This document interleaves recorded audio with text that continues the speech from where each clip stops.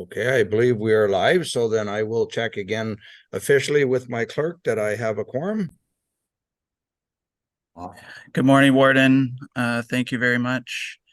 I have all members in attendance, with the exception currently of Barrie Councillor Hamilton, Councillor Hamlin, who I believe indicated that she would be late by about half an hour.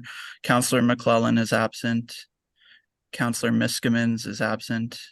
Barrie Councillor Nagusi is absent. And Barrie Mayor Nuttall is absent, with all other members and city reps in attendance, and you do have your quorum. Thank you. Thank you. So with that, I'll look for an approval of the agenda if I can get someone to move the agenda. Councillor Bell and second by Councillor Fryer. Any questions on the agenda today? Look at the big screen, not seeing any cards, so all in favor of the agenda? That is carried. Thank you. Do I have a disclosure of pecuniary interest by any member of council? Okay, I'm not seeing any, but if you find yourself in that situation, be sure to speak up. So we're going to head into our draft county budget. It's the only thing we have on the agenda today. I think everybody was prepared for that. What we're looking for today is these presentations are actually going to be recorded. So if you could write down your questions and save them to the end for the question time at the end of each presentation.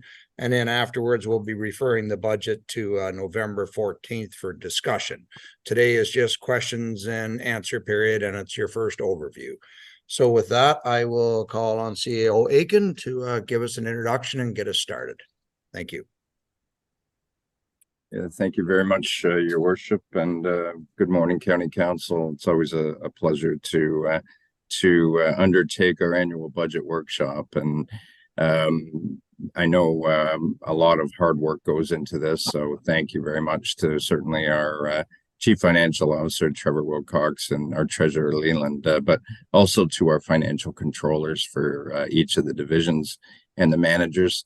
As council's aware, the services that the county provides are not only critical, but they're extremely complex. So appreciate the time that has gone into this budget, and appreciate council's time in reviewing it.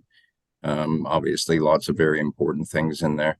So I know there's a presentation. I don't know, Trevor, if you wanted to start streaming the presentation. In the interim, I'll talk a little bit about the format. We started this obviously during COVID, but for this particular meeting, it turned out to be a very a good format, and we got a lot of feedback from council that the virtual format for this type of session was extremely favorable, because obviously it allows you some flexibility in terms of taking a bio break as needed, and focusing on the areas that you want to focus on. So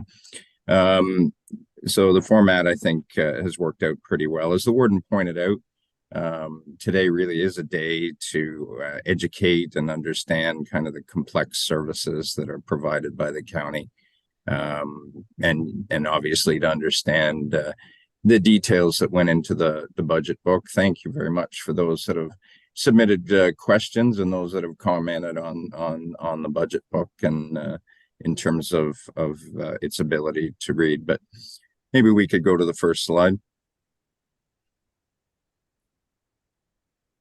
So in terms of agenda today, we're going to Trevor and Leland are going to provide a bit of an overview on where we are. Then we're going to take some time to go through the departmental budgets in the order outlined here. We're going to deal with social and community services and health and emergency services first, which is a little stray from previous, but it also allows our friends and colleagues at the separated cities to participate in those first, and then we'll move on to the county services of engineered planning and environment, the warden, CO, clerks and archives department, economic development like Simcoe Regional Airport, Service Simcoe, and then the corporate performance and general municipal budgets.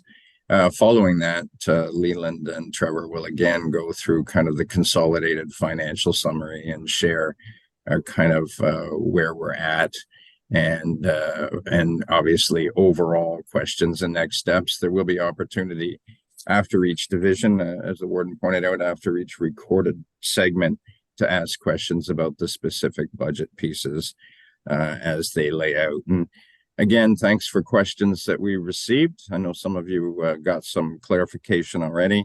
Today is about questions, and certainly as we lead up to the November 14th meeting, where we'll be deliberating and making some determinations. Feel free to reach out and contact any of the managers if you have further questions. As always, be respectful in deliberations of your fellow councillors and staff. This is not a us versus them scenario. This is all of us working together to try and find the best way to provide the critical services of the county. And as we've talked about over the last number of years, COVID had a major impact on the costs of the services and also the needs of the services provided by the county, particularly in social, community, and health and emergency services. And we're still feeling those impacts, even though a lot of the initial provincial grant funding and money is no longer there. And when we looked at our long-term strategic plan, we identified that we would have a couple of tough years, particularly given some of the restraints that were put in place as directed by council through COVID. So looking forward to the discussions, and without further ado, I'll turn it over to your treasurer, Trevor. Good morning, Council. Thank you very much for the introduction there, Mark. We are very happy to be able to present the budget to you. So I'm going to dive in with an overview, just a quick snapshot, some background, and then we'll get into the department budget reviews. Just for background purposes, I know Council is well aware of the purpose of the budget, but for those attending or watching later on, just to note that we set out a program of services by the county with this budget to review the purpose and the planning cost, to provide a method for controlling expenditures and reviewing our expenditures. We have a forecast in here of revenues as well, funding all of those services, and this really supports the long-term plan. We are required to approve a balanced budget in accordance with Public Center Accounting Board rules. The budget process we go through is significant. We do start developing the budgets for next year well in advance of this time. It goes through many reviews, so the departments get together themselves. They talk about what's happening this year and what's going into next year. That forms a department submission that eventually gets to a finance review. Then the financial team reviews it, looks at feasibility, looks at trends. That goes to a management review at the executive level, and then we bash that about to a certain extent, and sometimes there's some routing back and forth, and then eventually comes to you. So that this is where we're at right now, and that's what we're presenting today. Included in the budget, I just wanted to review some of the key initiatives that are included in the budget. This is some of the outcomes of the budget. Of course, we have our standard services that we provide, but these are some of the highlights that were outlined in the areas, and they get lost a little bit in the budget book. So I thought this year we'd bring it forward and show you in a few areas, just a few highlights. So in the Warden and CAO, Clerk and Archives, we've got the continued archives renovation project. Also, we are participating in the provincial reviews that are ongoing. Those are still kind of hanging there in the background, waiting, and we'll see what happens with that, but we are prepared. And part of what's going on next year is some improvements to the council chamber in terms of hybrid capability.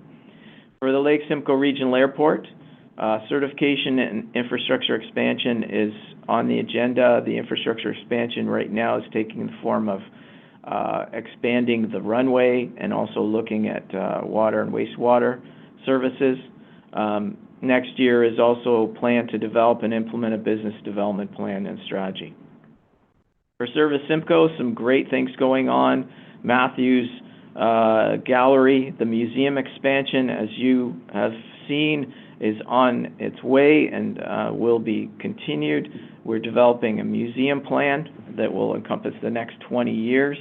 And in public relations, we're going to expand that Building Up program that's been very successful so far. For corporate performance, we have a number of initiatives. We're developing a people and culture plan in line with the strategic objective related to that. Many of these initiatives are in relation to the strategic objectives that we've discussed with you and you've given us direction on, so these will follow. Also in corporate performance, we have a new people and inclusivity department that's proposed that'll focus on inclusion and Indigenous relations. We are updating our asset management plan, and this time it will include facilities and vehicles. We're trying to look at insurance costs and the feasibility of an insurance pool. We've got a feasibility study going. We'll be looking at the results of that and then hopefully actioning it. From infrastructure and upgrades, there's many that are continuing, some related to cyber issues.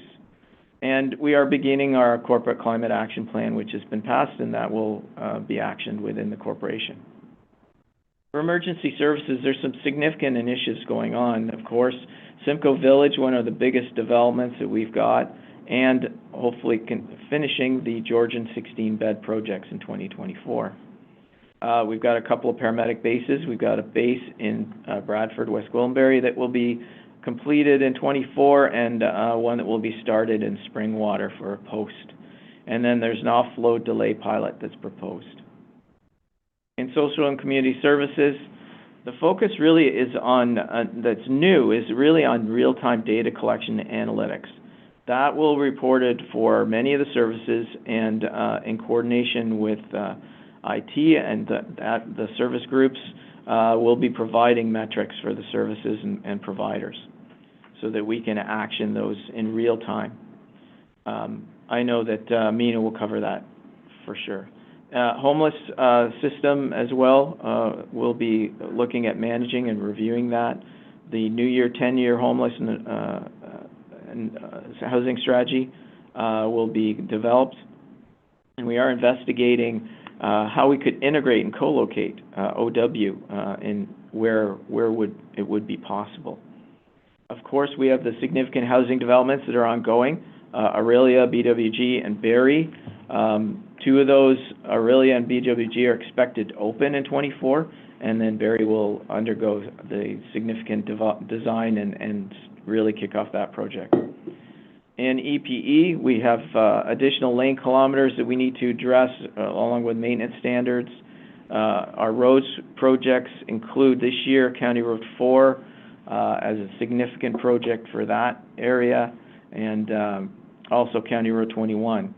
Solid waste management, we're transitioning to the producer responsibility framework, which is ongoing.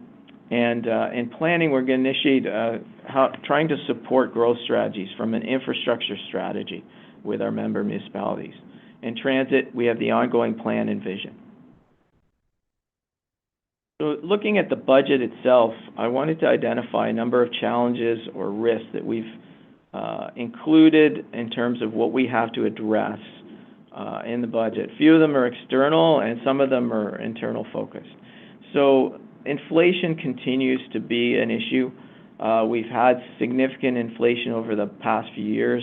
It still hasn't quite come down, but it is on, we've seen some trending in terms of the rate of growth of inflation has trended a little bit down, so that's some good news, and we're hoping that will continue.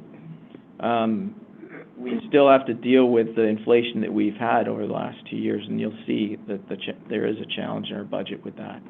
Bill 23, there's some impacts this year, not as much as will be in the future for DC reduction. We do have significant costs in some of our areas, just to identify in terms of waste collection. There's standard increases around that. Haulage costs are going up and export costs will be a factor. From a utility standpoint, there are increases. One of them to note is natural gas, which is going up significantly next year. Insurance costs, as we've outlined previously, increasing. We've had an increase of 15%. We're seeing higher than that increases in other areas. Facility construction costs, the index is still up. It was at 8% in Q2, so that impacts a lot of our construction projects. We have significant increases in IT and security costs related to IT and software. There is the factor of some staff turnover and recruitment. We see that still as a bit of a challenge. We think that we've got a handle on it, but it has been a significant challenge, and we expect it to continue to be for a little while. In long-term care, following the pandemic, we have IPAC, which is our infection protection and control requirements that are ongoing and will continue to be required and may ramp up depending upon what happens this season with flu and COVID continuing. We also have agency costs that are still lingering in terms of using agency staff. We have some upcoming internal issues. We got labor negotiations that are going to be coming up, and those we're hoping to get through, but they have been challenging in some areas around the province. Administration rates for OW has still been frozen at 2018 levels, so that is impacting us in terms of additional costs that we need to shoulder. And then just a reminder from the last couple of years, we have deferred, and we did that on purpose, and I think we were successful last year in a budget of restraint to assist with our part in terms of curbing spending to help try and bring inflation down. But some of those deferred costs and FTEs are only deferred. We do need them, and so they're coming back and impacting us this year in the budget. So from a county levy perspective, we were given guidance of up to 5%, as we discussed previously. We have come in within that guidance. We are recommending an operating increase of 2.45%. That maintains our operating balance where it is right now and will help cover short-term asset needs. It maintains the service levels and tries to keep pace with cost increases, which can't all be covered by growth. And I'll cover that in a little more detail at the end of the presentation, the end of the day. We also recommend a 2% increase that's focused on infrastructure and asset management. Those are for specific needs related to asset management and also maintaining good working order of our assets, and also to fulfill the county-directed initiatives and ongoing plans. So a total of 4.45% is the recommended increase. From a budget snapshot perspective, this is just summarizing some of the operating key metrics. You'll see that we have an operating balance of $8.1 million that we're projecting. This is the bottom line after reflecting an 8% growth in revenues, a 7% growth in revenues and a 7.1% growth in operating expenses. From a capital perspective, we're expecting to spend $160 million related to significant projects that we have going with a net requirement of almost $58 million. There are we do have some external debt. We don't expect expanding that this year. Leland will go into detail on that when he gives you his part of the presentation. So overall, just to summarize from kind of the beginning, overall the county does remain in a constrained position due to previous and current inflationary impacts, and you see that with the level of the operating balance. We have provided a recommendation of a tax rate increase that's within guidance, 2.45% for operating and 2% for asset management needs. That's proposed. We have a continued low operating balance, but we are maintaining a very good, strong financial position. We had our recent Standard & Poor's review and continue a rating of AA+. That report will be coming to council so that you can see that, and they did commend us on our ability to put in our long-term plan and maintain going towards that. From a capital program perspective, this addresses all the ongoing needs and the key strategic initiatives. And as I mentioned, there's no requirement for external debt this time. I did want to say that it is likely that we will be incurring debt in the 2025 and 2026 time periods. With that, I thank you very much, and can move on to the department budgets. First off is Social and Community Services. I'll stop sharing, and the clerks can cue that one up. Okay, I believe that'll be Mina Fayez-Baguette that'll be taking us through that whenever you're ready, Mina.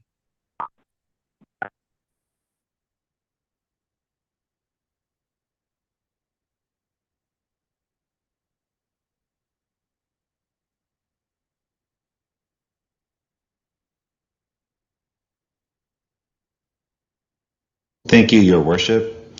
Hello, members of council. I'm Mina Fayez-Baguette, and I will be presenting the Social and Community Services 2024 budget.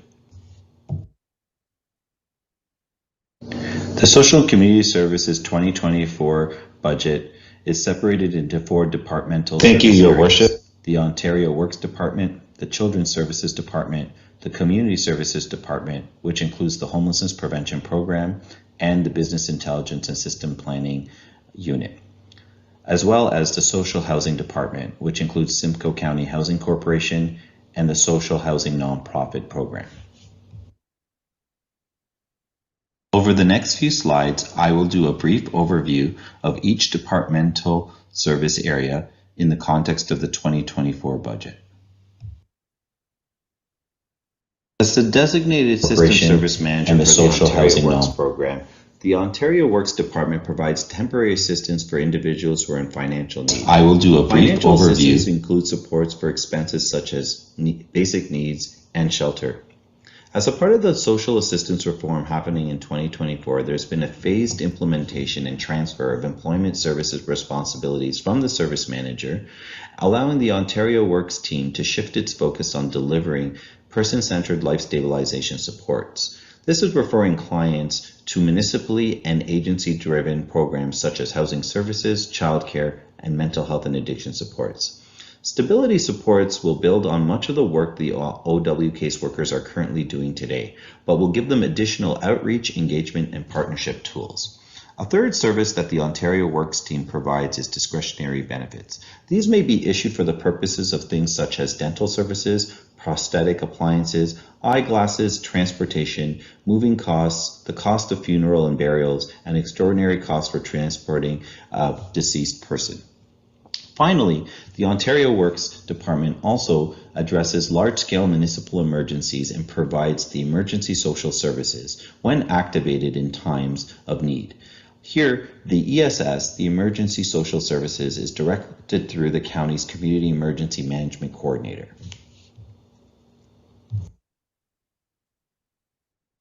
As the designated system service manager for Children's Services, the Children's Services Department provides 4 areas of services that require local system management, leadership, and the related funding administration. The first area of responsibility is the support of over 200 licensed childcare programs, 37 early on child and family center locations, 3 special needs resourcing programs, and 4 Indigenous-led programs. Licensed childcare provides an educational, play-based environment for children to experience while parents are at work or attending school or taking care of other family priorities. Another service area responsibility that the Children's Services Department has is the rollout of the new Canada-wide Early Learning and Child Care Program. This is a federal program that it has a goal of reducing the cost of childcare for families to $12 a day. In 2023, the Children's Services Department was able to accomplish the reduction of 50% costs. This is meeting the targets required by the CWELP program. In 2024, it is anticipated to achieve more reductions in cost. Additionally, there are many low-income families who continue to struggle with high costs of childcare, even with the CWELP reductions. In any given year, there are over 4,000 children that are provided with a subsidy of childcare spaces through the county's directly delivered fee subsidy program. And finally, another service area is the professional development and capacity building activities that are undertaking to support the childcare providers. This is done through virtual forums with events offered throughout the year in person. Interest remains incredibly high for these quite successful resources and programs.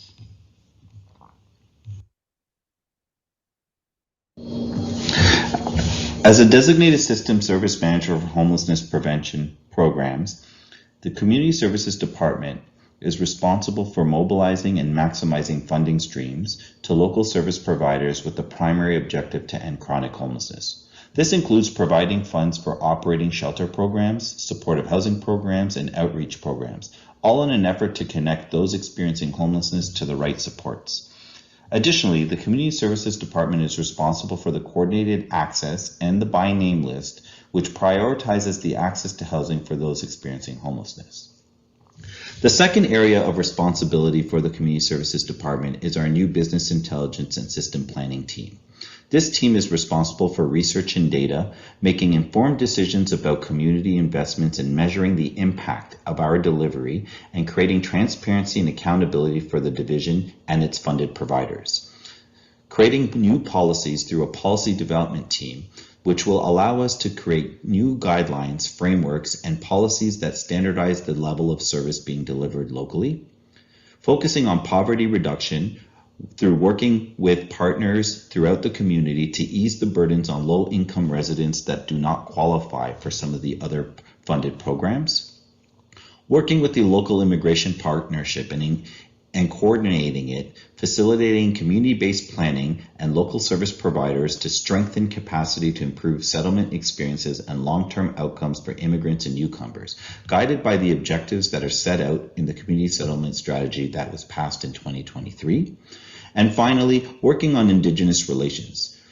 This will be the development of a framework for social and community services as a division to renewing commitments of reconciliation and creating respectful relationships with the Indigenous communities through meaningful partnerships that hopefully will result in Indigenous people receiving better services throughout the county of Simcoe. The designated system service manager for social housing, the County of Simcoe is the sole shareholder of Simcoe County Housing Corporation, which owns and manages approximately 1,650 units of social and affordable housing throughout the county. Furthermore, the county also has the role under the same legislation to be the service manager for the additional social housing stock that is owned and operated by the nonprofit and co-op sector. As a part of that role, the county plans, funds, and manages the social housing system, which includes an additional 2,517 units operated by 23 nonprofits and cooperative and Indigenous housing providers. Additionally, there's some ongoing responsibilities for allocation and monitoring of affordable housing funding programs and projects, including those that were developed since the mid-2000s and that have been implemented under our last 10-year affordable housing and homelessness strategies. It is anticipated that future funding programs and plans of similar kind will be introduced in the next 10 years and will align to the new 10-year affordable homelessness and housing strategy. In the next few slides, I will discuss each department's 2023 accomplishments.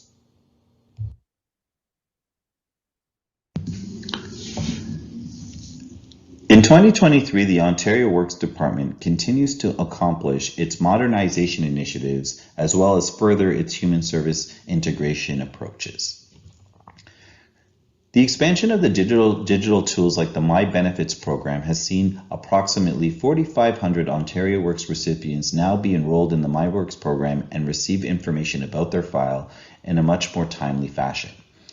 The County of Simcoe continues to implement strategies to promote digital-first work across the department. This is evident in the launch of the Essential Works portal. By implementing this portal, dental providers are now able to verify client eligibility in real time, which also eliminates the need for a monthly paper dental card program for all Ontario Works recipients.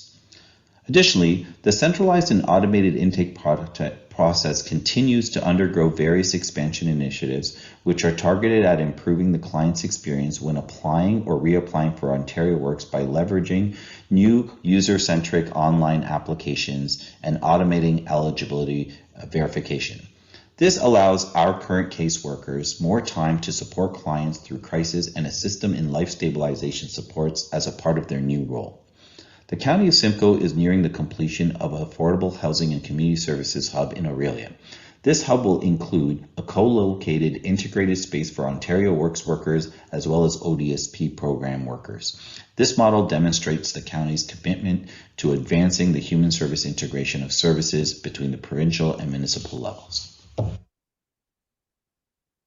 The Children's Services Department was able to accomplish all of its goals in 2023 by continuing to provide stabilization of its child care and early years system.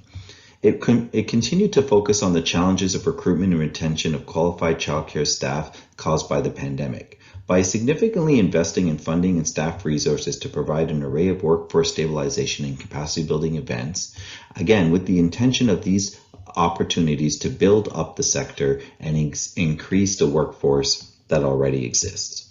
In 2023, the Licensed Child Care Fee Subsidy Program also issued 2,911 new subsidies to children or 2,200 families. Even with the continued classroom closures and resulting space shortages, this program was able to continue to provide subsidies for those families most in need. The licensed early on child and family centers began to resume its in-person programming in 2023. This resulted in a blend of offerings that included 3 formats: in-person, outdoor, and virtual. These offerings were able to meet the unique family needs and preferences that often come with different requirements and challenges. Additionally, under the Canada Early Wide Learning and Child Care Agreement with the federal government, the Children's Services Department was able to enroll 89% of its licensed child care providers and allowing for approximately a 50% reduction for those families who have children in those spaces of those providers. Finally, the Children's Services Department accomplished the creation of 1,128 new child care spaces throughout the county of Simcoe and now has requested an additional space allocation beyond what was allocated through the Ministry of Education, as we are on target to exceed the amount required through the CWELP program. The Community Services Department was able to create and accomplish many goals in 2023 through the sizable in-year increase in funding to its HPP provincial program. The Community Services Department was able to stabilize the emergency shelter system and improve its services to all 224 funded beds through this funding. They made significant investments in the system of homelessness prevention services and supports and was able to stabilize specific parts of the program.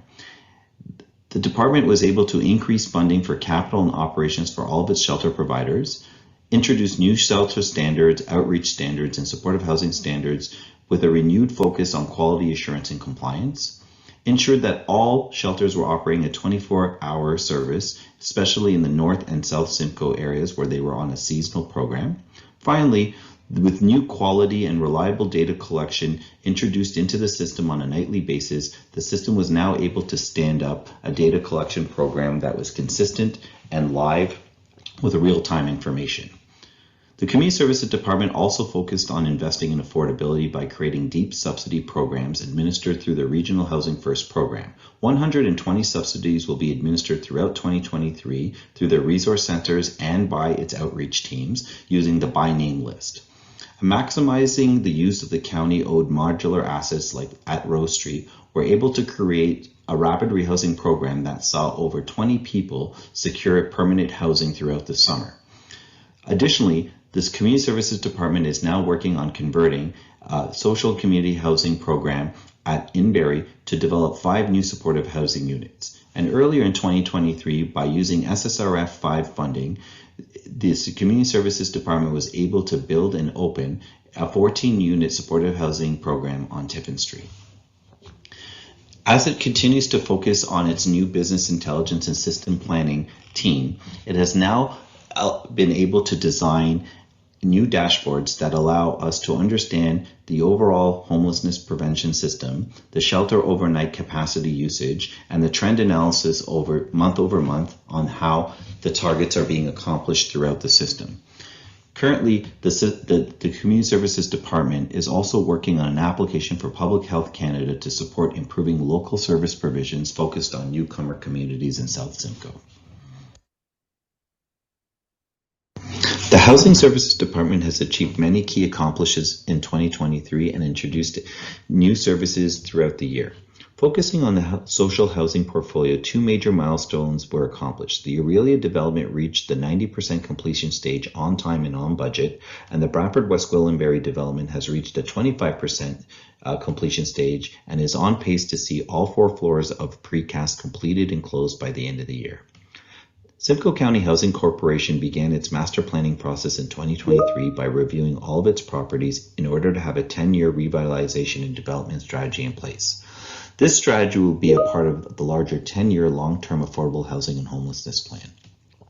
Additionally, Simcoe County Housing Corporation was able to acquire 2 neighboring lands in 2 of its locations. This strategically increased its land intensification and future development opportunities. The development of the 10-year long-term affordable housing and homelessness strategy was started in 2023. With the community engagement work being completed throughout the summer, the Housing Services Department was able to distribute and collect over 8,000 community-based surveys through a series of initiatives and events that they held throughout the year. This collection of information will help inform the 10-year affordable homelessness and housing strategy. Finally, the Housing Services Department was able to introduce 2 new firsts: the electronic tenant satisfaction survey for its tenants and the first online housing application process for future tenants. In the next few slides, I will discuss each department's 2024 key initiatives, focus areas, and budget highlights. Ontario Works. The 2023 key initiatives and focus areas for the Ontario Works Department, as discussed earlier, will be to continue the transitioning of employment assistance responsibilities and the enhancement of the life stabilization work for OW clients, and second, to continue furthering the integration of human services by opening the Community Services Hub in Aurelia, which will include the relocation of the Aurelia OW office, and to begin the planning for the new Community Services Hub in Barrie. 2024 budget highlights for the Ontario Works Department has an increase of $716,000 over the 2023 budget. This is due to the employment assistance and life stabilization funding decrease of $2.6 million in 2024. This decrease is a part of a larger multi-year anticipated download of services from the province to the municipality.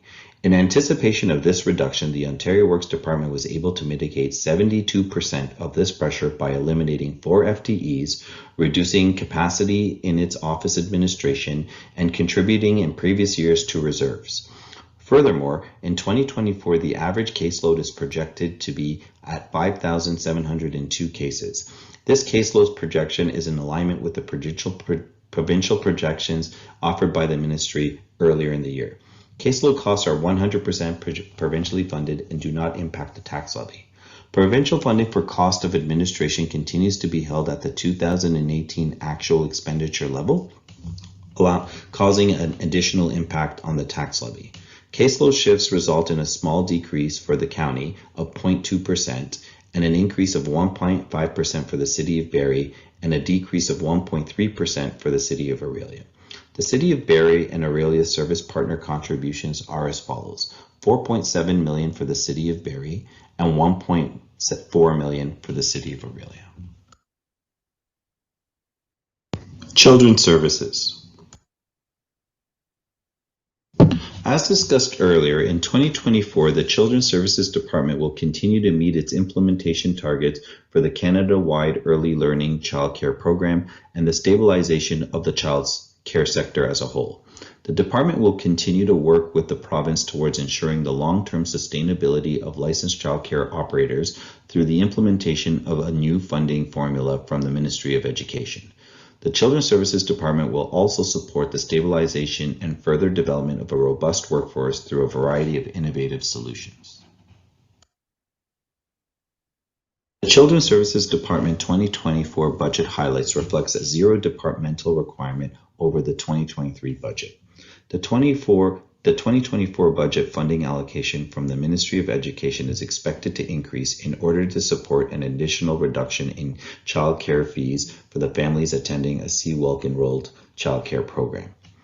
The salary and benefits are increasing by $198,000, which accounts for a standard rate increase and 1 new FTE, a supervisor of policy development, which is fully funded through the provincial dollars.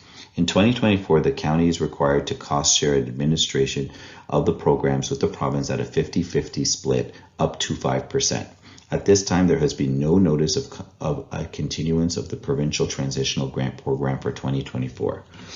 Partner contributions for 2024 reflect an increase in fee subsidy caseload in the City of Barrie of 1.67% and in the City of Aurelia of 0.48%, and a decrease in the County of Simcoe of 2.15%. Moving into 2024, there is also an increase in administrative costs due to the Children's Services Department taking over the rental cost of the third floor of the Barrie Satellite Office, which is absorbed by the 50-55% split. The 2024 contributions are as follows. The City of Barrie will contribute $1.95 million, demonstrating no change from 2023, and the City of Aurelia will contribute $399,000, demonstrating no change from 2023. There was a transfer of $671,000 from reserves to offset the City of Barrie, the City of Aurelia, and the County of Simcoe's budget increase in 2024. These reserve funds were prior year municipal savings and were a result of the utilization of the provincial transitional grant for the last 3 years. They were placed in reserves to offset future budget increases and as such have been applied to the 2024 budget.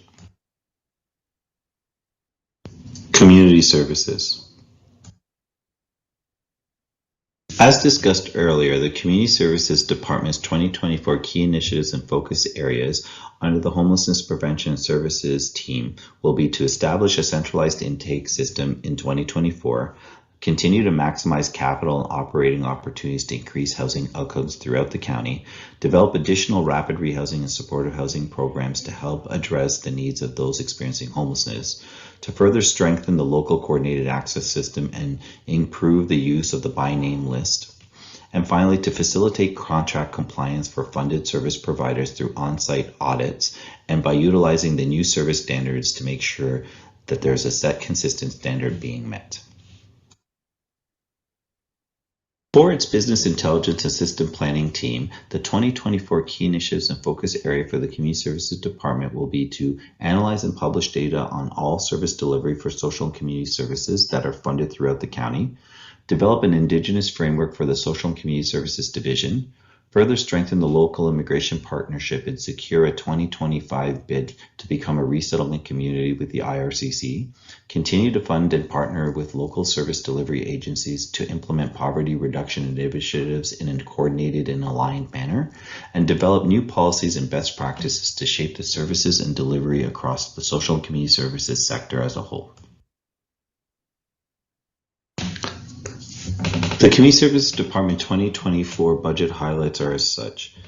There's a $409,000 municipal administrative savings as a result of the increase in the homelessness prevention funding program. Overall, there was an increase of $769,000 due to the increase of the homelessness prevention funding announcement in 2023, with an in-year adjustment to add 4 FTEs with the Community Services Department.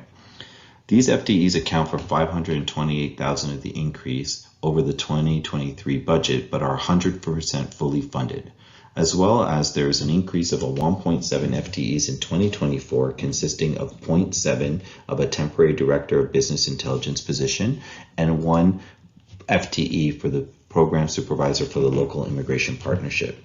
Both these positions are funded at $243,000 over the 2023 budget. Aside from these 2 new positions within the department, salaries and benefits are adjusted to account for the collective agreement changes as well as standard salary and benefit changes. Subsidies are also increasing by $9.8 million. This is a result of the overall increase from the year-over-year allocation of the homelessness prevention program. This increase's funding has resulted in the $409,000 of municipal savings in 2024. The client benefit payments will increase by $8.9 million. This is representative of the overall increase of the year-over-year allocation of the homelessness prevention program, as well as $50,000 has been added to the 24 budget for cooling and warming center. The service partner contributions for the City of Barrie are $973,000, a decrease of $36,000, and in the City of Aurelia at $198,000, which is also a decrease of $10,000. Additionally, the City of Barrie has contributed a 50-50 contribution for the $50,000 for the Cooling and Warming Center programs. Housing Services Department, Simcoe County Housing Corporation. In 2024, Simcoe County Housing will have numerous key initiatives and areas of focus to take on. As a housing provider, it will continue its regular day-to-day operational and capital asset management responsibilities of its stock and complete 52 capital repair projects. These capital repair projects will address and extend the life cycle of the oldest housing stock in the system and are fully funded through reserve. In 2024, there will be 3 affordable housing developments under construction. As discussed earlier, the Aurelia campus will open in the spring of 2024 and will create 130 mixed-income affordable housing units and will also incorporate a multi-generational community hub space with a variety of social and community service agencies on site. The second project under construction is the Bradford West Gwillimbury development. This project will create 50 new units and will also have a social and community services satellite office that will house the Simcoe County District School Board. The project is anticipated to be completed in the fall of 2024. Finally, Simcoe County Housing will also begin construction on the Rose Street affordable housing development in the City of Barrie in the summer of 2024. This project will create 215 units of mixed income rental spaces, as well as a social community service hub similar to the one in Aurelia. The anticipated completion of this project will be late 2026 or early 2027. Also, the Simcoe County Housing Master Plan will be completed and included as a part of the new 10-year affordable housing and homeless strategies in the spring of 2024. Simcoe County Housing will also be developing new supportive housing partnership at 108 Burton Street. This is a 5-unit supportive housing program that will pilot a new partnership with funded service providers from the HPP program, hopefully opening in the spring of 2024. The 2024 Simcoe County Housing Corporation capital operating budget has decreased by $1.4 million over the 2023 budget. This is after an overall increase in the operating budget of $2.5 million in 2024. The main driver for the increase is $1.1 million being transferred to reserve for the asset management plan, which is offset by the decrease in the nonprofit housing budget. Another driver for the increase is the new debt payments of $1.3 million for the Aurelia Affordable Housing Development. This is a direct impact of Bill 23. Due to Aurelia and Bradford partial in-year openings, both budgets are reflected as such. This means that the increases with user fees and rent, as well as various expenses and categories, are only incremental in 2024. Also in 2024, there is an increase in salary and benefits of $611,000. This is due to the new FTE additions of $365,000 and the regular increases to existing staff of $246,000. The new FTEs coincide with the opening of the 2 new buildings that now create 189 new units. That is a 10% increase of the overall Simcoe County housing portfolio. Accordingly, there is 3.7 staff requests being made. 1 FTE for a tenant services coordinator to provide lease-up services, tenant management, and tenant engagement supports. 2 FTEs for building superintendents to address the increased maintenance requirements, and 50% of the salary of 1 superintendent from 2023 that is now being fully annualized in 2024, and 2 summer students for grounds and summer projects at the 2 new buildings, which equates to 0.7 of an FTE. The administrative budget increases by about $206,000, primarily due to the increases in insurance costs of $179,000 and the discharge of $20,000 of bad debt. Also, there is a facility cost of $1.2 million. This is due to $362,000 of planned projects across the portfolio in 2024, an increase in utility costs of $558,000, and the property tax increase of $252,000. The majority of the property tax increases are due to the opening of Aurelia and Bradford in 2024. In alignment with the SCHC 2024 key initiatives and focus areas, you will find budget request forms that address the capital repairs for social housing stock, $4.4 million, with the county portion being funded from reserves, the Aurelia Affordable Housing Development continuation and completion costs, and the Barrie Affordable Housing Development construction that's beginning in 2024 and its costs. The 2024 service partner contributions for Simcoe County Housing is as follows. The City of Barrie contribution of $10.4 million, which is a decrease of $1.6 million over the 2023 budget. This is made up of a $1.7 million decrease in capital and a $72,000 increase in operating. The City of Aurelia contribution is $2.2 million, which is a decrease of $309,000. This is made up of $330,000 decrease in capital and a $21,000 increase in operating. Social housing nonprofit. The 2024 key initiatives and focus areas for the social housing team will ensure that the 10-year Affordable Housing and Homelessness Prevention Study continues to guide the work within the nonprofit housing system. This starts with having the final phase of implementation of the new strategy presented to Council and Committee by 2024 and approved by Council at the end of 2024. To do so, the social housing staff team are working closely in partnership with the county planning team as well as the City of Barrie planning team to have all public consultations completed before the spring of 2024.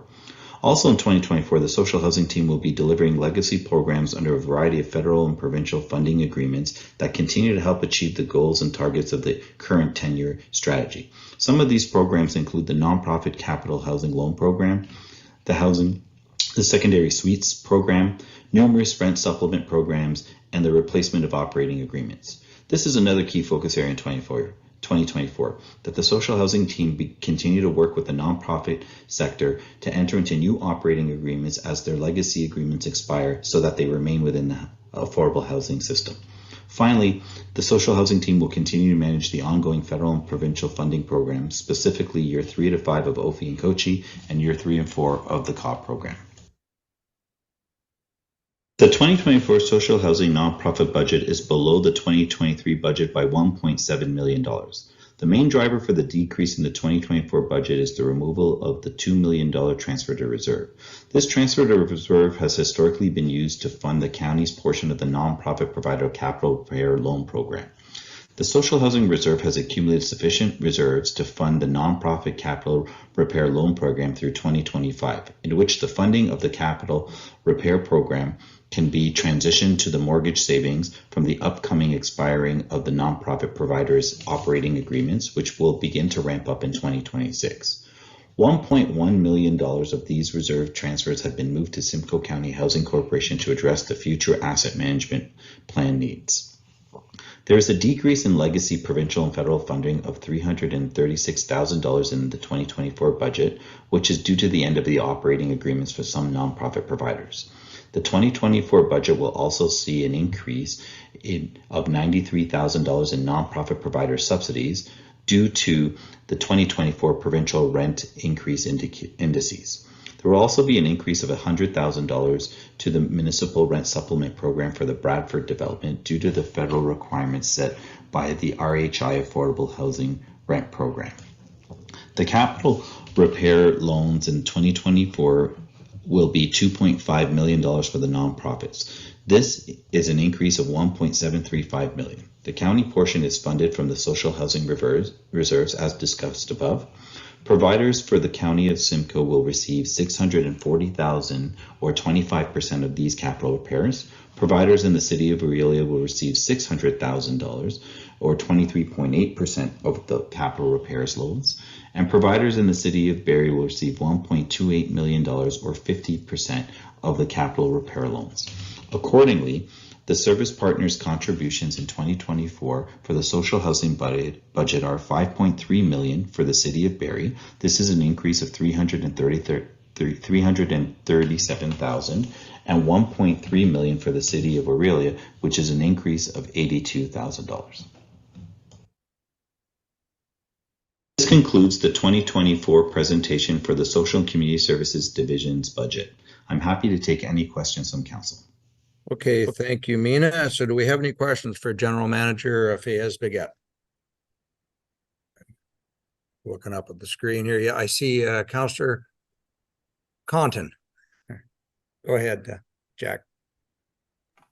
Thank you, Your Worship. To the manager, I was listening to your comments on the Indigenous relations.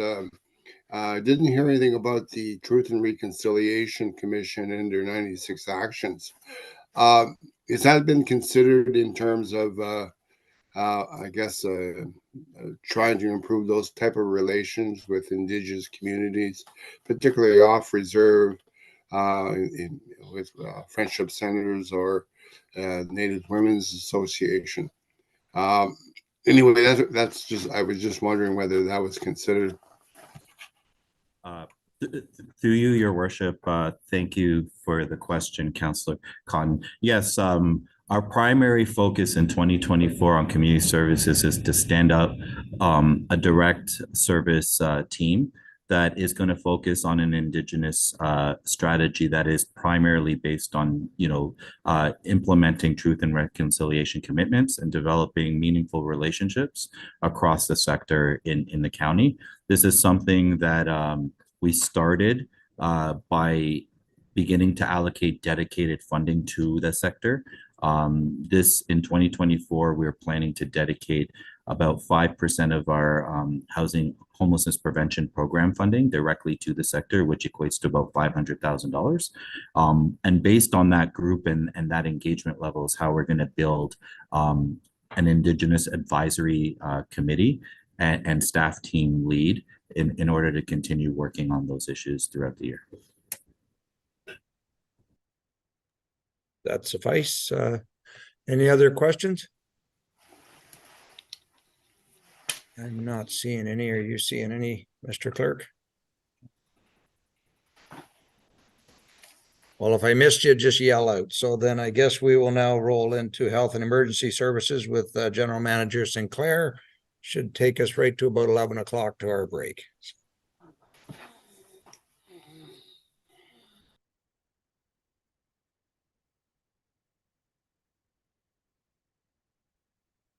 Hello, I'm Jane Sinclair, and I'm pleased to present the recommended 2024 budget for Health and Emergency Services.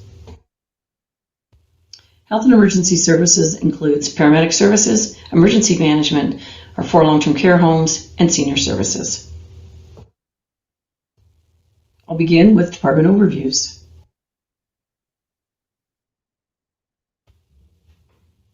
Paramedic Services is comprised of approximately 460 staff and has 2 key areas of service delivery. Beginning with our 911 emergency medical response, our largest area of service, we deliver both primary and advanced care level of paramedicine.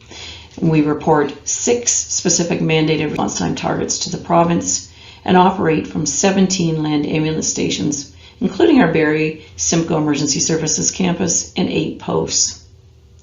On the community side of our service delivery, we operate a public access defibrillator program and have more than 800 pads distributed across this region. We've proudly had 48 saves since the inception of this program back in 2005. And in this program, we also deliver public education and have many, many partnerships across the region. The other area within community programs is our community paramedicine. And as you know, this is a growing branch of our service delivery. We operate vulnerable population wellness clinics. We have our home visit program, which has grown substantively in the last couple of years with an injection of funding from the Ministry of Long-Term Care. We now have over 700 patients rostered through our home visit program. We also have a 911 referral program that is part of our normal 911 emergency medical response, where the paramedics, in addition to responding to emergencies, will do an additional assessment and referral to other types of services to help prevent those emergencies in future. We also have a paramedic patient follow-up program and deliver community paramedicine in a number of different congregate settings across the region. Next is our emergency management department, and it's really twofold. We provide 911 system administration for a contract with the OPP, who deliver 911 dispatch services to 13 of our 16 member municipalities. The other side of this program is emergency response, and we provide stakeholder support through a training center where we offer 16 different courses, including 2 provincially mandated courses.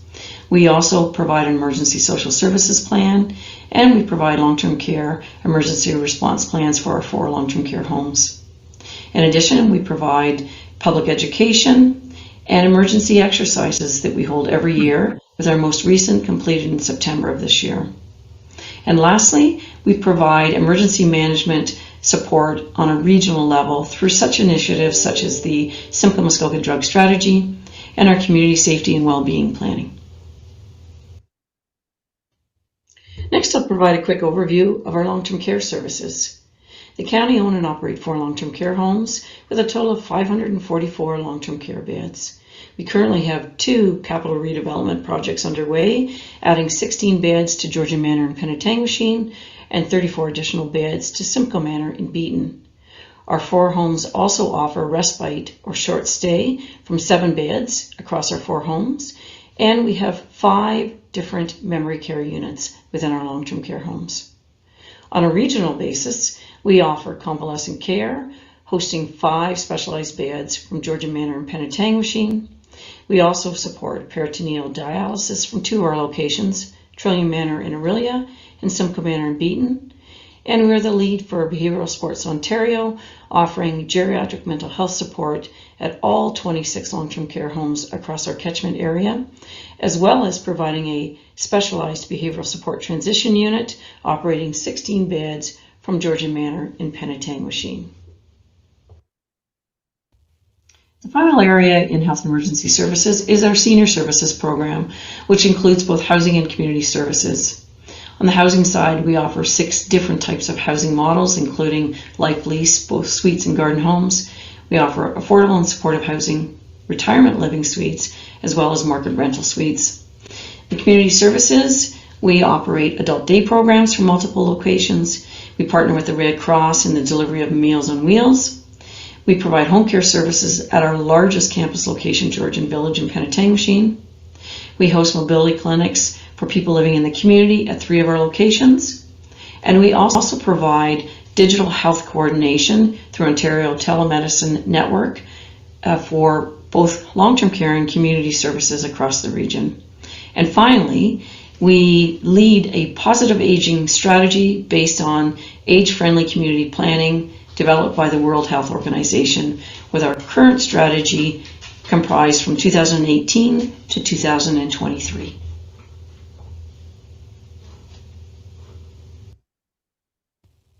I'll next summarize our accomplishments in Health and Emergency Services in 2023. Looking at our 2023 accomplishments for paramedic services, certainly the development of a formalized recruitment and retention strategy has played a major focus. Some highlights within this strategy include a master staffing plan development, which looks at the current needs of our staffing and ways we can optimize the staffing mix within this plan. We've also looked for efficiencies in our recruitment process, as well as ways to provide additional professional development support to our staff. In addition, we looked at marketing tools to draw more paramedics to the County of Simcoe. Other highlights include the development of a second staff survey and the creation of a new staff engagement committee, which is comprised of 13 frontline paramedics from across the service, as well as a number of platoon supervisors who are meeting regularly with senior leadership to talk about current needs and real-time solutions.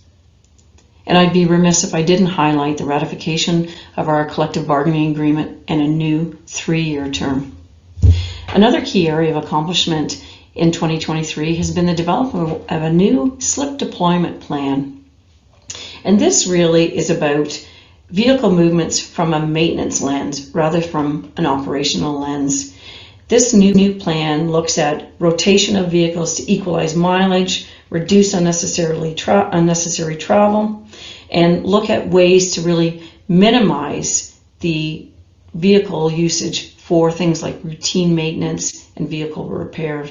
And I'm really pleased to say, since its inception in June, we've seen a reduction of approximately $76,000 in fuel savings from June up until the end of September.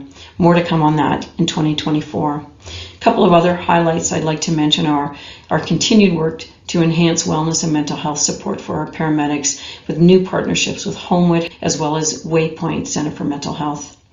And I'm very pleased about our new funding for dedicated offload nurse, which has increased to $1.2 million, which will enable us to actually allocate funds for dedicated nurse support in all 5 of our partner hospitals so that we can work together to reduce that offload delay. Looking at our accomplishments in our community programs and paramedic services, we see 2 increases in funding to support the ongoing commitment in our community paramedicine program. We see the Ministry of Long-Term Care with a 2-year extension of $2.3 million annually, as well as we see an infusion of $600,000 annually to support our vulnerable sector and congregate setting programs with community paramedicine. And lastly, looking at our quality care program, we're very pleased to have an additional fire service come on board in 2023, bringing a total of 11 fire services now participating in this program. Looking at our accomplishments in emergency management this year, we continue to support the Simcoe-Muskoka drug strategy, working closely with the Simcoe-Muskoka District Health Unit and our many partners across the region. We also continue to enhance the real-time alerting tool that we've been developing. We held our annual exercise to test our incident response, focused on inclement weather this year, and had a number of takeaways from that exercise. And we've continued to provide support to the community safety and well-being plans that are being implemented across the county. Our hazmat memorandum of understanding was updated this year, and we continue to execute these contracts with our partner municipalities. And this year we also focused on revising and refreshing our emergency social services plan. Additionally, we have continued to work with the OPP around the 911 contract renewal and are in progress with completing that contract update. And last but certainly not least, we've continued to provide support and enhancements to the emergency response developments and exercises in our long-term care and senior services department. Looking at our accomplishments for our 4 long-term care homes in 2023, one of the first areas I'll speak to is our scheduling software. This has been a major project over several years, and we began to actually implement the software at Trillium Manor and Aurelia this year, and will continue with the rollout with our other 3 sites as well as paramedic services in 2024.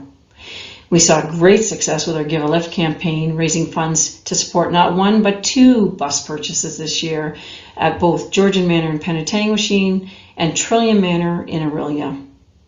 We were very pleased to reach full compliance at Sunset Manor in Collingwood, and we continue with a couple of very exciting capital redevelopments to add 34 new beds at Simcoe Manor in Beaton and 16 new beds at Georgian Manor in Penetanguishene. We've also continued with our retention and recruitment efforts and have seen some significant progress again this year, beginning to really see some significant stabilization of our vacancies across our 4 locations. We also were very fortunate to move forward with additional frontline care positions at all 4 of our locations as part of the Ministry of Long-Term Care Direct Resident Care program, which will bring us up to a total of 4 hours per resident per day by 2025. Looking at our nurse practitioner support, we received additional funding this year and are very proud to say we've now hired 2 full-time nurse practitioners to support our 4 long-term care homes. We also saw some exciting development with support from our IT department for what we're calling New Balanced Scorecard for long-term care and senior services. And we also completed the actual survey for accreditation across our 4 long-term care homes and senior services, and are anxiously awaiting the results for accreditation moving forward. And last, we had some significant developments in our Behavioral Supports Ontario program with an expansion of our geriatric mental health team that again supports all 26 long-term care homes across this catchment area, as well as achieved our first year of the pilot for the Behavioral Support Transition Unit at Georgian Manor, and the province has continued on with this funding into 2024. Looking at our accomplishments in our Senior Services Department in 2023, communications certainly has been a big focus for us, re-establishing some regular meeting forums to make sure we stay connected to our residents across our 3 campus locations. We also restarted a number of social events at our Rendezvous Bistro at Georgian Village campus, including the VIP nights and other special events. And I can tell you they've been very well received by the residents, their families, and even guests from the community. At Simcoe Village, we've continued on with this campus redevelopment and are excited to be moving forward with the construction of foundations in a number of our buildings on this campus development. We also completed a accreditation survey in the fall that not only included our 4 long-term care homes, but included our senior services as well. We'll be excited to bring forward the formal report when that has been received. At Georgian Village, we achieved our first collective agreement for ONA, and we continue to work with OPSU around establishing a first collective agreement for that bargaining unit as well. And lastly, on the age-friendly planning component, we're very thrilled to reinitiate our recognition program, now including not just for business recognition, but individual age-friendly champions, as well as re-establishing our municipal grant program and completing a survey for our positive aging strategy that will be re-established moving forward in 2024. The next area will be our 2024 key initiatives and budget highlights by department. I will begin with paramedic services. Looking at our 2024 key initiatives for paramedic services, we're continuing with the development of a second model of care with the recent changes under the Ambulance Act. You may recall in 2023, we implemented our first model of care approved by the province around hospice services, and we worked very closely with hospice partners. We're currently working on a similar type of model of care, but for mental health patients. Again, working with many partners across the county. We're looking forward to completing this model of care, seeking approval from the province, and beginning to roll out a pilot in the near future. More details to come as this progresses.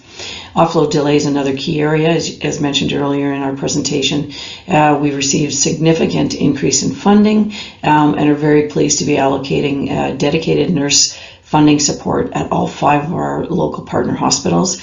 And we're continuing to work with a facilitator to really lean or streamline the processes to fast track that patient transfer process so our paramedics can get back out into their vehicles and respond to the next emergency. Community paramedicine, as mentioned earlier, again, this continues to be a primary focus for our service going into 2024. And also, in 2024, we will be working with a consultant team, ORH, again, to look at our resource planning development. Every 5 years, we've been working with this particular consultant group as they have a business modeling tool that analyzes a number of different factors, everything from our call volume, location of calls, where our stations are located, looks at growth, looks at the demographics within that growth, and helps us update our business planning model in terms of resource allocation. So we will be moving forward with that in 2024 to update our plan. Next, cardiac arrest response strategies. We've had a number of items in the queue that we're looking to move forward with now with the pandemic being over. One being the application of drone utilization, also looking at other technical applications for locating cardiac arrest patients, and doing more public training for cardiac arrest response. And last, we'll be very excited to move forward as the province has identified their dispatch services will be receiving the new software program called MDS. You may recall this software program is much more detailed. It's used internationally, and it's also used within the City of Toronto, the region of Niagara. And it's a much more specific software program that really hones in on those critical, urgent, emergent calls to reduce the number of lights and sirens calls. So it really is about better resource management, and it will not only impact paramedic services, but it'll have a really positive impact for fire services that are responding to medical aid tier response, really reducing the number of calls because of a more specific dispatch software. Other key initiatives for paramedic services next year include continued focus on our employee experience with the development this year of our recruitment and retention. Lots of initiatives underway to really support our employees, both from a recruitment and a retention perspective. Also, we're continuing with our mental health and peer support programs. And we will be implementing a new program that's focused around workplace violence for paramedics. This is a provincial campaign called EVAP, and it's External Violence Against Paramedics is the name of the program. And it really has a number of strategies for our paramedics who are responding to certain types of calls where there is patient violence. So we're very excited to participate in this provincial campaign and put even more supports in place for our paramedics. And the last area is our strategic facility plan. As you know, we've been working on the construction of a new paramedic station in Bradford, and we'll be completing that in 2024, as well as completing a new post in our Springwater South location. Looking at our 2024 budget highlights, staff are recommending a total budget of $72.3 million, which includes both operational and capital expenses for 2024. This yields a net municipal impact of $24 million and a year-over-year increase of $3.3 million. First, looking at our operations and focusing on our revenue streams, we can see a fairly significant dip in our Ministry of Health subsidy, going from just under 50% to just over 45% cost sharing. That's a direct reflection of the actual ministry formula that you may recall is always 1 year behind. So in 2023, with the ratification of our collective bargaining agreement and fairly significant increases related to COLA and market adjustments, we won't realize the full 50% funding cost share until the following year in 2025. Looking at our recommendations specifically, we're recommending a total of 9 full-time equivalents in 2024.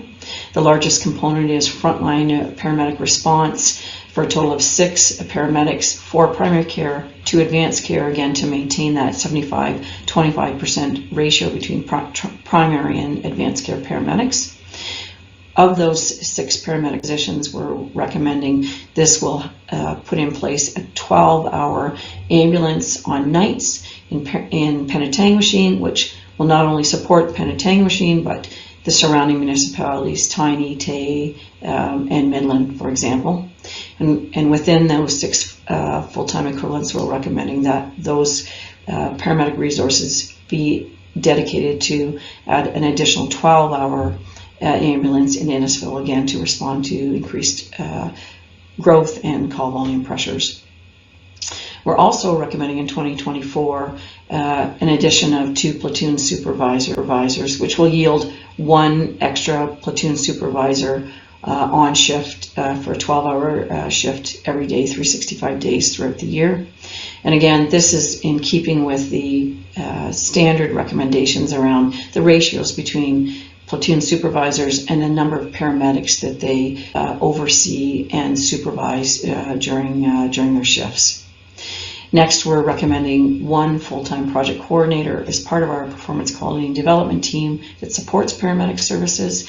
You know, we've talked about a number of project areas, everything from continuing to develop models of care, looking at mental health, currently looking at increased focus around technology with drone applications and new apps to support locating cardiac patients and other types of project work in this area. This position will support all of those ongoing enhancements to the service. And lastly, we're looking at, this is a really unique program, and I'll talk a little bit more about the trending and our recommendations on this, but this is a 1-year pilot that we're recommending for paramedics to staff a 12-hour, an additional 12-hour ambulance to respond to the offload delay challenges that we're seeing, and I'll talk a little bit more about what those trends in offload delay equate to, and and why we're recommending this pilot.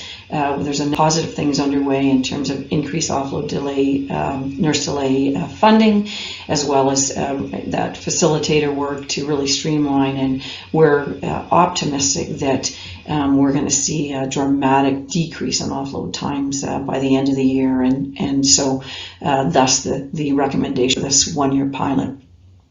And the last two areas are looking at our medical response equipment. We haven't redesigned and provided new equipment bags for our staff for 10 years. There's more medical equipment, and the bags are quite large, quite heavy, and so we're looking at a redesign to equip our paramedics when they respond to each and every call. These bags are critical components of their response, and so that's what this particular project is looking at. And the last is looking at a refresh. I talked a little bit earlier about this, of our whole business planning model, working with ORH to do a refresh that we do every 5 years to look at all of those factors and build that into our future projections of our business plan. In looking at our capital budget highlights for paramedic services, we are recommending the construction of a paramedic post in the Springwater South location. We're also recommending one new rapid response unit and one new bariatric vehicle. Within this, we're recommending 10 replacement vehicles as part of our ongoing asset management program. And we're also recommending the completion of our defibrillator replacement program. You may recall we spread it over 2 years as part of our capital planning process.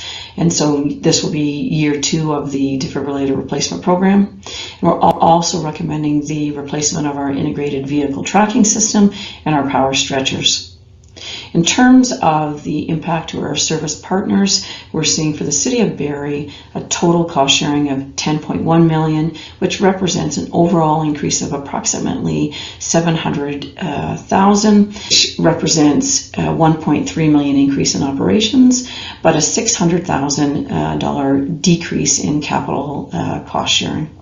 For the City of Orillia, we're seeing a total cost share of $2.1 million, which represents an overall increase of $174,000. Broken down, that represents an increase of approximately $300,000 to support our operations, and again, a decrease of $126,000 for capital cost sharing.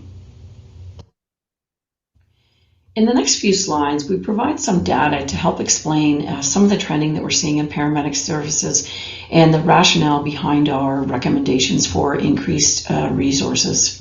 So this first graph looks at our actual call volume, and it gives you some historical projections. You can see some really interesting trending that's very specific to some of the implications from the pandemic.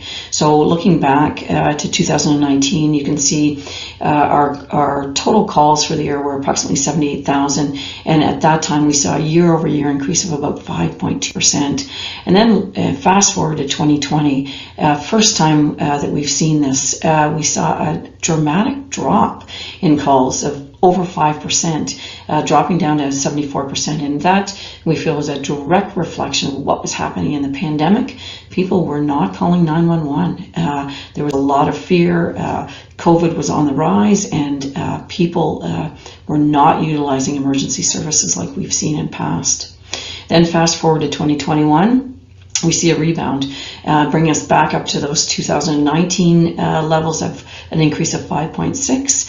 And then the last year, 2022, we saw a huge increase, really making up for time, we think, related to things starting to stabilize. We saw a double-digit increase of over 11% of calls, bringing it up to 87,000 last year in 2022. This year, now we're seeing a bit of a stabilization. So what this final bar shows in 2023, this is our full year projection, is we think we're going to see just a slight increase of just below 1%, projecting that our full year call will be, again, around 86,000 at the end of the year.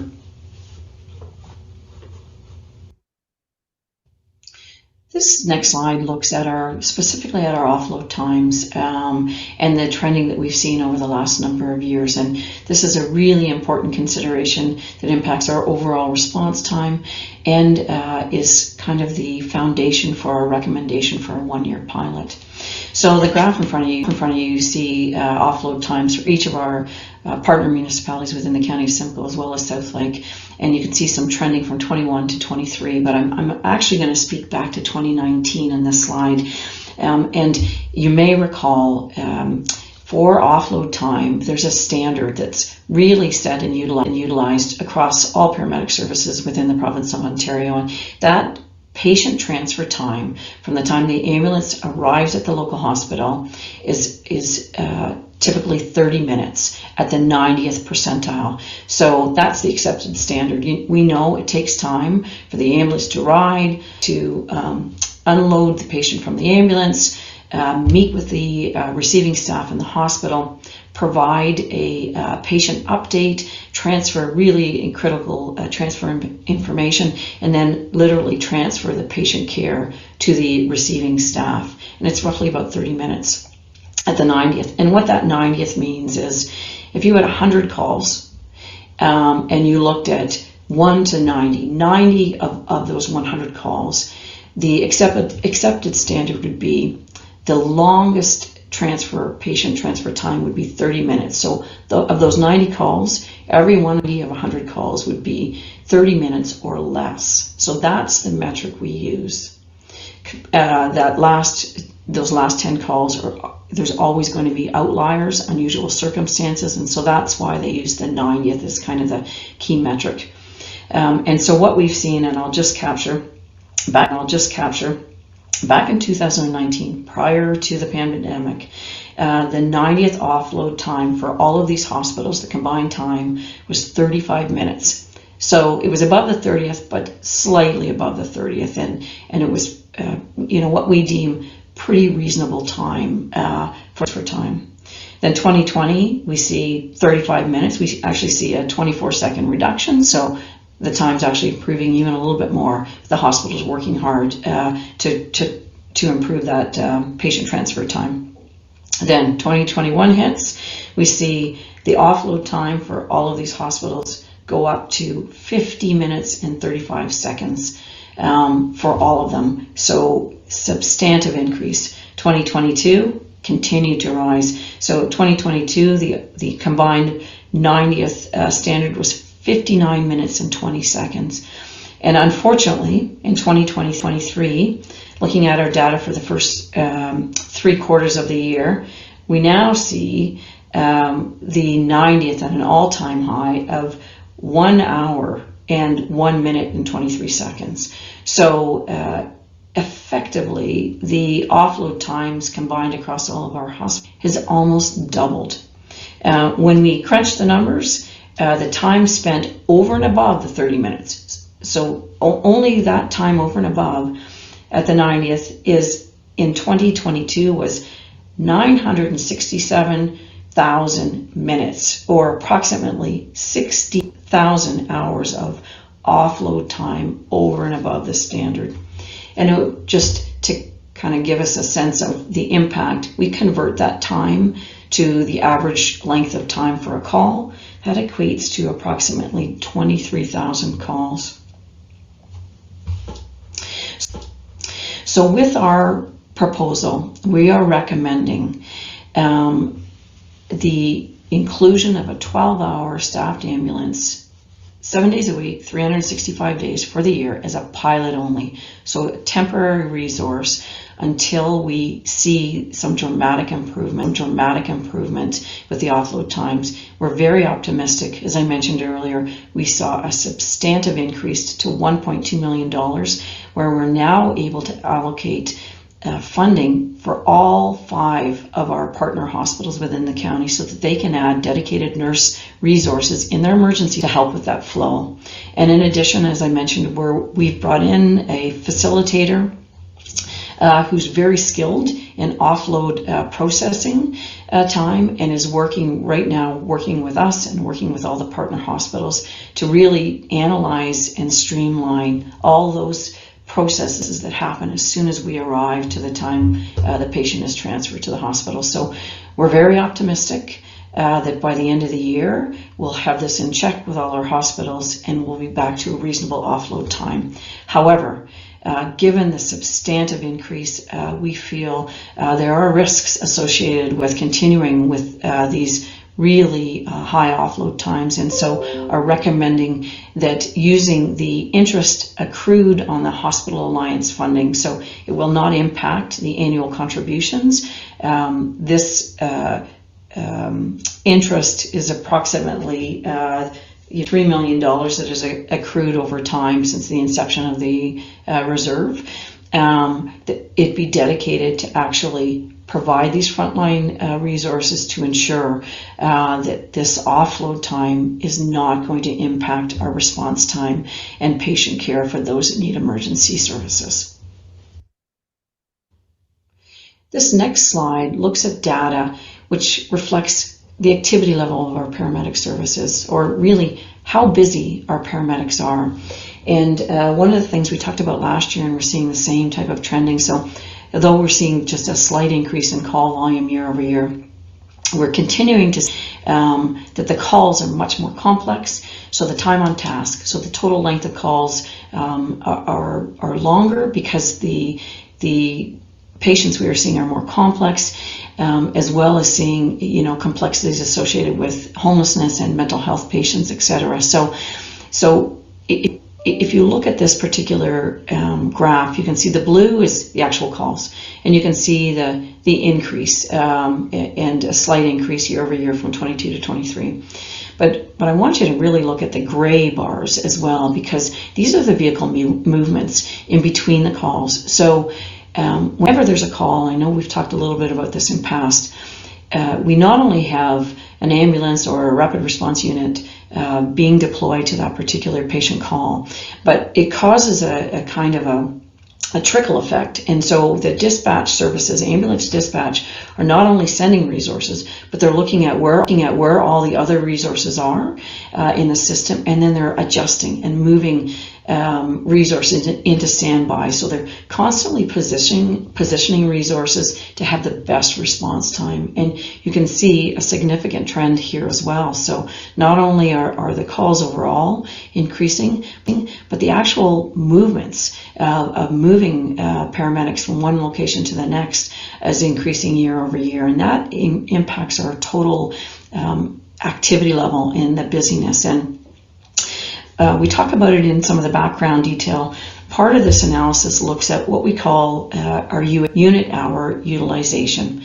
And again, this is a reflection of the activity level of paramedics. It's a standard that's used by paramedic services across the province. And really similar to that offload time of 30 minutes at the 90th, our UHU, the standard time is typically in an hour. They break down, the total resources and the total activity time, and the recommended standard is for about a 35% utilization time or activity time. So within an hour, our resources should be busy for about 35% of that time. When we look at our UHU for paramedic services, we're actually seeing that UHU at about 45% activity level, which is now we're creeping up higher than what the recommended standard is. And that UHU is really twofold. So it's looking at balancing the activity time versus the decompression time, so the time when staff are not engaged in activity and ready to respond, to ensure there's a balance so that when that next call in, there's enough resources within our total system to respond, adequately respond to that next call.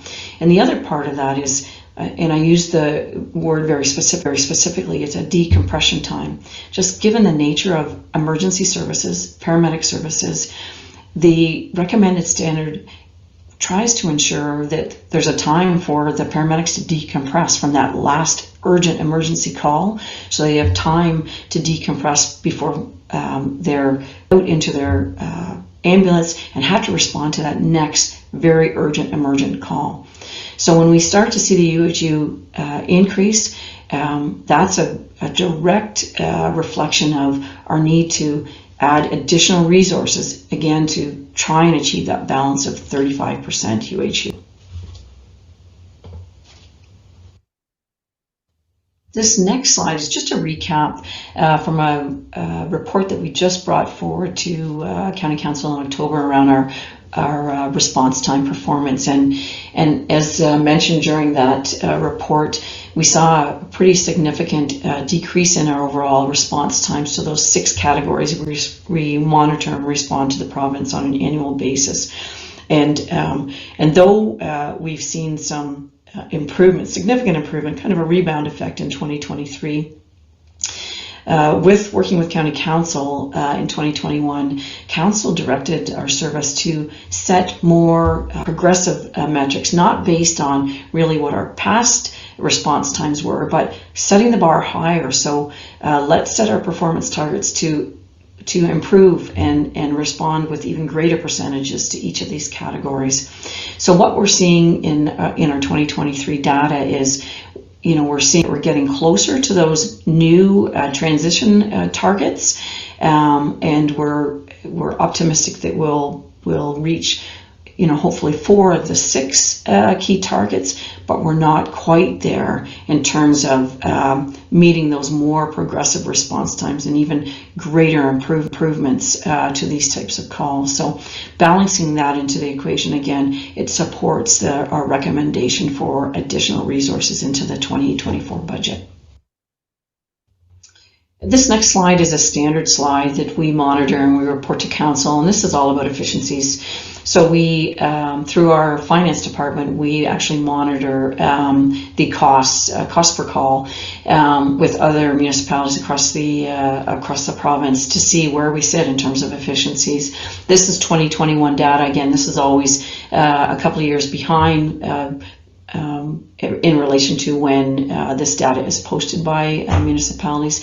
But we can see in 2021, the county sat at $190, which was the operating cost per weighted vehicle and service hour, compared to the median, which was $230, and the average of $238. So again, we continue to monitor this closely to look for as many efficiencies as possible in the delivery of our service. And I think the discussion of our slip deployment plan that I spoke about earlier is an example of ways that we look at decreasing our costs, being more efficient. And in that case, it was looking at the vehicle movement for things like repair and equipment needs with our vehicles. And we saw some savings from June until September because of this new plan. This last slide in paramedic services, again, is a set of metrics that we monitor and we report to Council annually, just in terms of seeing, again, our efficiencies. In this one, we're not comparing paramedics to paramedic services, we're comparing paramedics to the 2 other type of emergency services, police and fire. And so we have the most recent data, again, collected through our finance department, is for 2022. We can see paramedic services, our total budget for the regional services, $54 million, and with the cost sharing with the province, a total of $26 million. Looking at comparatively police services, so this is combined police services across the county of Simcoe's total budget of $141 million, and then comparing again to fire services, the total budget of all fire services across the region is $85 million. Next, we'll move into emergency management. Looking at our 2024 initiatives in emergency management, we will be continuing to provide implementation support for our community safety and well-being plans. And we will be completing a number of refreshes of our emergency plans, including our emergency social services, and we will be bringing a more detailed report of that particular plan to Council in 2024 to provide a summary of those updates. We're also in the works currently right now, as I mentioned earlier, on updating our continuity of operations. That's our internal COOP planning, and we'll be completing that process in 2024, as well as continuing to add some enhancements to our emergency response plans in long-term care and senior services. In addition, in 2024, we will be looking at a test of our hazard identification and risk assessment tools. And arising from the pandemic, looking at additional support in leadership and support programs arising from the pandemic and associated recommendations. And lastly, we'll be looking at the completion of the rollout of our updated HAZMAT Memorandum of Understanding. Looking at our 2024 budget highlights for emergency management, staff are recommending a total expense of $662,000 with a net municipal impact of $490,000 and a year-over-year increase of $34,000. Looking at our operating highlights, we're recommending the continued support for community safety and well-being planning, as well as an expansion of our current county notification system. Currently, we're using a program called Send Word Now, which allows us to send out immediate notification to a number of staff within the corporation. Continued enhancement and expansion of this type of program will allow us to send out immediate notification to all 2,000 plus county staff, as well as some enhancements that include texting in addition to email and voicemail notification. And the last area is the continuance of our reserve transfers of $10,000 that supports our emergency backup generators. Next, we'll move into our long-term care homes. Looking at our key initiatives for our long-term care in 2024, again, continued focus on recruitment and retention. As I've mentioned, we're in the final stage of the rollout of this new scheduling software program, so very excited to have that process completed and see the benefits in 2024. We're also continuing with our fundraising program for the last of our 4 buses to complete purchase for a new accessible bus for Sunset Manor in 2024. Again, we'll continue with the enhancements related to updates to the Fixing Long-Term Care Act, and we'll continue with our major expansion projects for Simcoe Manor, adding an additional 34 beds and an entire campus continuum, and the addition of 16 beds at Georgian Manor for completion in 2024. Looking at our long-term care 2024 budget highlights, staff are recommending a total budget of $111.8 million, yielding a municipal impact of $32 million and an increase of $15.5 million year over year. Looking at the details of this budget, this increase is related directly to the Simcoe Village Campus Redevelopment Project, recommending $41 million in the capital budget for 2024, which yields a municipal impact increase of $25.7 million year over year. When we look at the operational budget, we see the opposite phenomenon. We're seeing a decrease in the municipal impact from $6.7 million to $6.2, a drop of $516,000 year over year. The main highlights for this change are related to pretty significant increases from the Ministry of Long-Term Care and our overall subsidy. As you may recall, the ministry put forward a 4-year program to increase the level of frontline direct support to residents, to bring it up over that 4-year period to an average of 4 hours of direct care per resident per day. This year has been year 3. We're moving into year 4 of that program. We've also seen some increases in IPAC in 2024 and 2025, and we've also seen a number of shifts in this year's budget related to reductions in both revenue and expenditures to support pandemic activity. The last highlight that I'll mention in our operations is our recommendation to add a total of 3.5 full-time equivalents in program and support services. We're calling this type of position as a recreation therapy assistant. And this is in direct relation to cost increases in our contracts for physiotherapy and physiotherapy assistants. Like every other type of healthcare provider in the industry, we've realized substantive increases. And so part of our strategy in 2024, due to the loss of some of the support through our contracts, we want to bring in the recreational therapy assistance component from the contract into our frontline staffing as a more efficient model, and to ensure the continued activities with residents are provided in 2024 and moving forward. Looking at our capital budget, again, our total capital is $42 million with a municipal impact, as mentioned, $25.9 million. Main highlights are the Simcoe Village redevelopment project, as well as our ongoing facility maintenance and upkeep budget for our buildings and equipment. We budget approximately $1 million a year to maintain our existing infrastructure. Looking at the impact for our service partners with the City of Barrie, total cost sharing budget is projected at $4.6 million, which yields an overall increase of $1.2 million. Broken down, that's a reduction in $50,000 annually for operating expenses and an increase of $1.2 million in capital. And again, that's related back to the Simcoe Village redevelopment project. Looking at the City of Orillia, we see a total cost share of $4.0 million for 2024. This represents an increase of $967,000 overall. Broken down, this represents a decrease of $45,000 in the operational expenses, and again, an increase of $1 million related to capital funding, again for the Simcoe Village redevelopment project. These next two slides look at our efficiency metrics. Similar to what I reported in paramedics, we monitor our cost per resident day and compare it to other counties and other regions. On this slide, you can see our cost per day for our 4 homes on average is $28.73, amongst the lowest of these comparators.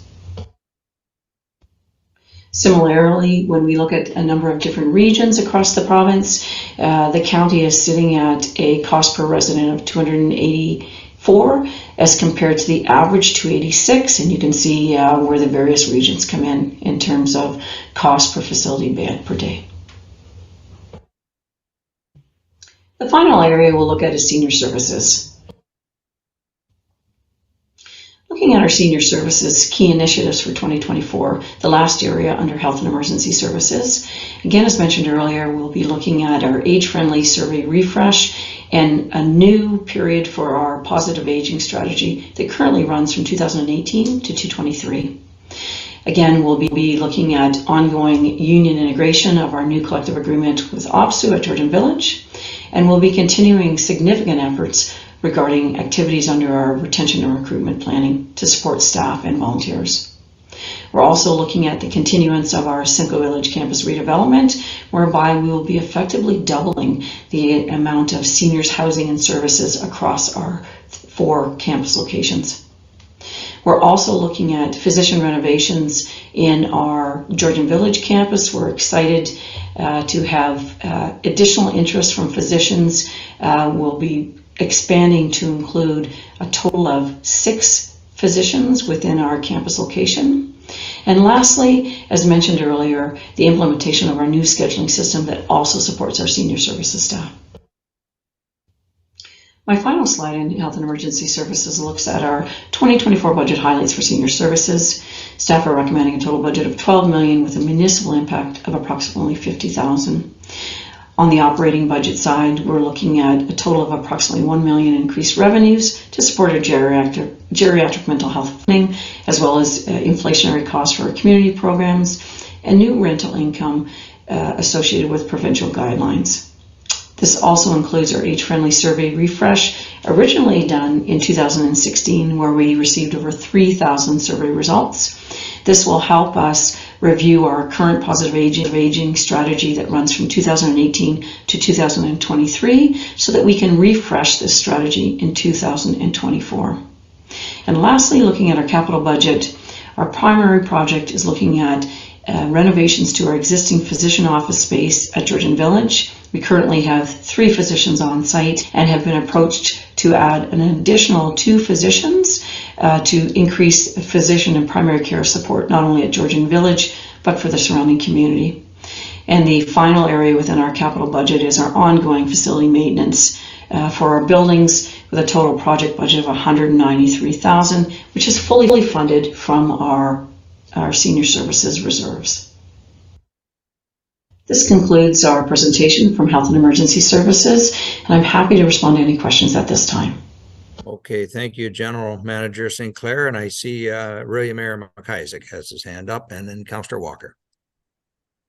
Thank you, Warden. Through the Warden, Jane, hey, great summary of what you've done and what you're about to do, so I appreciate that.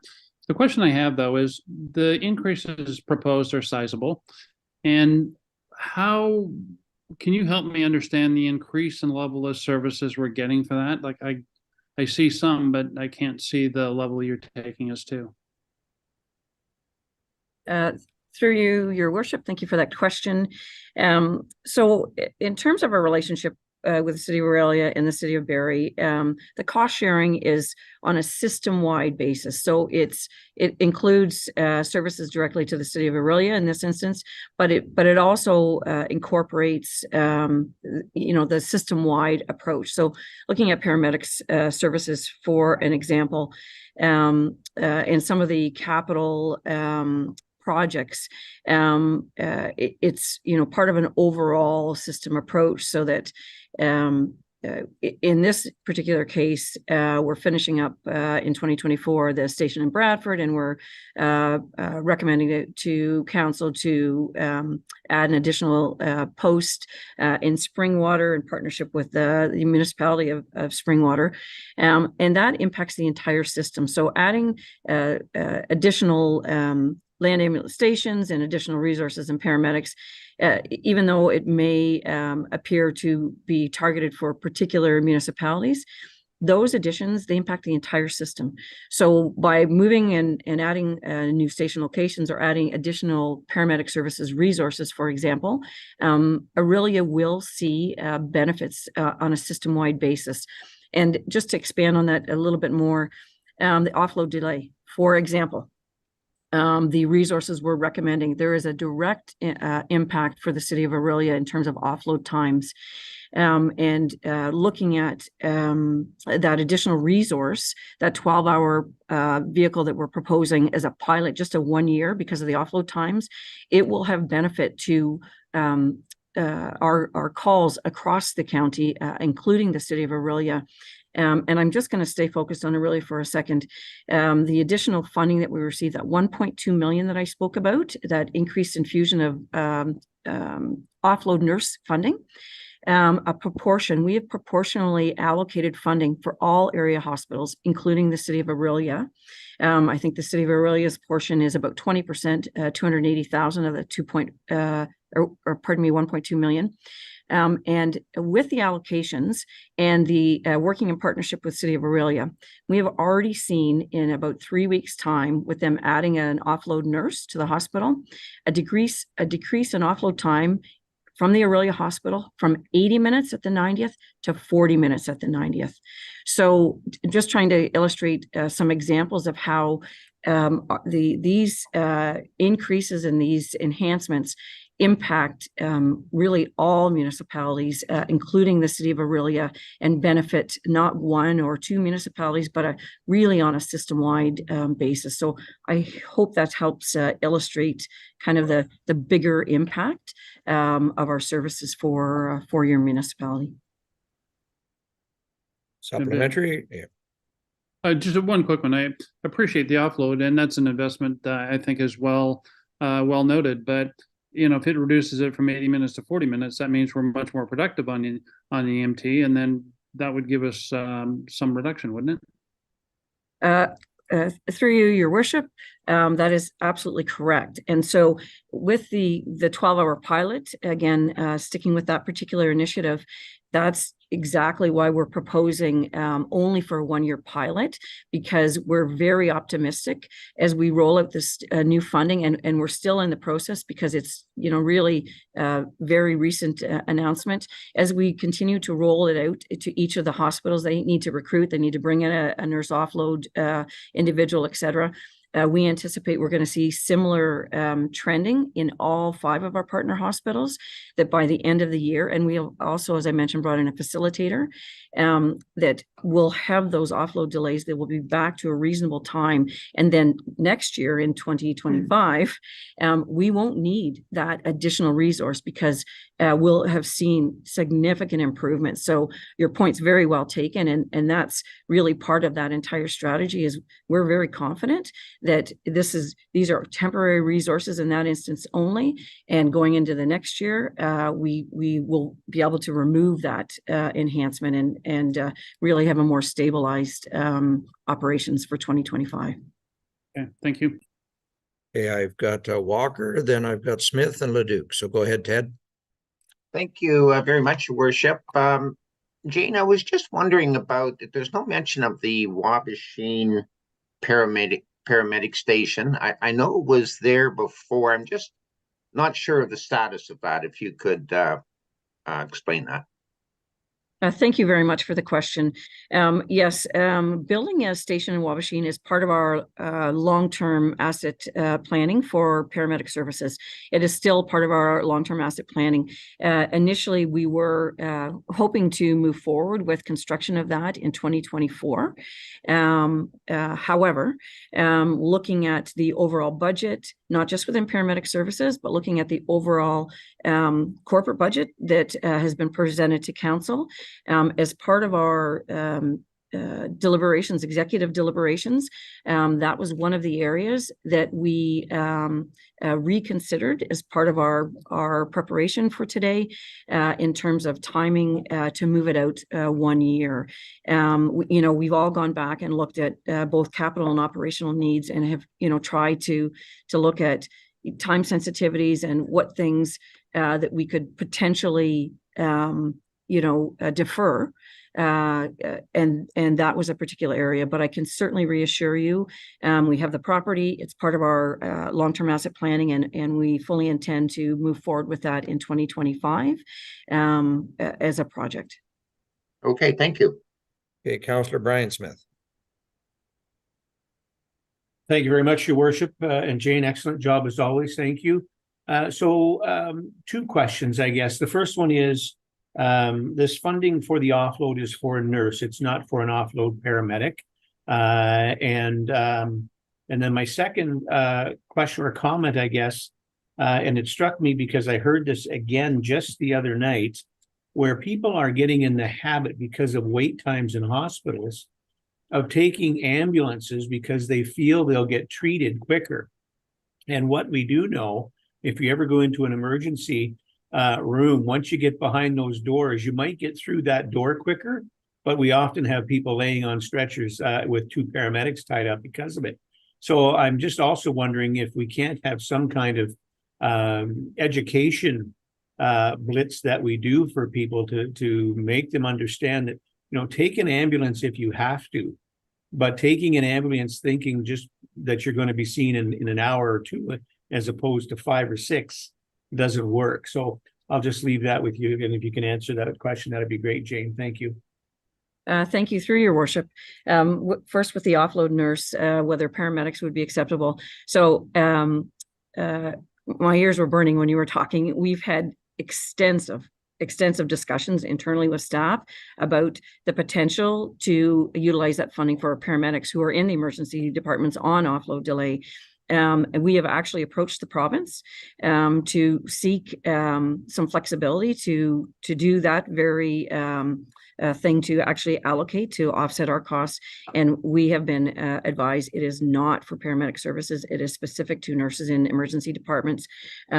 If we were to allocate a paramedic to supplement in the emergency dedicated, it is very, very complicated, complex, and really isn't feasible for us to try and actually staff a paramedic in the emergency department. They would actually have to become an employee of the hospital, etc. But we have asked, and we are actually intending to formalize something in writing with the province. We've had this very discussion about the instances whereby a hospital, through retention and recruitment and staffing issues, if they can't staff a nurse in the emergency department, we are seeking consideration for them to reallocate that offload funding to paramedic services to offset our costs, because it's actually keeping our resources there. So your point is very well taken, and we will be, as I mentioned, formalizing our request around this issue. To date, we've been told by the province it is not eligible, and we cannot utilize those funds to offset our own costs, but we will be pursuing that. And on the second item that you identified, that is very much a reality, that I think there is a kind of a misconception in the general public that, you know what, if I take an ambulance, I'm going to get faster treatment when I get to the hospital. And that, unfortunately, that is not the case at all. And a couple of years ago, we worked with our marketing team from communications and our 211 partner, and we branded up our ambulances to try and did kind of a marketing campaign to try and get that message out there, 211 versus 911, so that people aren't calling 911 for things that really aren't life-threatening emergencies that require our services. And we did see, I think, some success in that. But to your point, we'll take that offline in terms of, future strategies that maybe we need to reinitiate a public marketing campaign to really, hit home that these resources are, vital for emergencies, and really try and steer the general public for the appropriate use of, paramedic services versus other types of healthcare services. So thank you for those comments. Thank you, Jane. Thank you, Your Worship. Thank you. I've got Councillor Leduc and then Councillor Smith. Go ahead, James. Yes, thank you, Warden. And Jane, in full support of this program, but I have a couple of questions. One is that you refer to five locations, but there's only 4 located in the book here. You have only 4 positions in the book, so 4 full-time. So question about that. And then how are we going to deal with the South Lake issue? I'm assuming when you talk about the 5, you're talking about 5 in the county overall, but South Lake I know is not high. It's 1,473. It's just shy of a full-time, 8-hour employee. I'm not saying 24, but is there a way to incorporate that? Thank you for the questions, through Your Worship. So the first part about the 5 locations and the 4 resources, so they are different. So I hope I can clarify that for you. There's 4 resources in the budget to staff a 12-hour ambulance every day, 365. So that's the number of paramedics that we need to put in place temporarily to staff a 12-hour ambulance for that offload delay issue.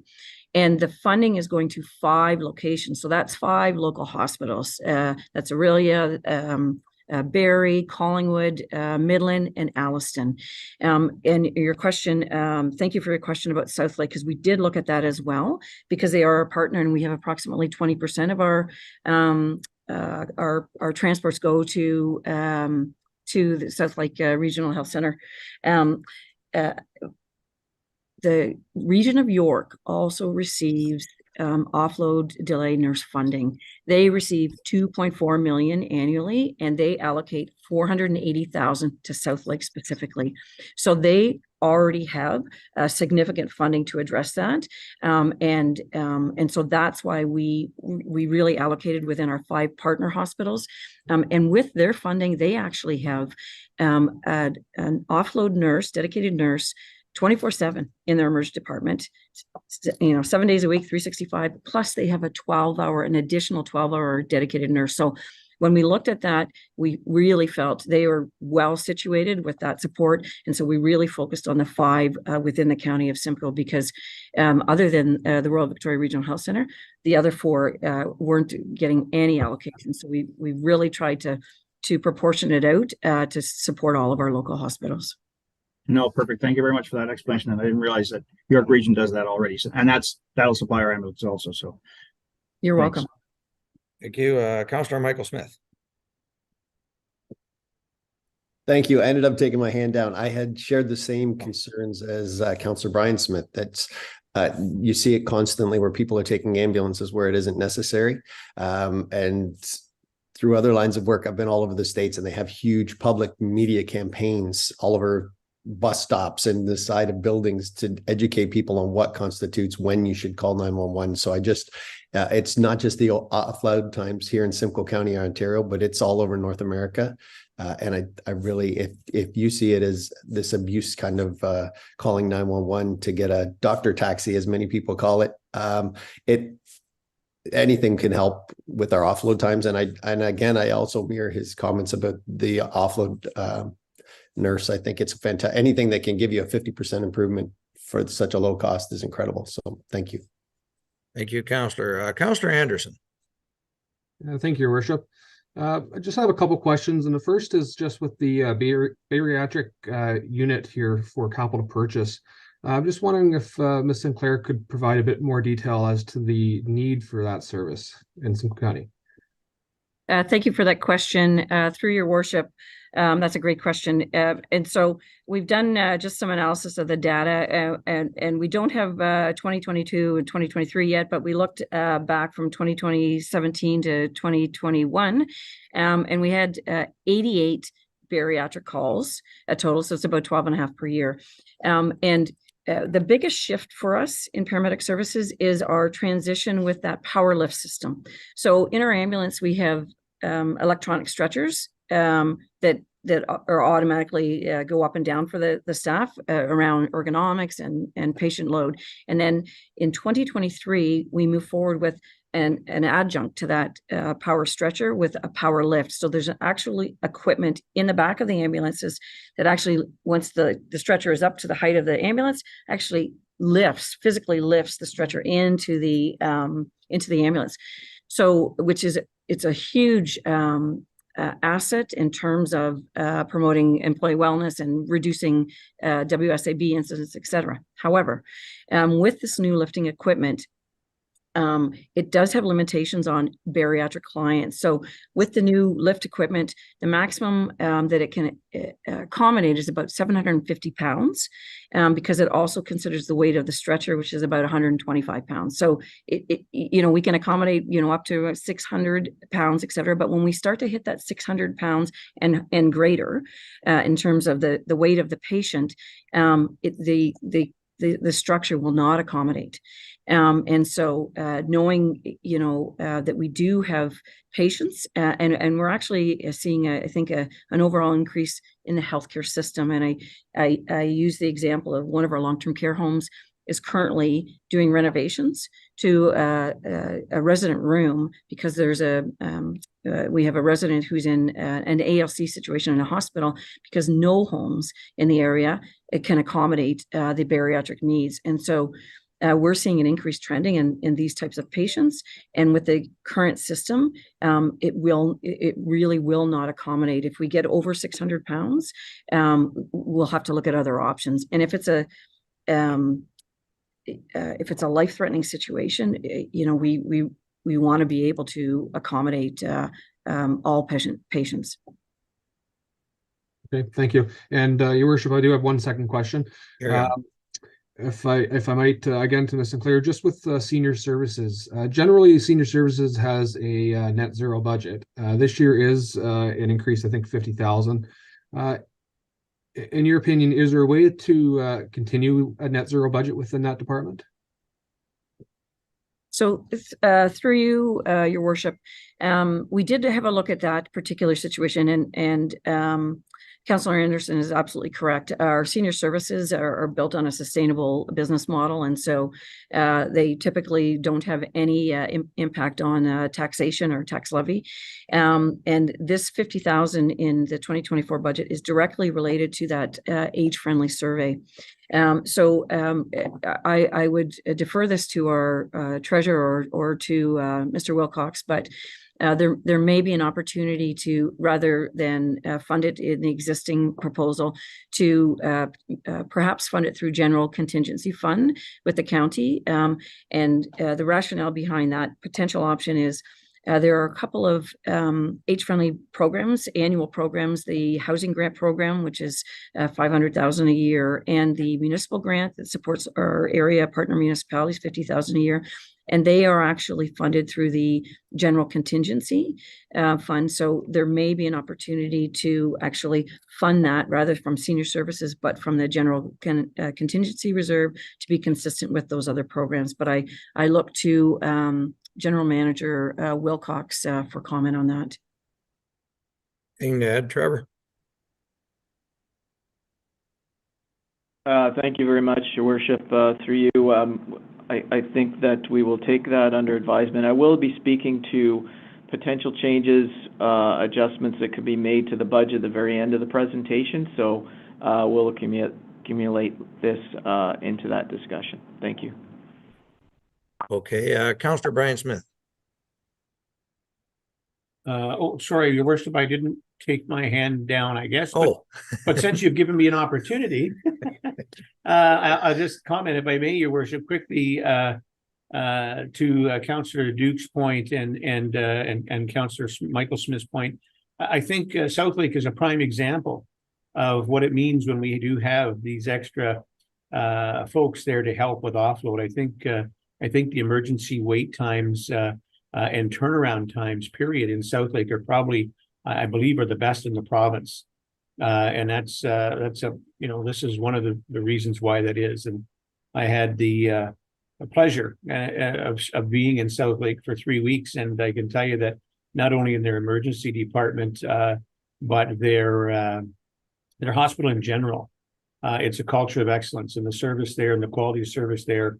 The worst service I received was no less than excellent, and that's from the folks who mop the floor to serve the meals to the doctors, the nurses. It's very well run. So I think having those folks where we need them is a prime example of why this is so important. Thank you, Your Worship. Thank you. And Aurelia, Councillor Sepola.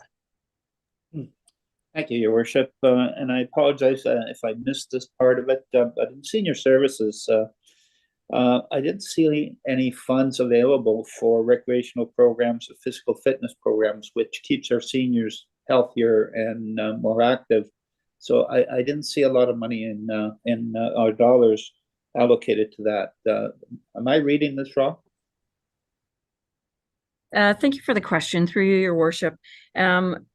There are not enhancements in terms of the budgets for recreational and social activities, but I can tell you both in our long-term care homes and in our senior services, so that's for more independent seniors living, that is a really important part of our base budgets. Your point is very well taken. It's very important to keep our residents active both physically and socially, and so we have significant programming in both all 4 of our long-term care homes, as well as our senior services for that very thing. The one enhancement that we did include in the budget in our long-term care homes is for we're calling them recreational therapy assistants. So that's over and above, and that's doing actual physical exercises, programming with our residents in our long-term care homes. Because of the cuts in our contract for physiotherapy and those types of services, because they're so important and we can do it more efficiently, that's why we're recommending those 4 FTEs to support our long-term care homes. I hope that helps clarify. Yeah, thank you very much. And I also didn't see any funds allocated to recreational facilities to help the senior population, but that's probably another time, another question later. Okay. Councillor Leduc.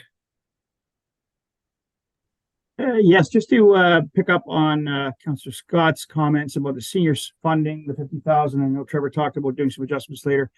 Just wanted to suggest with that we do transfer. We have transfer to reserves as 814, transfer from reserves 814, and transfer to reserve is 893. I'm just wondering when GM Sinclair said that from the contingency reserve, where does that reserve go? That balance, the 141 that is going into seniors services, where does that reserve money end up? Which reserve pile does it go into? Through you, Your Worship, thank you for that question. So the long-term care and senior services have a separate reserve. So there's the general contingency reserve that is corporate-wide, County of Simcoe, and then in our long-term care and senior services, we have a separate reserve funds, and that's where revenue from rental fees, service fees for through our suite of services, revenue from our lease agreements with the physician office and Life Labs, etc. So those contributions that are over and above our total expenses go into a separate reserve fund that's for long-term care and senior services. And so in this area, senior services, the actual reserve contributions, the 50,000 for that age-friendly community survey would actually be funded through taxation because it's over and above, and I think thus the discussion about could this possibly be funded through a reserve contribution. Okay, that's what I'm getting at. So you say this money, the 141, would go into a long-term care reserve, and I'm looking on page 33. I'm assuming it's somewhere on one of those reserves. What I'm trying to get at is there should be no impact to anybody. We could just 814 out from reserves, 893 in, take 50,000 away. You've got 834, whatever it is. Just to clarify with the senior services reserve contributions, all the contributions are being the transfer in is being reutilized to pay for the capital and pay for the enhancement. So they are fully funded, but that's maximizing our reserve contributions. So we're not, we don't have the funds available in our reserves to fund the additional 50,000. This is over and above. This is a one-time cost, and that's why the rationale to rather than have through the tax levy to potentially fund it through the general contingency reserve might be more appropriate, especially because those age-friendly programs that I mentioned are currently and have been funded since the inception of those programs through that general contingency fund. Okay. Satisfactory? Yep. Sorry, go ahead. No, satisfactory, or do you have a supplementary there, James? It just we're talking two different animals here. It's there's a transfer to reserve of 893. It's on page 170, and so if you just reduce that one, then that's how you. It's a transfer from at 814.15 and transfer to 89. There's 141 extra going into the reserve fund. I don't know which fund it goes to. It goes to some long-term care fund. I'm just saying if you take that 50,000 from there, we don't have to fund it through taxation. So, thank you. Okay, we'll try and have an answer for that when we come back in November. So thank you. Put Trevor to work. Any other questions? Okay, I'm not seeing any. So this would conclude the proportion of the council for Aurelia and Barrie. So if you folks want to enjoy the rest of your day, or you're welcome to stick around and enjoy the film. So for everybody else, why don't we take a break till 11:30? And I will remind you, we're keeping the stream alive, so please shut off your cameras and make sure you're muted. So we'll break and we'll get back here at 11:30. Thank you. Thank you very much, staff. Well done.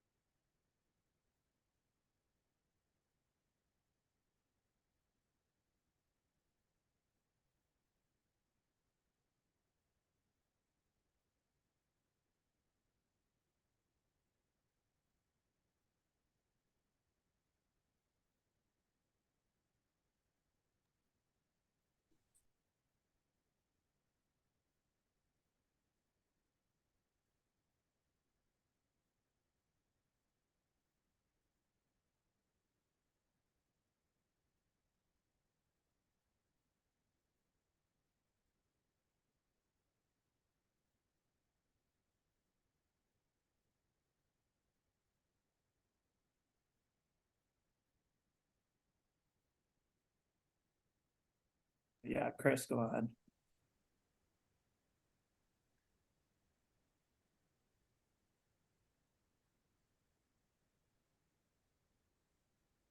Okay, here we are. We're back.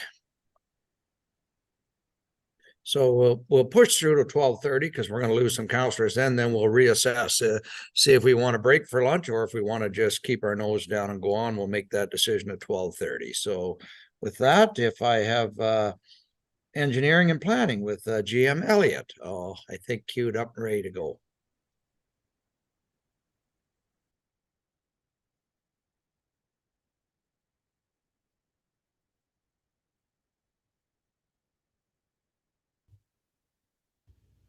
Hello, members of council and the residents of Simcoe County who are listening today. This is Rob Elliott, your GM of Engineering, Planning and Environment, and I am pleased to be here presenting to you the 2024 departmental budget.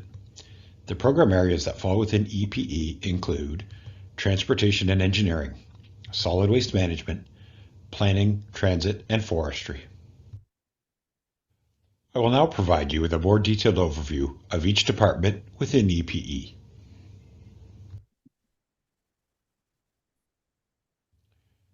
Transportation and Engineering is responsible to ensure the safe movement of people and goods.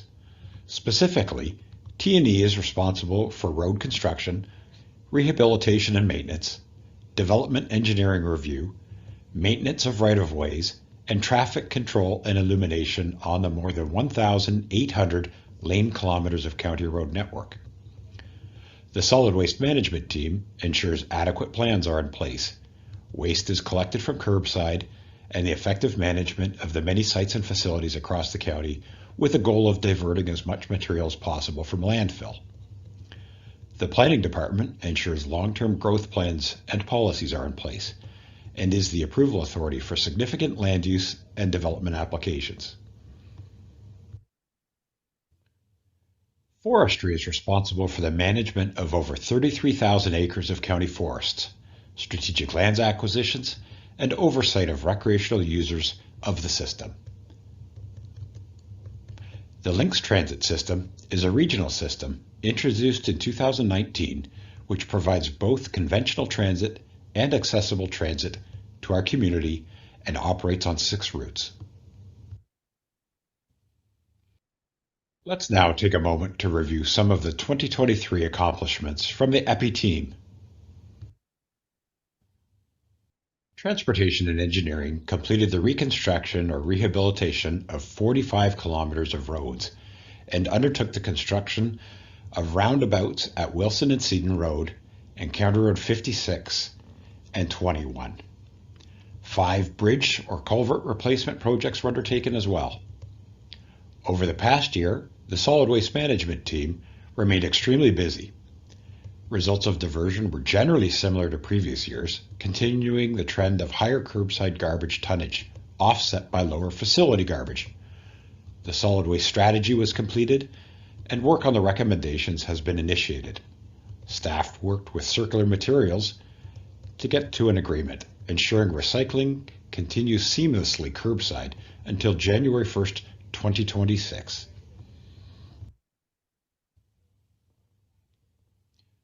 Notably, the waste strategy was completed, which identified 15 paths for further consideration and evaluation. Despite considerable challenges as a result of provincial announcements regarding the county's role in planning, the team led the development of the Transportation Master Plan, worked with local municipalities on numerous OP approvals, and commenced the Housing ASAP project. The county forest team managed 32 timber sale contracts with revenue in excess of $2 million, updated the 20-year forest management plan, continued to manage invasive species, and acquired 414 acres of additional property. Additionally, forestry continues to invest in infrastructure, such as parking areas and trails, and managed a rapidly increasing demand for recreational users of the system. Transit ridership continues to grow with a 2023 year-end forecast of over 240,000 riders. Lynx also began a risk and hazard assessment of all stops in order to ensure safety and accessibility for our users. The team has also undertaken a clean fuel assessment.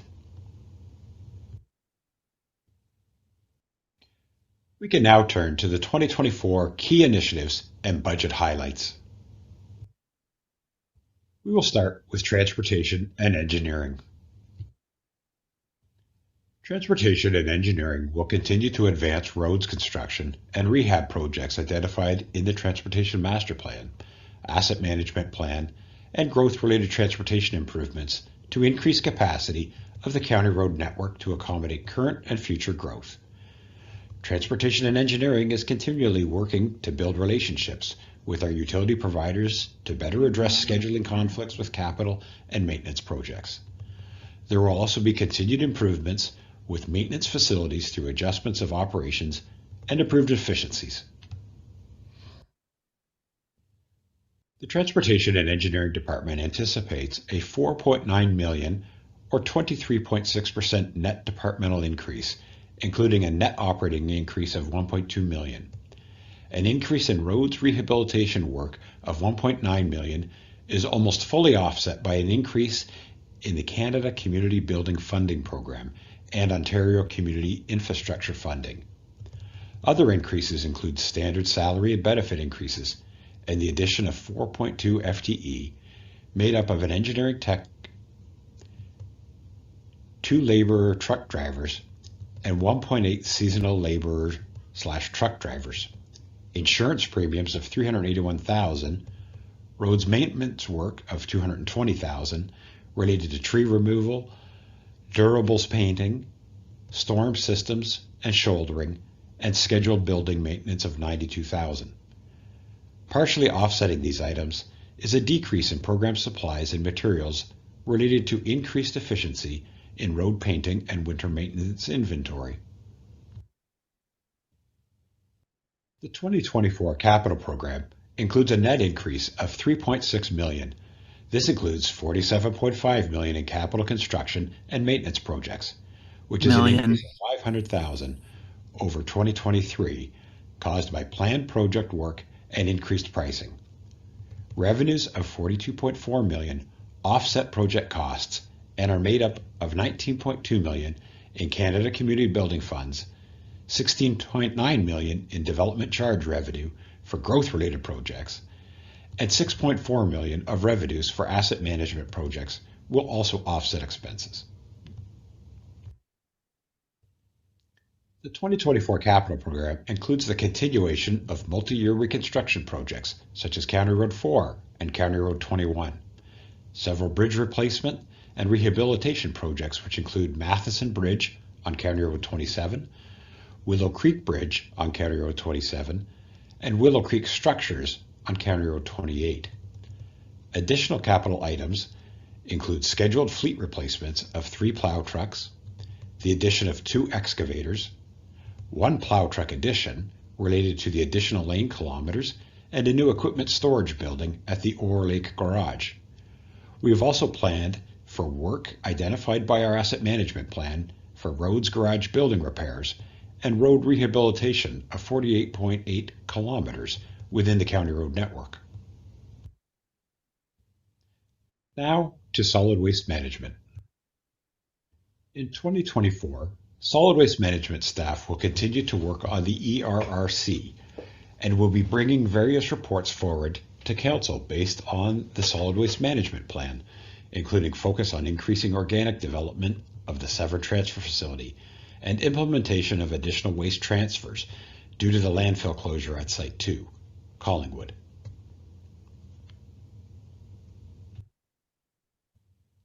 Further in 2024, solid waste management staff will be completing site improvements at the Mara site and will be doing progressive capping at the Oro, Collingwood, and Nottawasaga sites. Further, we will be reviewing our trucking fleet and monitoring the utility of those resources based on changes to the system. Solid waste management is expecting a 13.1% or $8.4 million net department decrease in 2024. revenues are anticipated to increase mainly due to changes in the Blue Box program and its transition to full producer responsibility. Blue Box program funding will now come from Circular Materials Ontario, and it is anticipated to see an increase of $8.5 million.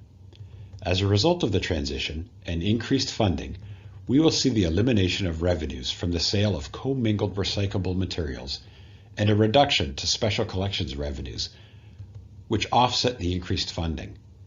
User fees are decreasing as residential drop-off tonnages received at county facilities have been lower in 2023, and this trend is expected to continue into 2024. As well, scrap metal sales are anticipated to be lower by $500,000 due to declines in market pricing. Finally, there's a $2 million decrease in reserve use in 2024 as the impacts of the new collection contract in 2021 have been eased into the budget between 2021 and 2023. Despite these revenue decreases, the Blue Box funding increases result in an overall revenue increase of $2.2 million for the department. Expenses are decreasing by $4.1 million. This significant decrease is primarily due to the changes in the cost of service delivery, which includes reductions in recyclable transfers and haulage, and processing costs resulting from the Blue Box transition to full producer responsibility. As well, haulage costs for other materials will be reduced by moving more work in-house, and leaf and yard waste collection costs are also decreasing slightly, resulting from lower than expected contract renewal costs. Together, these items result in a reduction of $7.9 million. Offsetting increases include collection contract increases, vehicle expenses, increased tonnages of garbage requiring export, and site capping and maintenance costs due to the closure of Site 2, Collingwood. Organics processing increases and anticipated increases in the multi-residential rebate program. These changes, combined with slight increases in salaries and benefits for standard increases and administration costs, plus a modest reduction to facilities costs, result in the overall decrease of expenses. Capital expenses are $5.2 million in 2024, based on planned capital projects and vehicle and equipment purchases. The majority of the capital budget is assigned to facility-related work, including Site 27 in ESSA, which is remediation, and equipment replacements, which include 7 units that have been identified by the Asset Management Plan, reviewed by staff, and deemed necessary to ensure operations can proceed with efficiency and effectiveness. Throughout 2024 and future years, asset management related purchases are being funded from the Waste Management Contingency Reserve.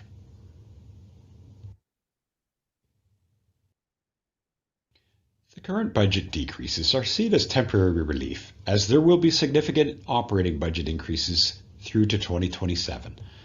The overall result could mean up to $4 million per year in additional costs.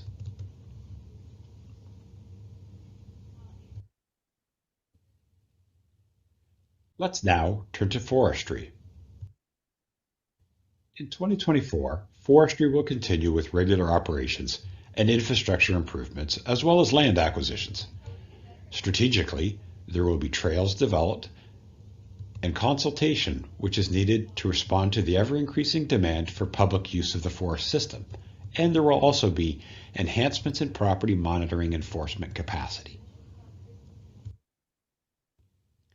The forestry budget once again anticipates timber sales of $2 million, resulting in little change over 2023 revenues. The increase in revenues is the result of increases to forestry management-related expenses, which are funded by the Forest Reserve Fund. Expenses have increased by $87,000. This includes a 0.3 FTE bylaw assistant addition related to bylaw patrol safety, additional grounds maintenance works related to fencing, contracting, and emergency service access for $31,000, and increased tending costs in silviculture for $50,000. These increases are partially offset by a reduction of $120,000 in consulting fees, as the trails planning strategy does not require additional funds in 2024. Capital spending includes the purchase of a covered UTV, side-by-side, vehicle for the forestry bylaw officer to support expanded patrols within county forests, particularly in harsh weather seasons. This purchase is fully funded by the Forest Reserve Fund. We can now take a moment to walk through the planning area. Looking ahead to 2024, the Planning Department efforts will be focused on several key initiatives, namely pursuing further work on Phase 2 of the Municipal Comprehensive Review in partnership with our local municipal planning partners. It includes updated mapping of the county greenlands and natural heritage areas, as well as agricultural mapping, designating employment lands, and settlement area boundary expansions. Other initiatives include undertaking an employment survey, reviewing infrastructure growth supports, specifically water and wastewater, completion of a model urban design guideline that can be used by local municipalities that haven't been able to develop guidelines of their own, completing the Housable Attainable Supply Action, or ASAP plan project, to develop a suite of actions that municipalities can undertake to unlock attainable housing in their communities.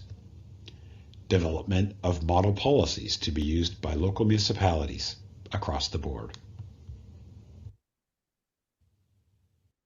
The Planning Department is budgeting a net department increase of $521,000, or 27.6%. Project-related expenses have shifted from the Municipal Comprehensive Review work to other planning studies such as the Employment Survey and the Lake Simcoe and Nottawasaga Growth Support Infrastructure projects. Shifts in planned work result in varying levels of development charge revenues year over year. Based on the 2024 work plan, development charge revenues will decrease by $196,000, and user fees are also expected to decrease as subdivision and official plan fee revenues will be affected by legislative changes. Salaries and benefits are increasing by $217,000, or 14.6%. In addition to standard salary and benefit increases, the Planning Department is requesting the addition of a co-op student and 4 temporary students to support work on the employment survey. Increases in administrative costs are mainly tied to planned work on various studies and include an increase in consulting costs, which are offset by a reduction to advertising costs. Cost of service delivery is growing by $50,000 to increase support levels for the Trails Connecting Communities program from $30,000 to $40,000 per project. The final program area within the EPE portfolio is transit. Upon completion of the Transportation Master Plan, a transit service delivery review will be undertaken. Development of the 5-year transit plan and 10-year transit vision will begin. Fare integration will be rolled out in 2024. The net operating balance of the Transit Department is increasing by $428,000. Total operating expenses are $6.8 million, an increase of $547,000, and include increases for the bus service contract, insurance premiums, consulting for the Regional Transit Review, and bank charges. The increase in bank charges is tied to the ridership growth during 2023 that is expected to continue through 2024, resulting in higher fare revenues. Reserve revenues are not being utilized as work on the Transit Master Plan will continue in 2024 with carryover funds from the 2023 budget. The overall change to revenues is an increase of $119,000. Capital expenses for 2024 total $3.2 million. Approximately $2.3 million of this is for conventional bus and specialized van additions to support route expansions starting in 2025, with the addition of the Barrie to Alcona to Cookstown and Alliston route. To ensure the Lynx fleet is adequate in both numbers and operational functionality, the first set of 4 buses will be refurbished, ensuring route operations can continue without service interruptions as vehicle reliability will be maintained. The MP team is now pleased to respond to any questions you might have about the proposed 2024 budget. Thank you, General Manager Elliott. Do I have any questions for Rob? Councillor Cox, go ahead, Judith. Good morning, Rob. I would have a question on the MCR. When is this going to be completed? Because it's kind of necessary for a lot of our municipalities to start planning for future development. Like, it's sort of stalemated, and I didn't know what was really happening with it. Great. Thank you, Council, for the question. Fantastic. As I'm sure members of Council can appreciate, the changing legislation around our role has been very confusing for everybody. We've decided to march ahead anyways with this work. And as you know, phase 2 is really defining our settlement boundary area expansions. We expect that to be completed next year. We are engaging our consultants, and we'll be doing that work in concert with our local municipal staff. And supplementary, sorry. So yes. Will that the engaging with the municipal staff be this year? That is correct, Councillor, yes. Okay, thank you very much. Yeah, I've got Councillor Laux and then Sandu. Go ahead, Councillor Laux. Good morning, and to your worship. I actually have 3 points, if that's okay, if I can just get through all of them, and then we can move on to the next person. Yes. I have here the grade all that needs to be replaced. I understand it's a aged unit, and it don't really have a specific cost in the replacement of a grade all. It said above 800,000, but there is a solution of getting 2-for-1 tracked excavator units that would replace them. I was just wondering, could we have a win-win here where we replace one unit that states the one unit will actually work more productive than the other one without purchasing the other one? Without two, you don't have to require a second salary to run the second one. There's a possible savings of 382K there. My second point would be the cart growth and replacement. I understand it's a necessity. Do we actually run short on these carts? Is there any sort of a way that our inventory can be reduced without causing any sort of an issue? It may only be a savings of 10,000 or 20,000, but here or there, 10 or 20, we can build up to possibly 100,000 savings throughout. And my third point would be the recycling compactors. The worst case scenario I see there is only a possible increase in wait time for the consumer. So can we possibly delay one of the purchases to next year, dropping that 117 down to only a $58,000 hit for the levy? Thank you for your time. Those are basically my 3 points. Go ahead, Rob. Great. Thank you, Councillor, for your questions. Yeah, by all means, we've looked at the excavators as being a more suitable replacement for the work that the Great All has done in the past. The reason for two is part of this was deferred from asks in the past. In order to keep up with our maintenance requirements, this is the equipment we really need. We're fearful that we won't be able to maintain the road network without having the adequate equipment. So that's why we've asked for two now. It's a little bit of a catch-up here on that front. In terms of cart growth, the exchange program that was introduced last year gave us some flexibility in the current year with the carts that were available. We do anticipate, though, because of growth and the way that these are funded, partially offset by DCs, though, we've got a plan in place to make sure that there's an adequate supply, but not an oversupply of our carts that are available for exchange. And in terms of the compactors, the compactors are partially funded through our Blue Box transition and our recovery through Simcoe. Our fear is, though, that that would cause delays at our transfer sites for the public. Supplementary, Julius? Yes, to your worship. Thank you, Rob, for all that information. I just know that I'm assuming most people are here at this meeting so that we can just trim a little bit more off. And I'm hoping that possibly you can look further into those three aspects and maybe we can save a little bit of money. But thank you very much. Thank you. Okay, I've got Councillor Sandu and then Ross and then Leduc. Thank you, Your Worship. I would like to begin by thanking the staff through you and our CAO for this binder, for the budget binder and all the work that went into the presentations. I do have a suggestion for maybe the future next year, that if these are recorded statements, maybe perhaps they can be emailed to us beforehand. That would save a little bit of a time that we can have more of a question and answer time. However, the question I have is in going from 2023 into 2024 binder, what I see is there's only a 32 lane kilometers increased and addition of 2 bridges. Yet we're looking to add 4 positions at 280K, which to me is not justifiable. Perhaps staff can look at that. That's one question. The second one I have is under the reserves for the waste management contingency.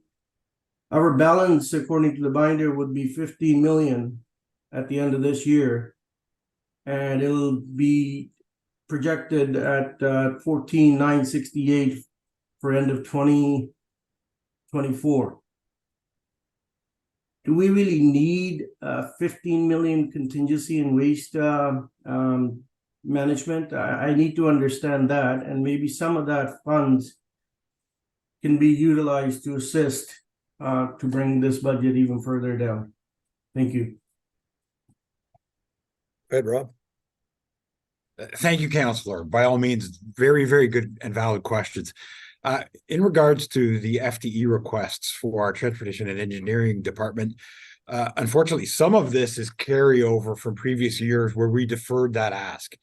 And although you're right, the lane kilometer additions might not be as significant as you might think for the ask, we're falling behind in our ability to maintain the road network. We are adding County Road 127, which is formerly known as Line 7, to the road network. And we're going to be expanding County Road 4. Both of those require the redesign of our maintenance routes, including winter maintenance. And particularly when it comes to Line 4, County Road 4 rather, the plowing techniques on a 4-lane road is different than a 2-lane road. So we have to plow in tandem. And that extends the time that the plows are out there, so that the amount of time we've got staff back in the office to refit and replenish the vehicles is reduced there. So like I say, it's a combination of pushing out previous asks to this year and just catching up with the current requests. When it comes to the reserve in waste, you are right, that is actually diminishing over time. We are also anticipating other additions when it comes to waste. As we know, we've talked about this with council in the past, that there's going to be export costs. We've got landfill closures, and then we have to break our contracts on certain components. So we think that reducing the contributions to reserve any further would be problematic in years ahead. Supplementary? Yes, thank you, Your Worship. Thank you, Rob, for those answers. I still think, even when you talk about County Road 4, that's not coming online till later in 2024, if I'm to be informed correctly. And I think there's still opportunity to reduce some of these and push it further, but I'll leave it at that for now. Thank you. Thank you. Councillor Rawson. Thank you, Worship. Thanks, GM Elliott. My question's regarding your regional transit review. I'm just wondering what that looks like. I know up in North Simcoe, we're looking at renewing our term with our neighbors in Midland, but I know during strategic plan, we're all looking about an opportunity to have one regionalized system. I suspected what that is. I'm just wondering what that looks like and when we will see that at council. That's a great question, Councillor. So there's really 2 parts to the way that we're going to review transit moving forward.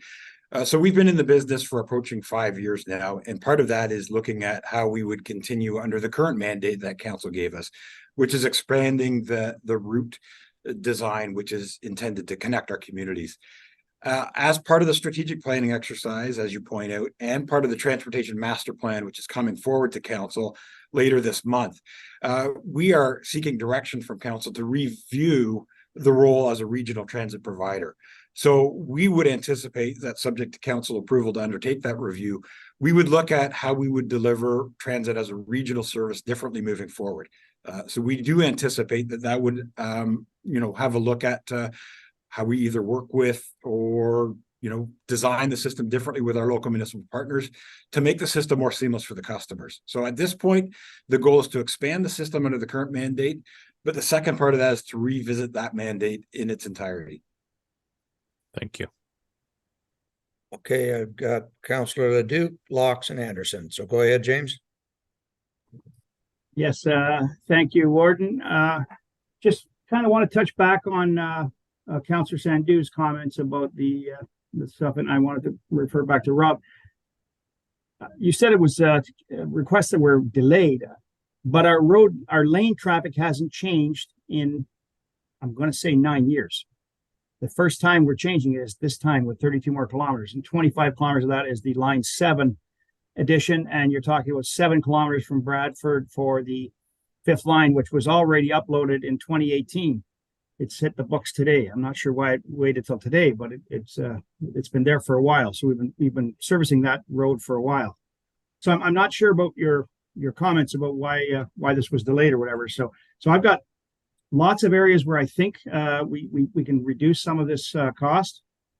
And I'm going to talk quickly, Rob. You can comment on my comments about what I just said about the lane kilometers, because I have another one about County Road 4. You keep talking about County Road 4 with the plowing, and I'm not sure what the schedule for County Road 4 is, but I know that we're doing signalization this year, but I don't think we're doing any double laning of County Road 4 until the end of 2024. I don't see that happening. I'm not sure about the construction schedule, but maybe you can give me a better time of that, because MTO is working from 8 to 9, and that is going to be complete till I think the end of this year, end of 24. I mean, so I've got some concerns with those numbers that you're bringing forward and telling me about the lane kilometers. I just want to quickly, first question, page 249, 253 in the book. They relate to lane kilometers, what I just talked about. They're talking about bringing in more, like it says, they're almost identical. The write-ups are identical, but they're talking about 3 bodies, 3 new hires. So I'm concerned that the write-ups are identical, and we're talking about 32 kilometers overall, and we're 2 plow operators, and I think there's a part-time there or whatever, a hire, a 0.9 or whatever. So I'm just, can you go back and really investigate this and tell me why I need 3 new people for 32 kilometers? Because that's pretty aggressive there, I think, and so I need to understand that moving forward. On page 256, the engineering tech 2, this is apparently for relieving some vacation time for people, and I just wondered if there was not a better way to do that, Rob, and maybe hire that out to, like, contract that out to Burnside so that we could sub them in from Burnside, and it becomes less of a burden for the taxpayer to look at a contract position, because if it's only to subsidize to give people some time off and vacation time, maybe that's an area we can reinvestigate. So I just think to look at that. And then on the construction side, transportation and construction side, page 292, we have County Road 4. Again, you're talking about buying a plow, but I'm not sure if we need that in 24 or if that could be put off to 25 or whenever we do actually double lane for. I know that's a major project coming. I just don't know the construction schedules and when we're going to need those that type of equipment. So that's the 3 areas that I think we can you can maybe bring some more information back, if not today at some other meeting. At the next meeting we can talk about those. So I just I've seen some savings there I think that we might be able to work on. You touched on planning, and you touched on doing a bunch of things for planning. So I thought page 333 where we got the co-op students, I love the fact that we hire co-op students to do things, but I mean we have 13.2 employees in planning now, and planning has been removed under Bill 23 from the county. So I'm just wondering why we seem to increase the planning department. So I need some better justification, because I 333 with the student is only 14,000, but then 332 the position justification report for an inaugural year of employment survey. That's to me that should have been under economic development. They should be doing that. That's an employment survey. So I'm not sure why planning is doing that, even though they talk about some stuff, but it's more for an employment service. So, and then 330. We talk about page 330, we talk about service delivery, we talk about the Trails Connecting Community programs. But when I looked through the book and I went through the construction schedule, there's only really 1 project in trails for 2024. And you want to increase that from 30 to 40,000, and you're talking about $50,000 increase. So I just wondered, is there a real need for that? Or, I mean, do we need to go from 30 to 40 if I just, there's only one project for 2024, so, and it's $50,000 hit. So I just wanted to, maybe you could explain better on what the thing there is on page 330. So those are quickly some of my points that I wanted to bring up in this term, because when I look at planning, the revenue is down by 25% and the expenses are up by 27%. So that's a huge difference in revenue versus expenses. So I just, I've got some concerns with that area of the budget, if you don't mind. Thanks. Okay, Rob, I saw you taking notes there. So did you want to maybe at the end of the meeting, or is there one you want to answer quickly now? And we do have a wrap up at the end. And of course, we're back here in November. Thank you, Your Worship. I think I will try to recoup some of these at the end of the meeting, but I'm going to try my best. I was taking copious notes, Councillor, so hopefully I've been able to capture your questions, and I'll try my best to respond. I will forward a lot of this to you. Don't worry. I've got a master sheet that I'll forward to you and all of council so that we can see what I'm referring to in certain areas.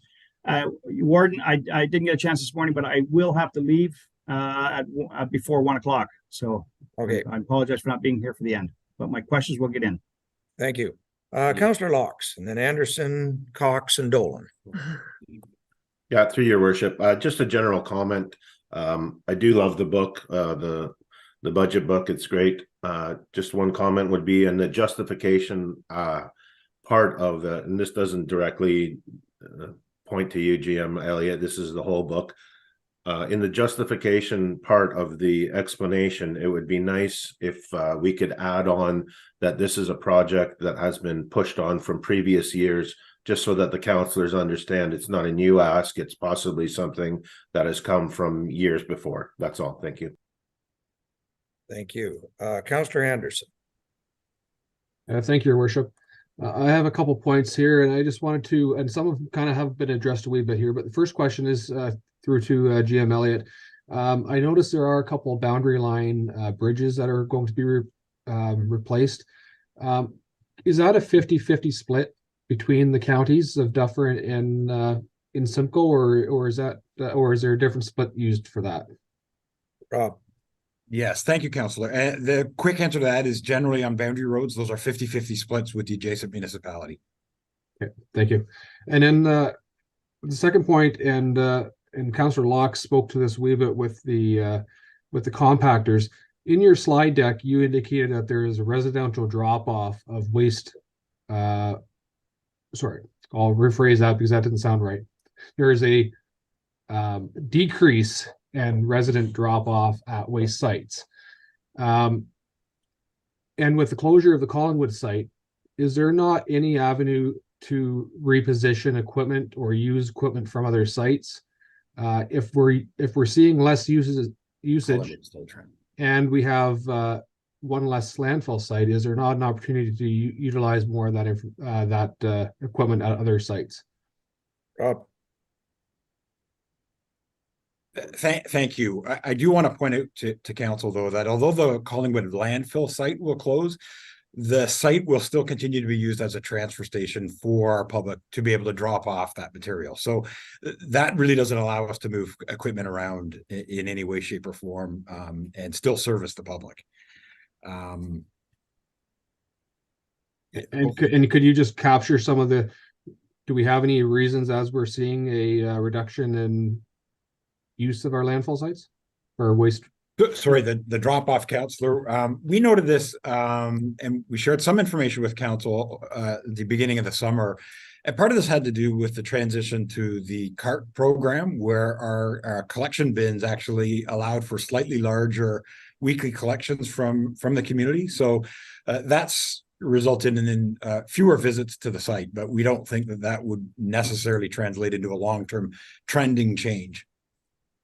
Okay, and through your worship, just one last question. With regards to the planning department, again, as you indicated within the slide deck, the student employees are to engage in the inaugural year of the employment survey. So is this a temporary hire? Is this like, what's the time frame for these positions? Are they going to maintain on the roster, or is this just for a certain amount of time? Rob. Thank you, and fantastic question. And I'm going to offer maybe a little bit of background on the value and the benefit of the employment survey. And to Councillor Duke's point, could this rest in an economic development department? We're one of the only few upper tier municipalities that does not undertake this regular review. It often just sits in planning department from a logistics perspective and how to manage staff and things like that. So that wouldn't really negate the benefit or the value as to where this sits. The value of the employment survey, though, is it really helps us understand the needs of our businesses. And as you can appreciate, supporting our businesses, they are really helpful on our tax revenue, complete community building, all these types of things to get this valuable information in order to inform decision-making going forward. We look at the survey as being a 2-year undertaking, but it's not something that we would just do once. It's something that we would do routinely moving forward. So we've put them in here, and depending on how the survey goes, the timelines, we would kind of cycle in and out those summer student hires. So we didn't want to come back and continually ask for those in the future. We do think it's a really, really important component of our community building program. So we hope that council is able to support this. And like I say, not only will this benefit the county, it's going to benefit our local municipalities as well in their planning and economic development initiatives. Okay, thank you. Councillor Cox. No, it's okay. That's been answered. It got answered. Okay, Councillor Dolan.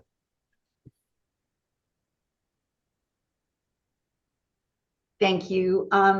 Just 2 quick questions, if I could, through you to Jim Elliott. So the first one is continuing with the MCR in light of the fact that OPA 7 is still sitting on the minister's desk. And do we have any indication, like, are we putting the cart before the horse a little bit by carrying on when OPA 7 hasn't been approved? And my second question had to also do with that survey. I'm guessing many lower tier have also conducted this survey, and I'm just want to make sure we're not duplicating efforts. Thank you, Councillor. In regards to the employment survey, I would actually suggest that no, this is not duplication of work. Often local municipalities will do, outreach, they'll do a business directory, they do small business supports, but in terms of the type of survey that we're undertaking, it's not really a duplication of anybody's work. In fact, this should augment the work that's going on with our local municipalities. Back to the point about the MCR, we do not feel we're putting the cart before the horse.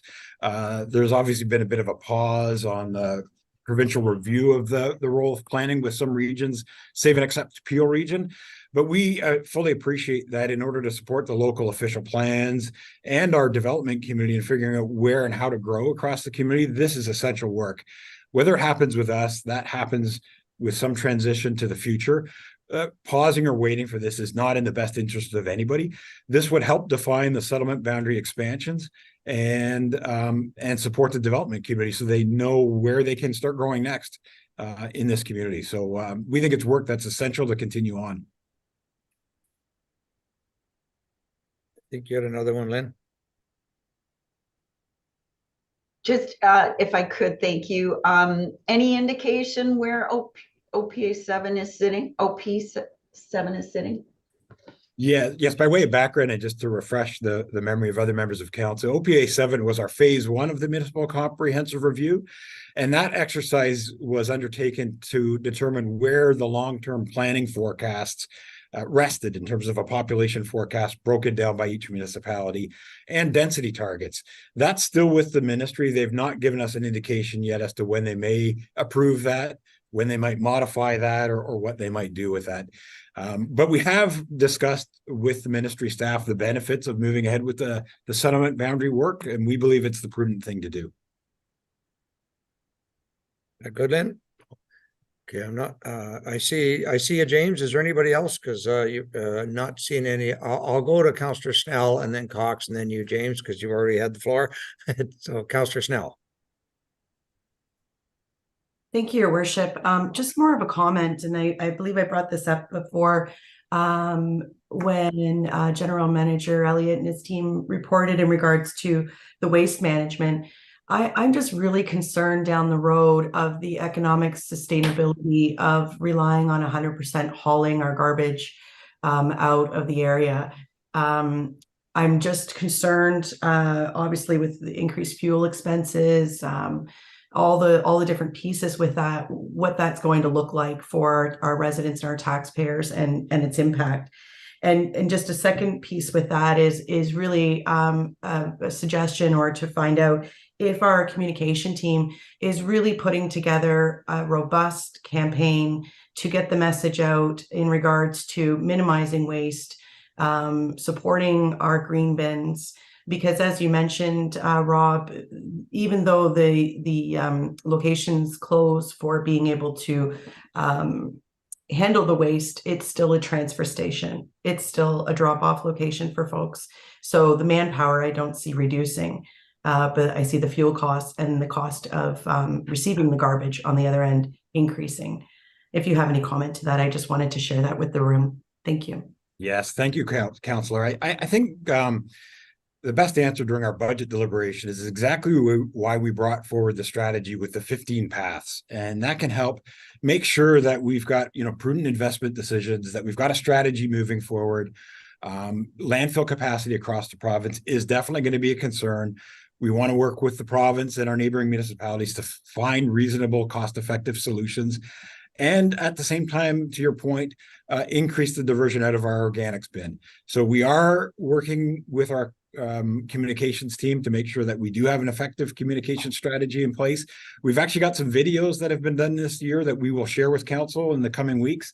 And hopefully that's something you could also share with your constituents. Hey, Councillor Cox. Yeah, through the chair to Rob. Rob, just back to what Councillor Snell was talking about, the landfill conservation. The fact that we know that we aren't going to have any more landfill capacities. We fact that Ontario knows. I understand we're doing videos, but is that not something that it should be out there saying to people, yes, you need to do this because this is what's going to happen? Like, I think we need to be a little more blunt so that people actually get the idea that we are running out, and in 13 years or something, all of Ontario. So I think the niceness has to go, and we just have to sort of tell people the way it is. Thank you, Councillor. It's a point well taken, and we'll certainly take that under advisement as we further our communications plans. Okay, and the other one I wanted to talk goes back to what Councillor Dolan was, the MCR. So the heritage mapping and all the reports from Hemson now are different than what we're going into in phase 2. Like because Severn got painted green. Sorry, just by way of update, that's one of the things that we're undertaking is a refinement of our natural heritage mapping. We know that there had been concerns raised with natural heritage mapping and how those criteria were applied to come up with that mapping, as well as some of the agricultural mapping. That work is going to be updated as well as we move forward. And you'll be meeting with municipalities about that? Absolutely, your Councillor. We will engage our local municipalities on the work as it proceeds. Okay, thank you. Okay, Councillor Leduc, I did see your hand up earlier. Yeah, I just wanted to touch on two things, and referring back to the student, the employment study. I mean, it's no different than any other retention study I've done in the past, and that's, you're talking about number of employees, industrial sector, and business space. So again, I refer, this is a permanent position of $57,000 a year. I'm not sure why we need that. We have an economic development department that could pull those numbers off.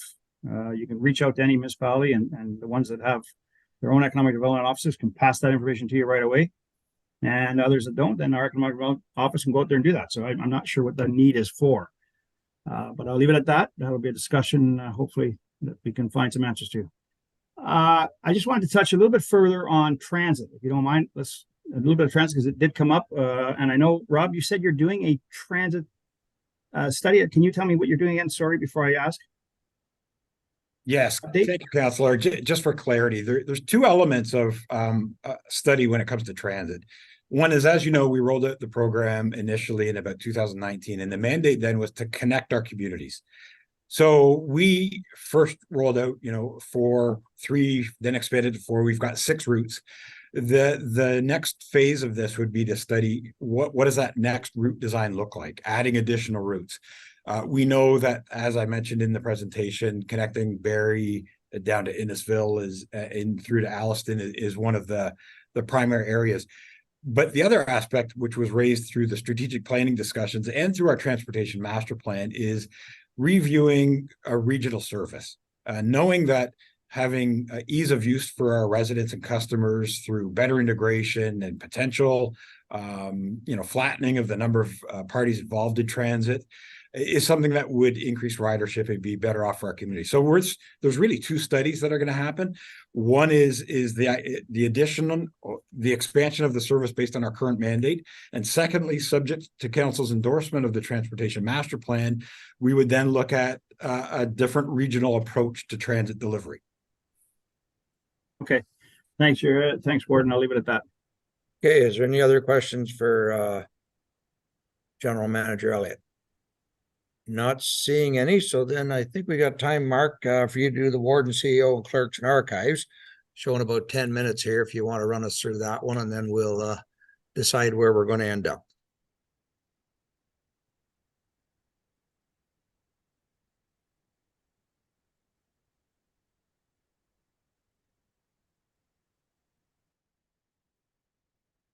We'd like to go through the budget for 2024 for the Warden, CAO, Clerk, and Archives area. These can be found on page 47 to 53 of your budget binder.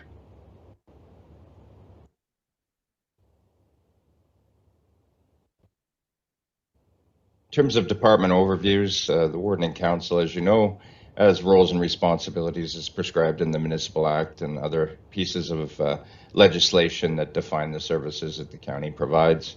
Approximately 70 plus council committee, subcommittee meetings, and members also represent on various boards and agencies, locally, provincially, and nationally as well.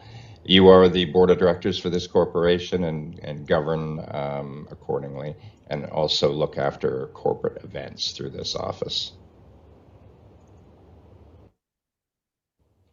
CAO is responsible for administrative leadership and corporate operational executive management.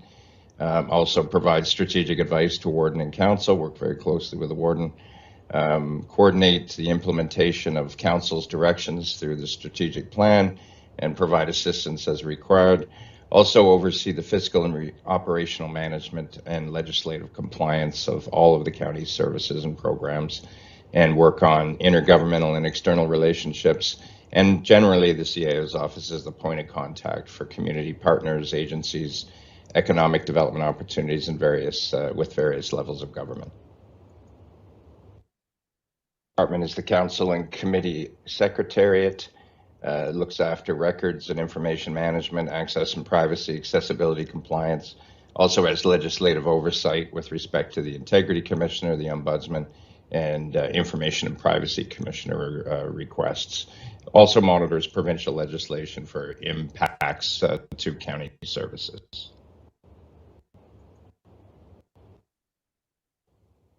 The Archives Department acquires, preserves, and makes accessible to the public kind of the documented history of Simcoe County. Lots of permanent records from all of the municipalities in the city of Barrie. Photographs, newspapers, records of enduring historical value. There are about 2,000 research visits, inquiries, and imaging requests annually in the archives.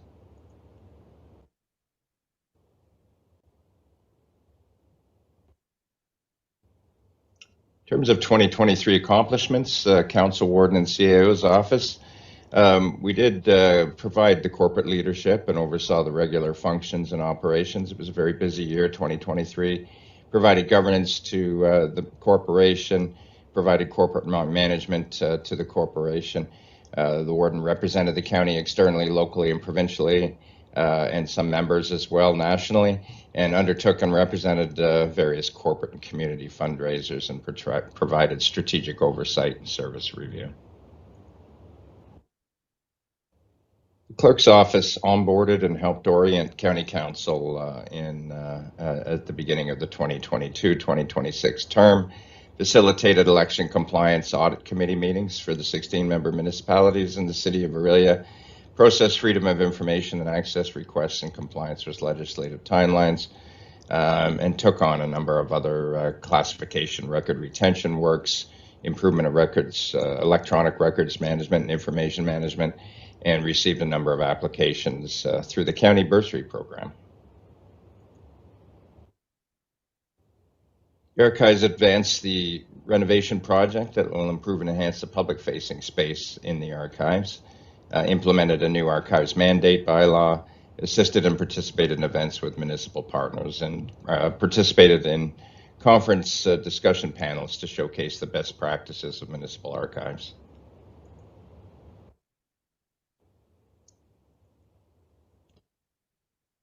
In terms of 2024 key initiatives, the Warden and Council will continue our strategic plan considerations and implementation, work on intergovernmental relations relating to the regional reviews, public media relations and events. We'll continue to work with various organizations, including Western Wardens, SWIFT, Fiber Technology, AMO, FCM, Great Lakes St. Lawrence Initiative, and other groups as well.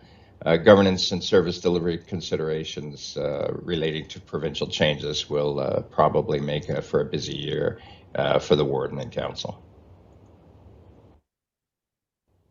In terms of the Chief Administrative Officer, 2024 focus on the strategic plan implementation. We're still doing a number of projects relating to modernization and efficiency through lean processes, including a number of works that were directed by Council to further some of the provincial changes. Intergovernmental relations continues with all of the groups mentioned previously, and strategic partnerships and oversight and coordination of our various services and opportunities. The clerks will be focusing on the midterm inaugural preparation at the end of the year. They're the lead procurement process to support Council's Integrity Commissioner appointment, which you'll be discussing very shortly.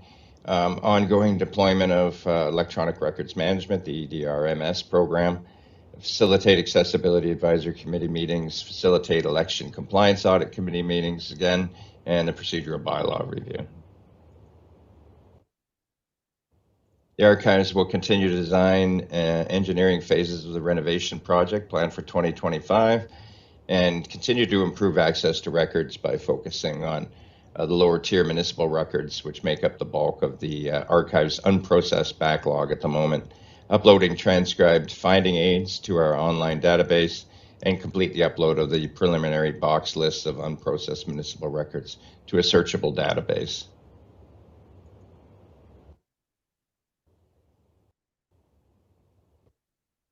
Details, again, they can be found on pages 49 to 52, the numbers and explanations related to the 2024 budget. The Warden and Council overall budget, CAO Clerks and Archives, is actually decreasing by $89,000 from the previous year's budget, primarily due to no capital projects on the books for 2024. This obviously is offset by increases in a number of areas, and I'll explain those now. So within the Warden and Council budget, expenses are increasing by $9,000. Higher costs are related to memberships at various meetings and recognition event costs. You'll see in the budget we're accounting a different way for the county conference. So there will be a lack of a transfer from reserves, and you will see monies being put into the budget for the county conference to take the highs and lows out, because we're doing the conference every 2 years, but we're going to be paying for the conference or accounting for the conference every year within the budget. These increases are offset by lower per diems as orientation meetings. There's not as many county council meetings planned for 2024 as there were in 2023. CAO's Clerks and Archives, standard increases related to salaries and benefits in both departments. CAO, there is a request for a summer student to help with the backlog related to some of the records management pieces. Archives, higher inflationary pressures, particularly in building maintenance costs, utilities, and program supplies.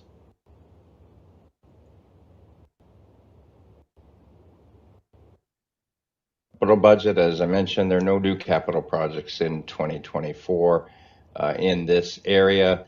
The multi-year archives building renovation project that was budgeted for in 2023 will continue, but we'll be using carryover funds that are in reserve to complete the work in 2024. Those are the highlights of Warden, CAO, Clerks, and Archives Department. We'd be very happy to take any questions. Thank you, CAO Aiken. Any questions for Mark? I got one. I got Councillor Measures. Yes, thank you very much, Mr. Warden, and also to the CAO and also the clerk. I'm just wondering, is this the area where I should be seeing some information about the renovation to the actual chambers and in the technology improvements that we had discussed in the chambers themselves? Is that in here somewhere, Mark? Yeah, it's actually in the IT budget in properties and facilities, but it's a good point, Council Measures. We actually had a meeting on that yesterday, and I do believe there's some intent of our IT staff to circle back, given your interest and knowledge in that area as well. But that's where it would be in IT. Okay, all right, I appreciate that. I just in our house here at Clearview, it falls underneath the clerk's area, so I wanted to make sure it wasn't missed. Thank you, sir. Any other questions for Mark? Okay, I'm not seeing any. Listen, I'm showing about an hour and 15 minutes left in presentations, and that's not leaving time for discussion. So I think we better break. How long does everybody want? Do you want a half an hour? Do you want 15 minutes? Somebody shout out a number. Go ahead, 30. Norcross. 30 minutes? 30. I'm here in 30. So let's get back here at 1 o'clock, everyone. Same thing if you could shut your cameras and your video voice off. Thank you.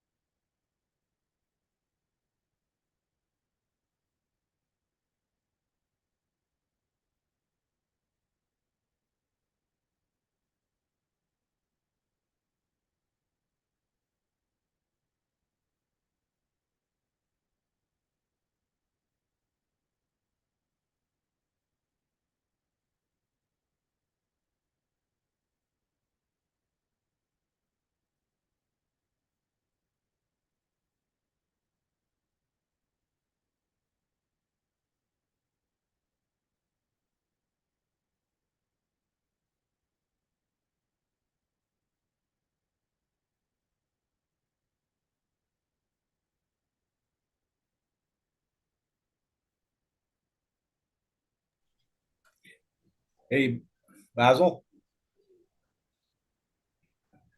I'm surprised you're still here, Mike. I'm not leaving. I've got another 2.5 hours. Oh, okay. I'm All right, good to perfect. stay. Thank you. All right.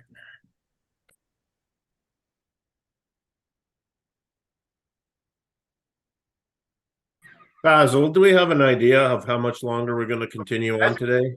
Yeah, I'm looking about an hour worth of presentations, and then there'll be a 15-minute wrap up by Trevor and Leland. And then that leaves time for any questions or comments at the end of the day for council. So I figured an hour and 15 minimum. Okay, thank you. I'll try to stay. I do have to get back to work at some point. All right. And we are live. Just remind everybody. Hello. We are about to go live. Yes, Judith? Well, we are live, but go ahead, Judith. Okay, just never mind. All right. Well, I can't make this. Oh, there we go. There we go. Everybody's ready, so we are back, and I will turn it back over to CO Aiken. We're on to economic development and Lake Simcoe Regional Airport. Oh, roll call is out. Yeah, sorry, I need my roll call because we're coming back after lunch. Go ahead, Mr. Clerk. Thank you, Your Worship. I just wanted to do a quick roll call here following the lunch break. I have Councillor Dolan absent. I have none of the Aurelia or Barrie reps in attendance. I have Councillor McClellan absent. And everyone else in attendance, so you maintain your quorum. Thanks, Warden. Okay, thank you. So we will carry on with our presentations for CEO Aiken.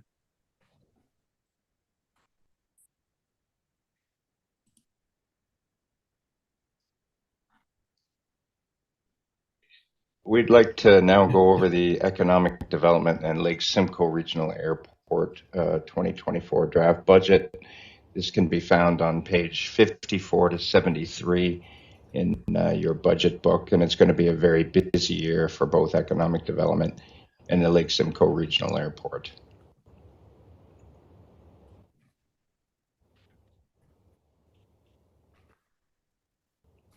In terms of department overviews, economic development implements county's economic development strategy, dealing with topics such as investment attraction, talent retention and attraction, business retention and expansion, and of course our economic development ecosystem collaboration efforts. The Lake Simcoe Regional Airport operates and maintains the airport. It's an economic hub for aerospace development and employment, and we're going to continue to implement the Lake Simcoe Regional Airport Strategic Plan. And there are a lot of opportunities, I think, in the next few years for the Lake Simcoe Regional Airport.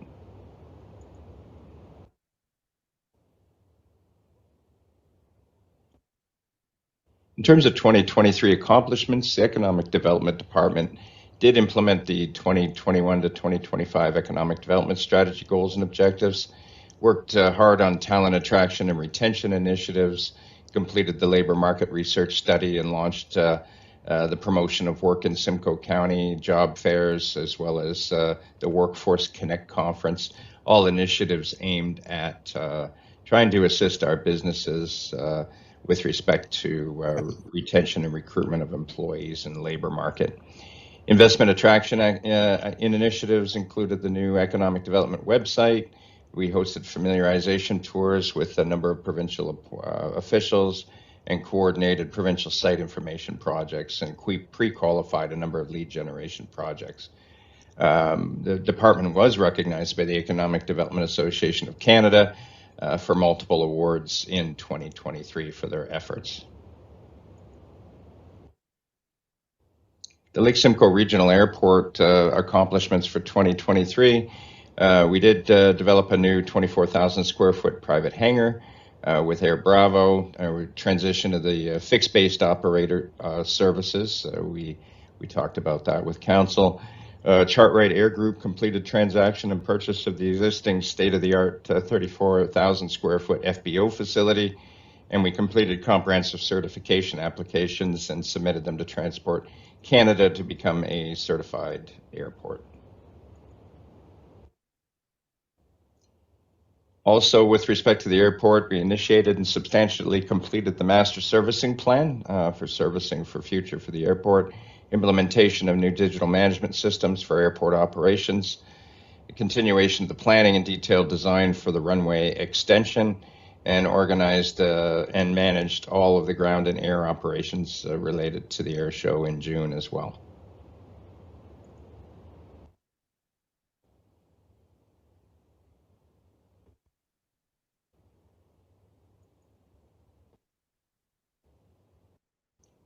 In terms of key initiatives for 2024, we'll continue for economic development. We're going to continue to work on the 21-25 economic development strategy, which includes the investment attraction pieces I spoke of, the talent attraction and retention initiatives relating to the labor market, as well as business retention expansion activities to support a strong and innovative business environment, still with the challenges of coming out of the pandemic.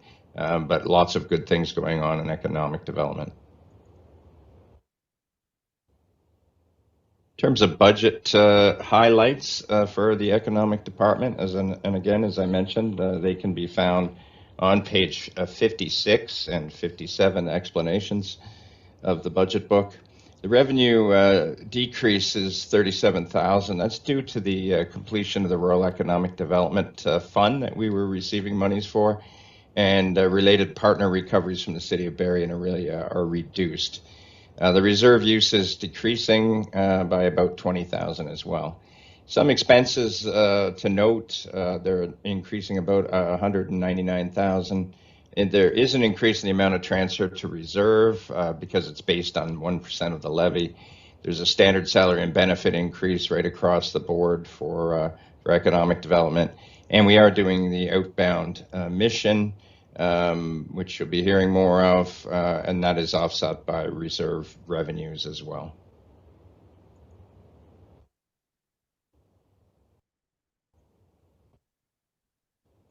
In terms of 2024 initiatives and focus for the Lake Simcoe Regional Airport, we'll continue planning the detailed design, public consultations for the runway extension.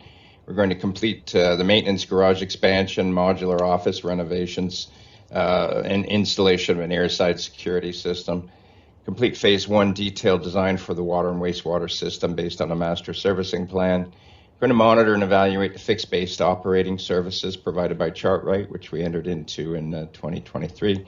And we'll continue to work towards the airport certification, complete and launch the new Lake Simcoe Regional Airport website, and continue to track new tenants. I believe there's going to be a lot of discussion around the airport in 2024, a lot of opportunities possibly.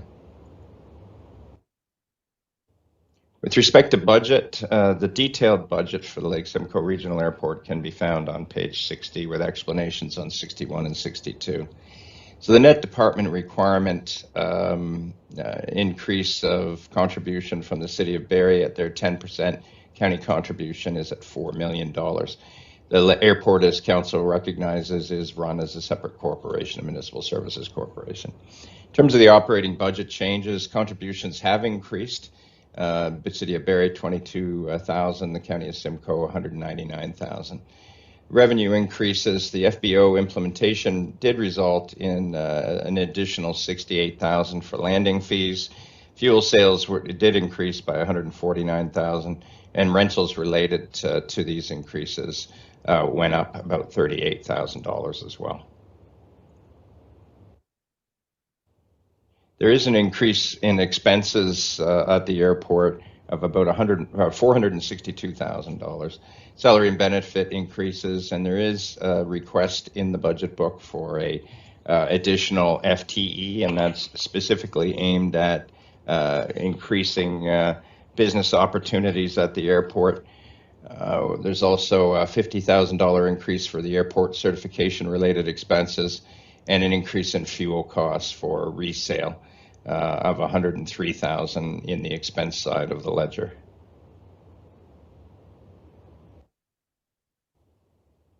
In terms of the capital for the airport, as you know, council has directed a number of projects to continue. So we do have capital of about 3.1 million funded in shares by the county and the city of Barrie and Lake Simcoe Regional Airport reserves, as outlined on the slide. The capital plan includes a maintenance garage expansion, a tractor replacement, office space, a modular renovation in the terminal itself, the wastewater and water system design and improvements, and ditching and draining around the runways to ensure the runways are clear. As I mentioned, there are a number of opportunities that we're hoping to see that will come out of some of the capital initiatives and improvements at the airport, and we'll be happy to take questions now on the 2024 budget. Okay, do I have any questions from members of council? Not seeing any, so Mark, if you want to carry on with Service Simcoe?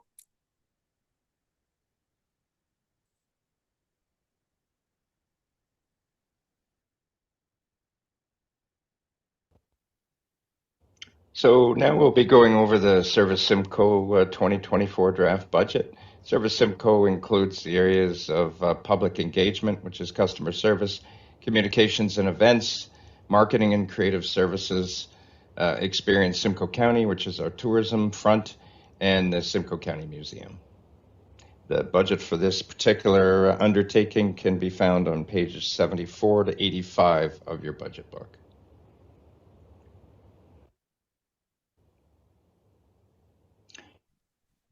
In terms of department overviews, Service Simcoe provides kind of the first experience for residents interacting with the county. It is the customer service and public relations front for anybody trying to get a hold of the county, and meets the customer service needs of enhanced experiences with our residents and visitors. Service Simcoe brings together public support, engagement, issues management, communication, community development, and awareness into one business unit as 5 different portfolios. And it provides meaningful service with innovation, creativity, and collaboration to get the county message out there. Public engagement, which is the customer service department, responds to more than 14,000 public contacts a month through multiple channels to provide operational support.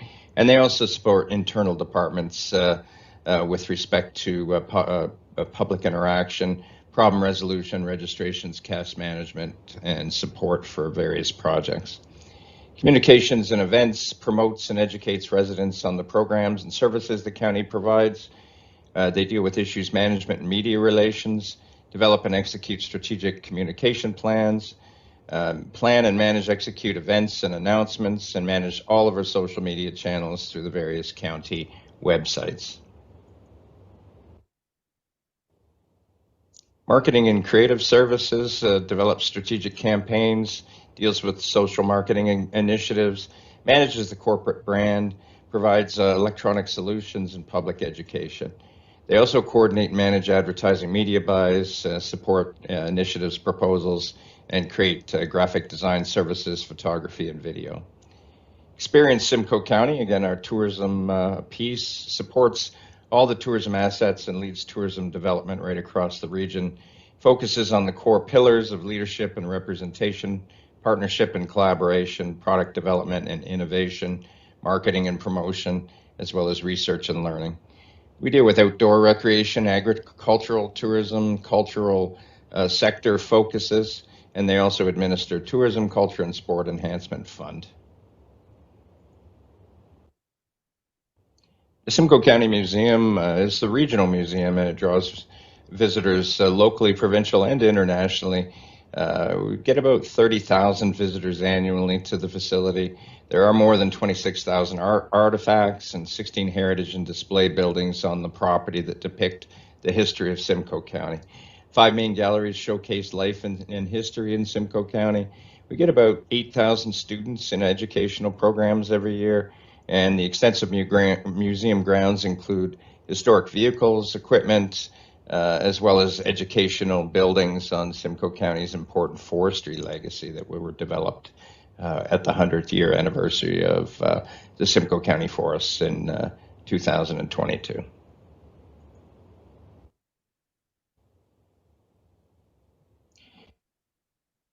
terms of 2023 accomplishments, public engagement or customer service front supported public and internal departments through significant increased call volumes coming out of the pandemic, and we supported changeovers to the solid waste management with new cart delivery and repair, developed new channels to support internal departments for outbound calling and support, including the 10-year affordable housing and homelessness prevention strategy, continue to support year-round solid waste management bulky collection program, and provided support for the Lynx transit system and Lynx Plus, which is our accessible booking processes.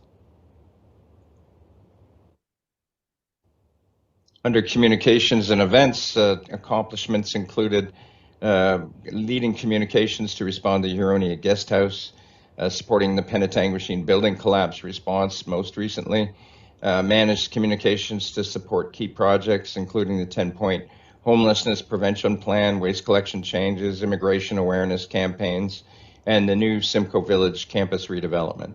Also launched the new Building Up Corporate Awareness Strategy to support key advocacy initiatives such as our 10-year housing strategy and roads projects, and really kind of market all of the Simcoe County capital developments throughout the next number of years.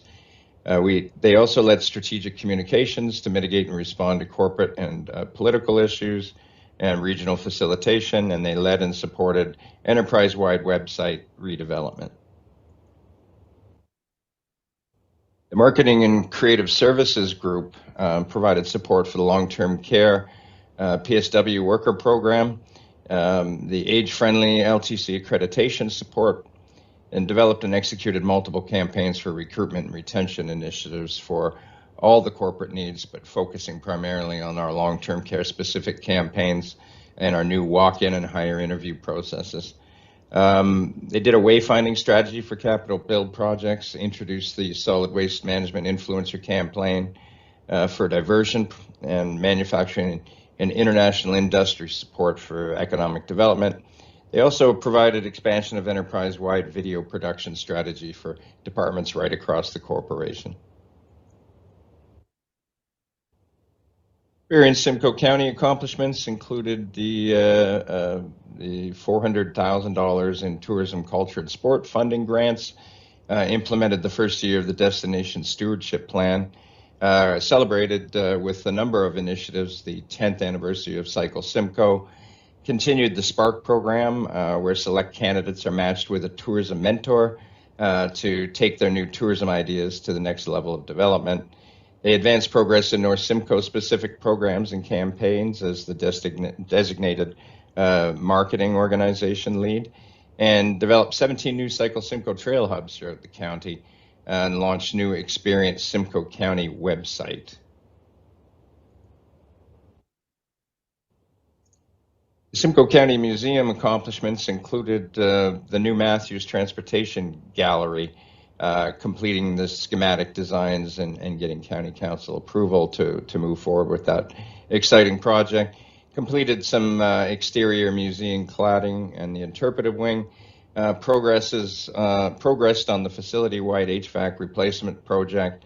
2 successful FedDev projects, the Public Pavilion and the Accessible Trail, and did launch the new museum website in 2023 with the help of communications as well. And the forest management site development construction preparations, and they returned to in-person programming and events following the pandemic for the first time since the pandemic began in 2019. Returned to full in-person programming.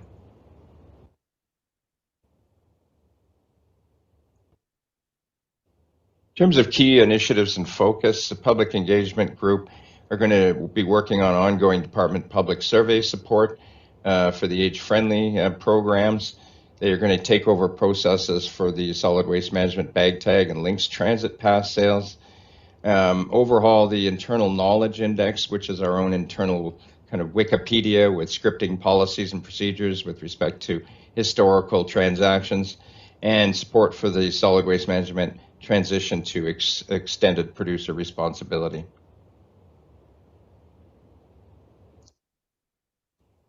Communication and events will be focusing in 2024 on supporting the development of the new 10-year housing strategy, the continued communication, engagement, and events to support council and the warden, execute communication events and requirements for the Simcoe Village redevelopment project as that progresses, support events to the building up campaign strategies, which we've been talking about, manage and mitigate corporate and political issues within the media, social media, and stakeholders as they may arise, provide capital investment project supports for departments such as housing and paramedic services in the development of their new facilities, and lead the redevelopment and launch of the new simcoe.ca websites. Marketing and creative services in 2024 will be focusing on the recruitment and retention ongoing supports for various departments in the corporation, the age-friendly initiatives and the accreditation support for long-term care and senior services, the Simcoe Village redevelopment ongoing support, the Made in Simcoe support for the economic development campaigns, and investment in paramedicine support and peer support, and directing consumer marketing investment opportunities related to economic development in the airport and other opportunities for the corporation. Experience Simcoe County will be focusing on supporting the tourism sector as we continue to recover from the pandemic, and focus on the Culture and Sport Enhancement Fund, strong operator support and partnerships through cooperative funding, regional itineraries and marketing, support for operators through multimedia marketing campaigns. We are developing a Simcoe County craft beverage experience document and the UNESCO Geopark for the South Georgian Bay project, and will continue to enhance and develop outdoor agri-tourism and culture opportunities across the region. Simcoe County Museum in 2024 will continue work on the development of the Matthews Transportation Innovation Gallery, including seeking funding grants to support the remainder of that initiative. There are various construction initiatives related to that project to prepare for the main development. We're going to complete the existing HVAC and electrical supply programs, and we're working on the temporary relocation of artifacts to different gallery spaces to deal with the HVAC replacement project, but also prepare for the larger construction project. And they will be completing the 20-year museum plan in 2024, which council will be made aware of.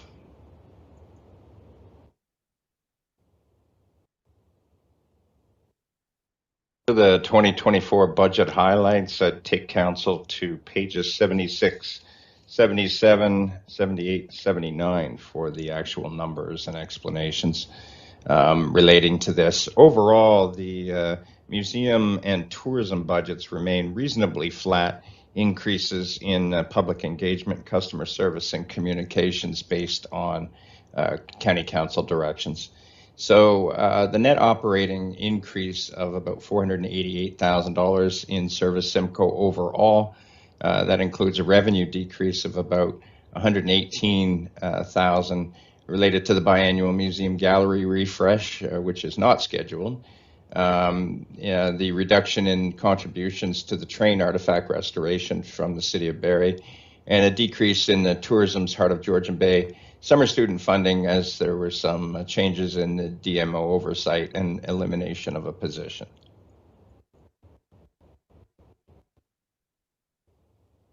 Expenses increased $371,000. Changes are noted within each department as follows. The communications expenses are up $260,000, primarily due to the council directions around the Building Up County Awareness Program around our capital builds and developments and standard salary and benefit increases. The Simcoe County Museum expenses show a decrease actually of about $4,000 Although there are standard salary and benefit increases and scheduled building maintenance and repairs, these were offset by a reduction in the cost of the restoration of the train artifact from the City of Barrie.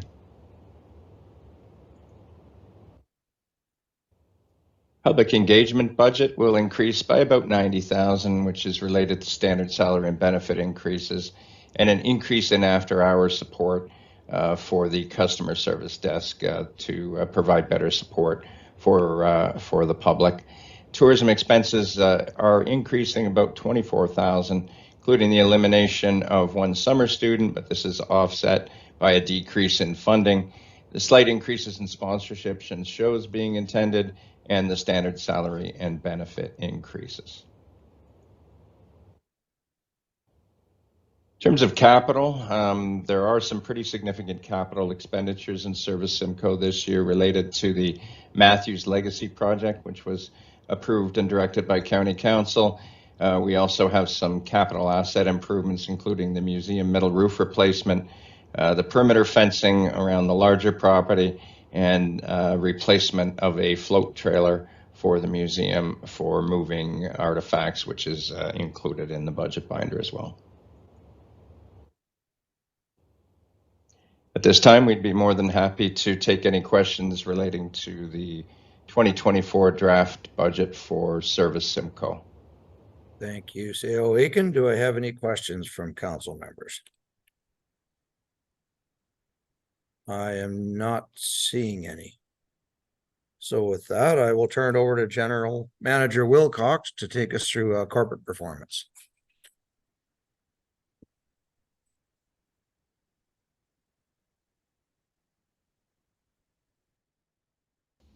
Hello, Council. I will now take you through the Corporate Performance Division budget. There have traditionally been 5 departments in corporate performance. This year's budget includes a proposal to add a People and Inclusivity department, which I will detail in a moment with the department overviews. Finance is led by our Treasurer, Leland Sibic. Human Resources is led by Jane Parr. Information Technology is led by Henry DeJager. Legal Services is led by Zara Walpole. And Procurement, Fleet and Property is led by Don Hipwell. Council, I know you are aware of what our departments do, but for the benefit of those watching, I will quickly provide an overview of each area. First, we have our Finance Department, which covers the standard financial functions such as financial reporting, cash management, tax policy, and administration. Additional areas include audit and risk management, analytics and performance measurement, and of course, budgeting, forecasting, and planning. Asset management is another significant role that has grown while we develop and refine our asset management plans in line with provincial requirements. HR has 5 key areas of focus. The first is our strategic HR business partners, which provides HR support for leaders across the organization, including assisting with all staff-related issues. Second, employee experience. This includes the significant and evolving needs around recruitment, but also ongoing retention and talent management. Third, organizational health and labor relations. Labor relations includes management of the 13 collective agreements we have and the processes around them. Also included is a focus on health, safety, and wellness initiatives and compensation review and administration.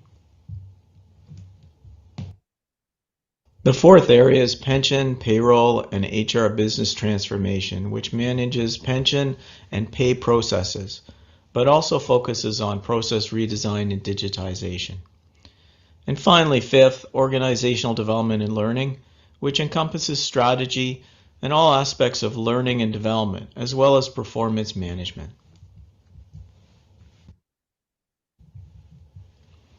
The Information Technology Department is broken into 3 main areas. The first is technical infrastructure. This covers all the devices and technology used to connect employees, applications, and departments in the organization. Security is also a major focus in this area. Next is service delivery. That includes the help desk. That's the team that provides other technical support and training across the organization. This includes the information library system and support to municipal partners. Finally, business applications. This supports the implementation and ongoing technical management of all the business applications used in the county. This includes SAP, which is our enterprise resource planning system. Also SharePoint, our document management system, our business intelligence team, as well as GIS for mapping and specific department applications. Legal services covers several areas. First, overall general legal advice and opinions are available as needed to any department. Then specifics could include contract creation, review and negotiation, or real estate, which would cover land acquisition, sales, and development agreements. Litigation includes non-insurance cases at the various levels of the court, Ontario Land Tribunal hearings and appeals, or others such as Human Rights Commission, but does not include employment and labor law, which is served by outside counsel specialized in this area. Social housing legal matters include programs related to home ownership, renovation, and second suite mortgages, and the agreements and documents that relate to those programs. This has been a demonstrated beneficial service to program participants. PF&P, or Procurement, Fleet and Property, spans a broad range of services in 5 different areas. Procurement handles hundreds of procurement processes and contracts that cover everything from office supplies to road construction and heavy equipment. The Sustainable Operations team focuses on several areas including energy procurement and efficiency, monitoring thousands of utility bills annually for savings, and equipment retrofit opportunities. They also champion the Corporate Climate Action Plan. Fleet and Asset Management covers the planned and unplanned maintenance of all the county's vehicles, including ambulances, buses, trucks, road equipment, etc. They also oversee all vehicle licensing, accident investigations, and related insurance claims, as well as monitoring and tracking the county's furniture and equipment inventory. Maintenance and Facility Services covers planned and unplanned property maintenance and asset management work that's done on over 40 facilities spread across the county and answer thousands of service request tickets annually. Real Estate and Lease Administration oversees 100+ property files annually, including negotiations, acquisitions, or dispositions, and administers over 200 leases we have within our facilities. The county is both a landlord and a tenant, and our real estate staff administer both aspects. Property development coordination is central support for facility construction, project management, and administration. People and Inclusivity is a proposed new department which will include a manager of people and inclusivity as well as a senior Indigenous Relations advisor. The manager will champion and lead the county's work to educate staff and leaders about the fundamentals of inclusivity and lead development of a corporate strategy to foster an innovative culture. The Senior Indigenous Relations Advisor will lead the Reconciliation Action Plan in consultation with local First Nations, Métis, and Inuit communities. This new department forms part of and is in line with the strategic objective to develop and implement a people and culture plan. It is also hoped that this department can be a resource to member municipalities in these areas. Now I will cover some of the accomplishments of the division this year. Coming out of the pandemic in 2023, this has been a good year with focus on progressing some major initiatives. In 2023, Finance continued the implementation of asset management. The latest plan approved by Council completed the components of our core infrastructure, including an annual reserve contribution in the financial strategy. By year's end this year, we will have completed the fleet and facilities asset inventories, which will be used to update the asset management plan for these assets, including specific life cycle and financial strategies. An updated asset management plan will be provided in 2024. 2023 saw increased reporting requirements in long-term care, which are always magnified 4 times because reporting must be provided for each individual home. A risk management software called ClearRisk was implemented in 2023 to assist risk managers with capturing data that will provide improved analytics and process efficiencies around claims management. Significant progress was made on investigating the potential for an insurance pool that would include member municipalities. The results of the study are expected around year-end.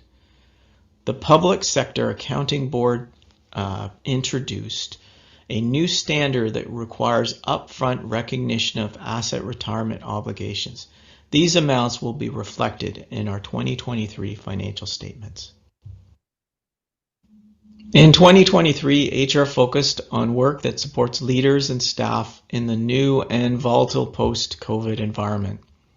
From a leadership education standpoint, HR provided both the standard leadership development programs of Aspire and Inspire, and offered 2 new programs, Critical Conversations and Critical Accountability, which focus on performance coaching and accountability for leaders and people aspiring to be leaders. From a post-COVID response, the focus for health, safety, and wellness moved to creating robust respiratory policies to ensure staff safety related to all respiratory illnesses. We have also continued an emphasis on providing psychological support and returning to traditional safety programs to reduce WSIB. Both leaders and staff required more support related to psychological health and safety in workplace conflict. HR business partners supporting our operational areas worked through more conflict resolution and investigations than ever before. Continuing with HR, labor relations was also different and volatile this year. We were able to successfully negotiate agreements with paramedics and our staff in social housing. This fall, HR is negotiating with CUPE and is currently negotiating the first contract with OPSU at Georgian Manor. Significant administration and communication was focused on the transition to the new benefits provider, Manulife. This also resulted in some cost reductions. OMERS, unfortunately, has a very manual administrative process, so the change to offer pension benefits to non-full-time staff has had a significant impact on us. A new initiative kicked off in 2023 was to provide inclusive cultural education and Indigenous relations to our leaders and other key staff. In 2023, IT continued to expand corporate use of SAP by deploying new employee and manager applications. Data and analytic products have also been delivered on a new business intelligence platform, including solutions to support homelessness across the county. The first part of a new scheduling tool project was rolled out at Trillium Manor, which greatly streamlined the process. Also, many of our external websites have been relaunched on a new content management platform. As is done periodically, orthophotography imagery of the county was completed this year, with the resolution now to 10 centimeters. The digital records program continued to expand across all departments, and new GIS tools were added to connect web products with other data sources to enable business intelligence systems.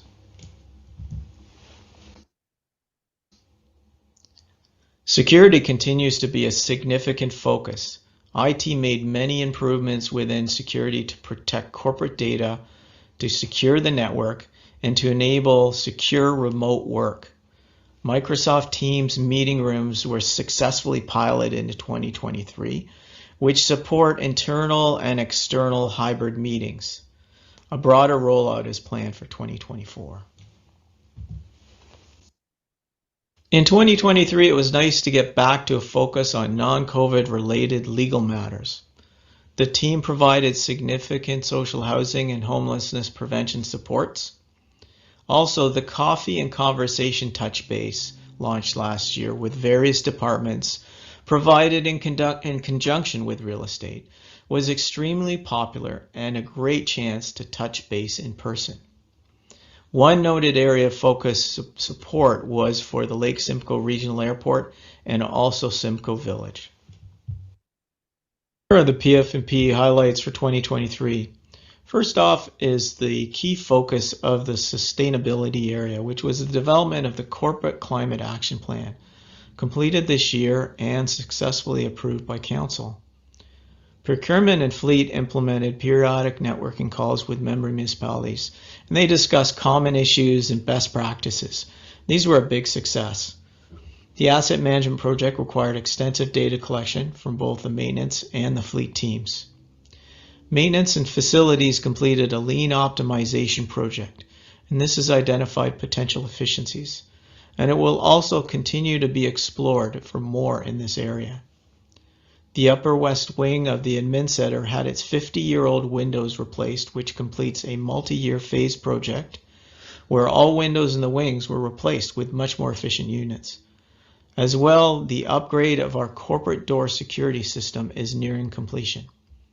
In real estate, there were successful land purchases completed for future Springwater and Tay paramedic facilities. Planning and development supported facility projects included the Simcoe Village campus, Georgian Village 16-bed addition, as well as construction of the paramedic station in Bradford, and ongoing planning for various paramedic facilities. As well, the museum electrical and HVAC upgrade and museum addition and the archives renovation. Now I will walk through the 2024 key initiatives for each department. In 2024, Finance will see new focus on the updated asset management plan, also budget system improvements, and completion of the insurance pool investigation.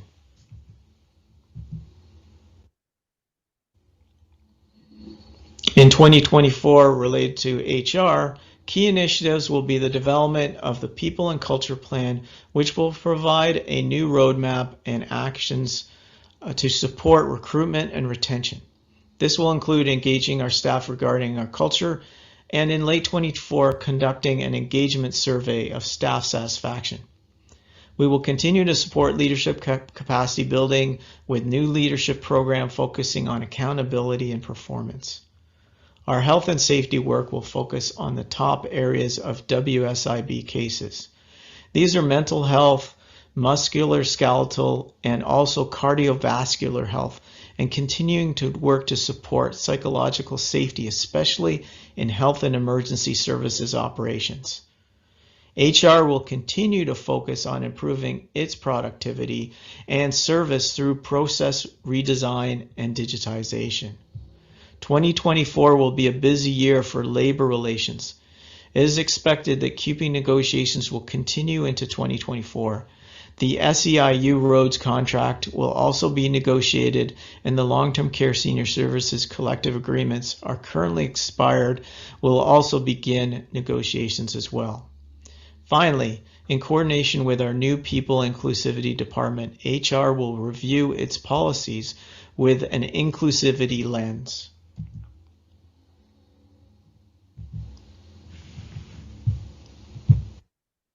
2024 key legal services initiatives will include the ongoing support for social housing, long-term care, and the Lake Simcoe Regional Airport strategic areas. We will also undergo reviews to streamline and simplify several complex legal transactions. As far as contract administration, this is an area of risk and opportunity. So a legal learning program will be offered in conjunction with procurement to all staff potentially involved in contracts. Legal will also support the rollout of the new risk management software.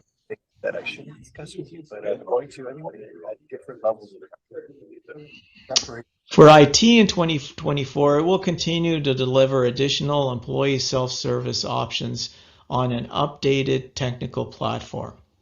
Our corporate website, simcoe.ca, will be relaunched on the new content management platform. Service Simcoe call center software will be updated to a modern customer relationship management platform. Also, the collection of updated aerial imagery of the county will also be delivered in 2024.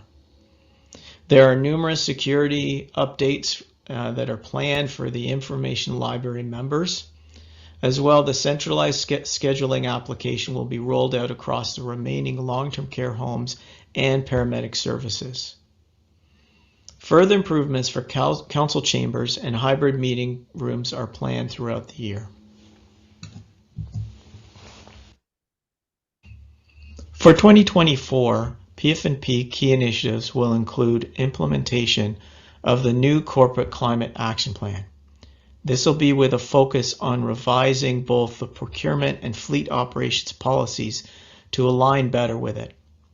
The facilities and fleet teams will finalize the data collection for the asset management system project, as well as complete the door security upgrade. Further review will be undertaken of maintenance optimization to better facilitate future growth. The real estate team continues its search for land to fulfill the paramedic services facility plan.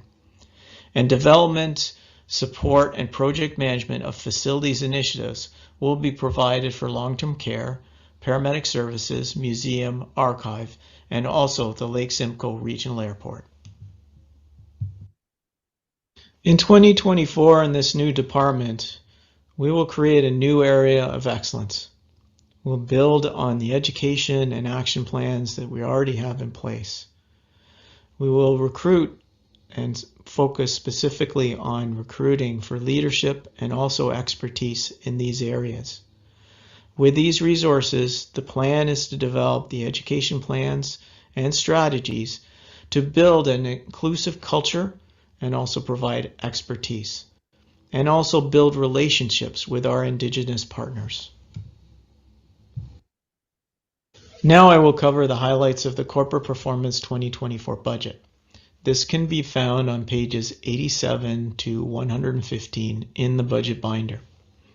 I'm going to speak to the division view first, and then I have specific items to highlight for each department. Looking at the overall division view, you can see we have a small increase in revenue associated with higher miscellaneous recoveries from IT and HR. These are offset by lower transfer from reserve related to one-time funding for the library that was included in 2023 and not required in 2024. Total expenses are increasing by 9.8%, mainly due to three areas. Salary and benefits have increased 7.5%. This includes standard salary and benefit increases as well as additional FTE changes. FTE additions include positions for the new People and Inclusivity Department, as well as 5 positions to manage increased support needs and statutory requirements. One of the positions is funded by capital, which reduces the net county impact for the additional staff to $685,000. Excluding FTE changes, the increase to salary and benefits would be 2.7%.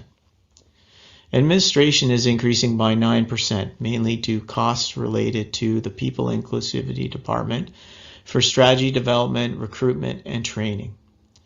Cost of service delivery has increased 19% due to significant increases in software costs, as well as additional security monitoring and prevention measures. Now I will cover specific highlights for each department.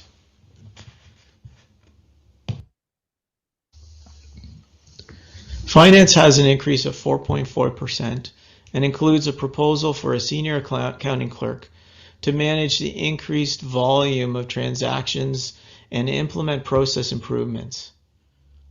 HR is increasing 6.5% and includes a requested OMERS payroll resource as well as standard salary and benefit increases.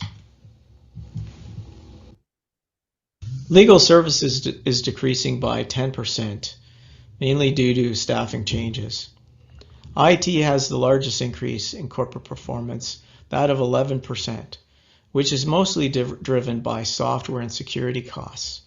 There are higher costs for cloud solutions and new applications, and significant costs for network security monitoring and improvements to ensure that we don't have network interruptions. There is also included a request for a business system analyst, which will offset the need for additional IT consulting while ensuring corporate knowledge is retained. PF&P is increasing by 4.8%. This increase includes additional maintenance worker, standard salary and benefit increases, as well as utility costs, which are trending higher. The construction project supervisor supports facilities projects, so is covered by capital. As I previously outlined, this is a new department added to the corporate performance team. It will develop and implement strategies, programs, and policies in alignment with the county's People and Culture Plan. This includes equity, diversity, and inclusion, and Indigenous relations initiatives. The expenses include 2 new positions and costs related to development of corporate strategy and education plans for 2024, the total of which is $599,000 for this department. There is a $3.5 million capital program proposed for corporate performance in 2024. The highlights of which include the customer relationship management software, which will streamline and enhance customer service. There's also IT infrastructure improvements, mainly focused around security enhancements and network equipment. There's also the continuation of the SAP upgrade. This has been a multi-year project, and next year includes core functionality and increased analytics and capabilities. There's also administration components, administration center components. These are in line with the asset management plan. There's a renovation of HR space, which will refresh the reception area into a more inviting space for prospective and current employees, also promoting a good first impression for visitors. As well, the office reconfiguration will better use the space after paper files have been moved out. And a maintenance vehicle for the added staff is proposed that this will be a fully electric model in line with our climate action plan. Now I will briefly outline the general municipal area. This can be found on pages 116 to 121.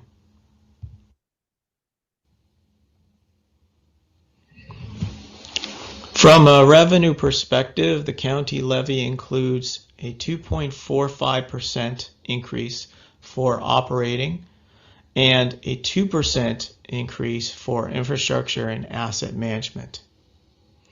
The growth for property assets and additions and supplementary taxes is estimated using a 5-year average. And just to note, this does not impact current taxpayers. Miscellaneous income is expected to be higher, mainly due to higher investment income due to the interest rate environment. And transfers from reserves is lower because the 2023 budget includes transfers to fund various operational needs and pandemic pressures.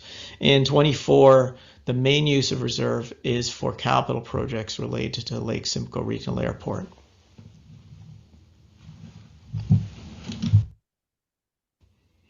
For expenses, salary and benefits reflect an adjustment that was made in 2023 resulting from changes to benefit providers. The savings are allocated now to individual departments in 2024. Administration costs are higher by approximately 2% related to MPAC increases and adjustment for ongoing operating needs. That are also partially offset by lower tax write-offs based on the 5-year average. Cost of service delivery is higher, and this is for the contribution to the Lake Simcoe Regional Airport for operations and capital projects. Also included in general municipal is the transfer to reserve that covers the Simcoe Hospital Alliance, future post-secondary needs, age-friendly grant, hospital alliance, an allocation of 1% for strategic land purchases, and transfer to roads reserve for the asset management plan funding strategy.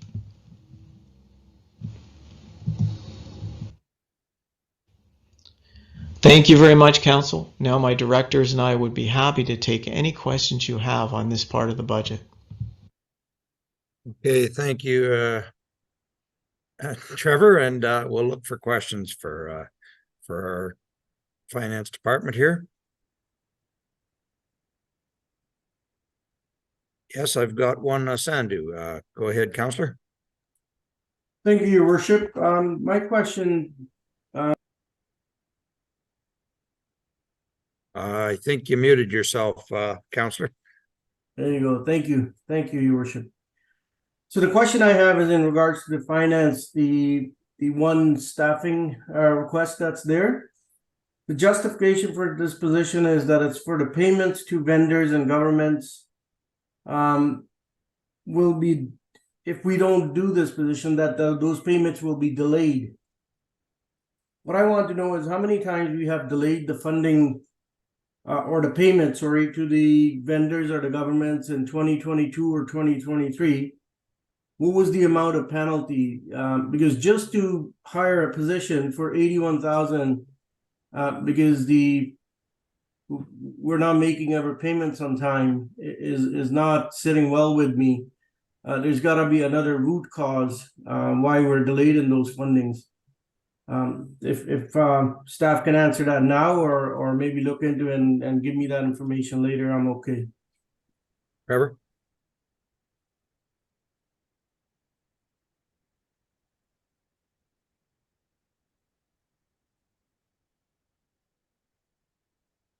I think you're muted too, either now or if you can later during your wrap up.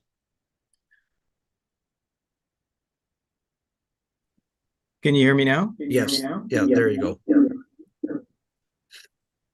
Sorry, just one second.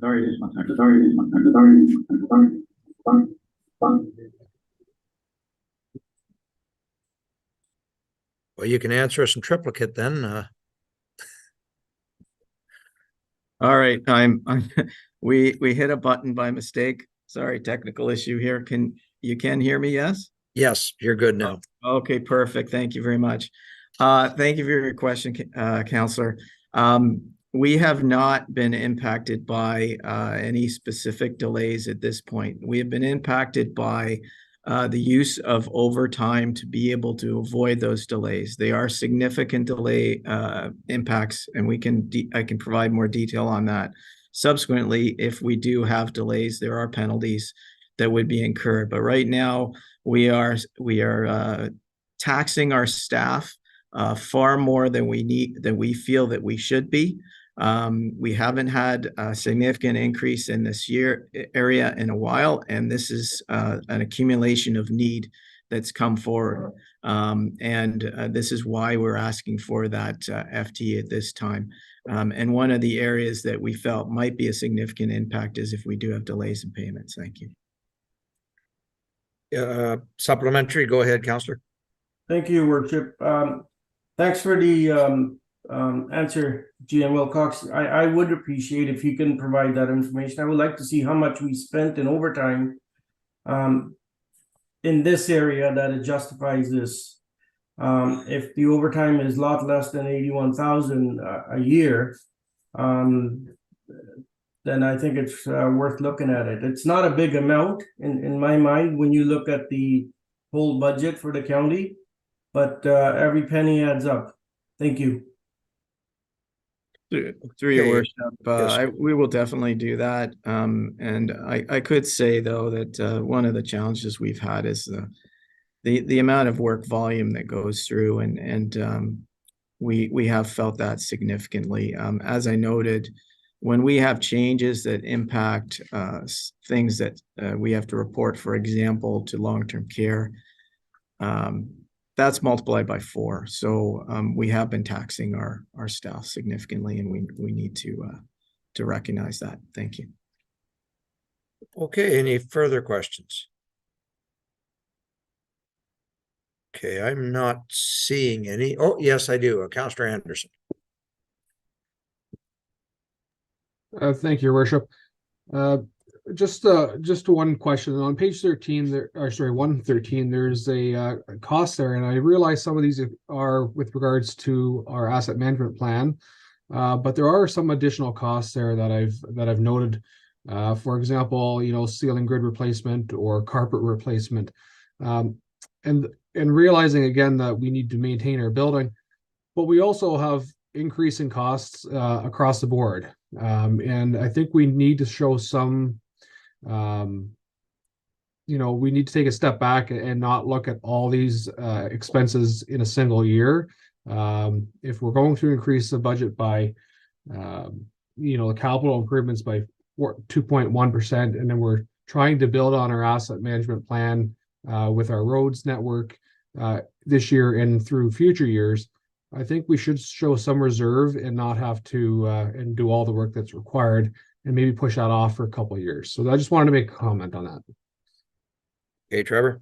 Thank you very much, through your worship, Councillor. Absolutely. We'll take that back and review with an eye to things that could possibly be delayed. I will say we did do that last year. And so there might be a couple of these that we pushed off and we can't push any longer, but I'll bring it back to you with a better explanation of that. Thank you. Okay, and Councillor McDonald. Thank you, Chair Warden. I'm not sure if this is where I asked this, but I'll just ask if I can ask something on the HR renovation. Is this where I would ask it, Trevor? Okay, so I would just like to see if this could be looked at, because I recognize that that we would like to have a welcoming and supportive and first impressions, but I also believe that where you get that from is welcoming and inclusive experience from smiling staff at the other side of the counter. And I said, and for me, the $5 million, or pardon me, the $500,000. At the end of the day, when the people come in, I believe that they have a friendly service and they're listened to. I believe that that's what they remember, not so much their bricks and mortar. And I don't know if it's something that I need to have more of an artist rendition. So because I think it's lacking a lot of information on that rental there. And I know that if it's staff that's going into the HR, if they have a listening ear and they have someone that is actually smiling at them, and they will have a positive outcome. I do not ever believe that I remember actually what a desk looks like or a room, but if I have a friendly face and I have that, and I know our staff is great, so I think that is being served. But I just think that for $500,000, I'm missing something that is needed. But I do understand about the having space. And also to be having privacy. I do understand that. So I think I need more information, because otherwise I think that I would like to either see this postponed or done in phases for that kind of money. Because I at the end of the day, I just believe that our staff is giving them the service that they want. So I just don't buy into the justification of having a beautiful place like Taj Mahals. You could go into them, if you have bad service, you're going to have a bad outcome. So I would just like to have maybe a little bit more information if I could, please, Trevor. Thank you. Hey, Trevor. Thank you very much, Councillor, through your worship. We did get some question on this. I do have some more detail. I apologize. The explanations in the binder can be sometimes high level. This is a fairly extensive project. One of the things that we're taking advantage of is that we will need to do some HVAC work in this wing. We're bringing it forward a year or two, because if we're going to do this project and we're going to pull down or move things, we may as well get that done. So that's a significant component of this project that's driving up a bit of cost. And there are almost 30 employees sitting in this area, so it is a fairly extensive area. It's not just a few desks. So I will be happy to bring back more detail to identify why the costs are where they're at. I will say also, we did get an estimate for this mid-year last year, and that was when some of the cost increases had hit us significantly. So the consultant that we had pricing this, I think did build in a little bit of room. So maybe we could take down our estimates in terms of that, but we'll look at that and we'll bring back more detail. Thank you. Okay, is there any other, okay, Councillor Compton, go ahead, Jack. Thank you, Your Worship. I was just wondering through you to the manager, just to maybe clarify or just expand a bit about the Indigenous relations position, because there are key areas that may be required. I guess I'm not quite sure what the plans are, but there's the issue on duty to consult, developing protocol agreements, as well as just general awareness of Indigenous culture in our community, and such a vast expansion of off reserve versus reserve, including the Métis people that live in Simcoe County. And I would imagine there's, I guess, statistics for that. But in terms of the overall plan for this position, can you clarify just maybe how this is going to unfold?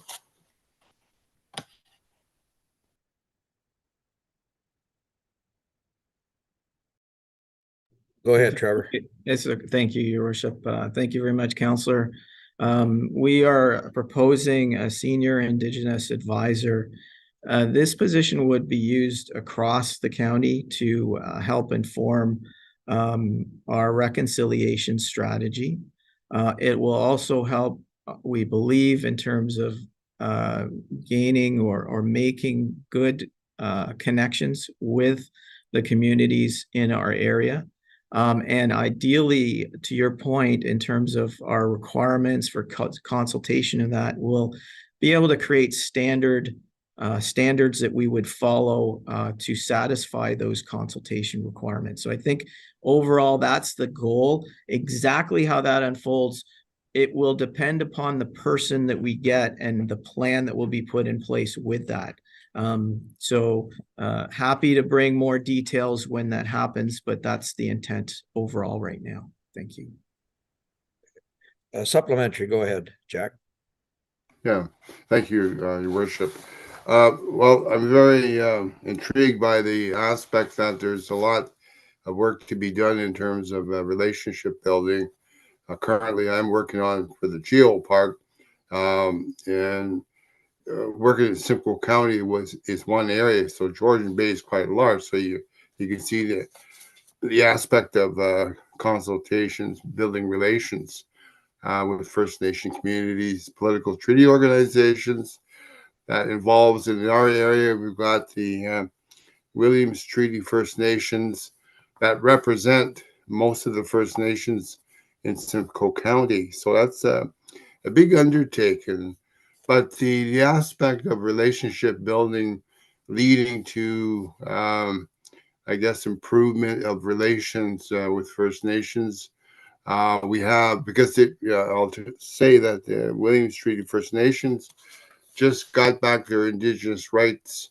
So there's areas that need to be looked at in terms of their traditional territories. I think that's something that needs to be delved into in terms of consultation, and the duty to consult is a big framework that determines that relationship building. So it'll be interesting to see how you put together the job description for this, because I think it's multifaceted in terms of what you want to achieve, whether it's political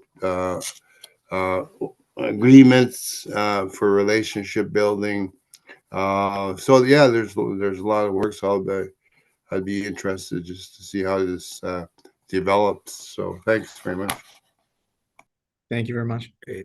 Thank you, Councillor. I'm not seeing any other questions on this section. We do have Treasurer Leland will be giving us a consolidated view, and then I'll take some general questions. I think I had a few come in on our reserve fund, so maybe we'll let Leland go ahead with the live portion, and then we'll do our wrap up.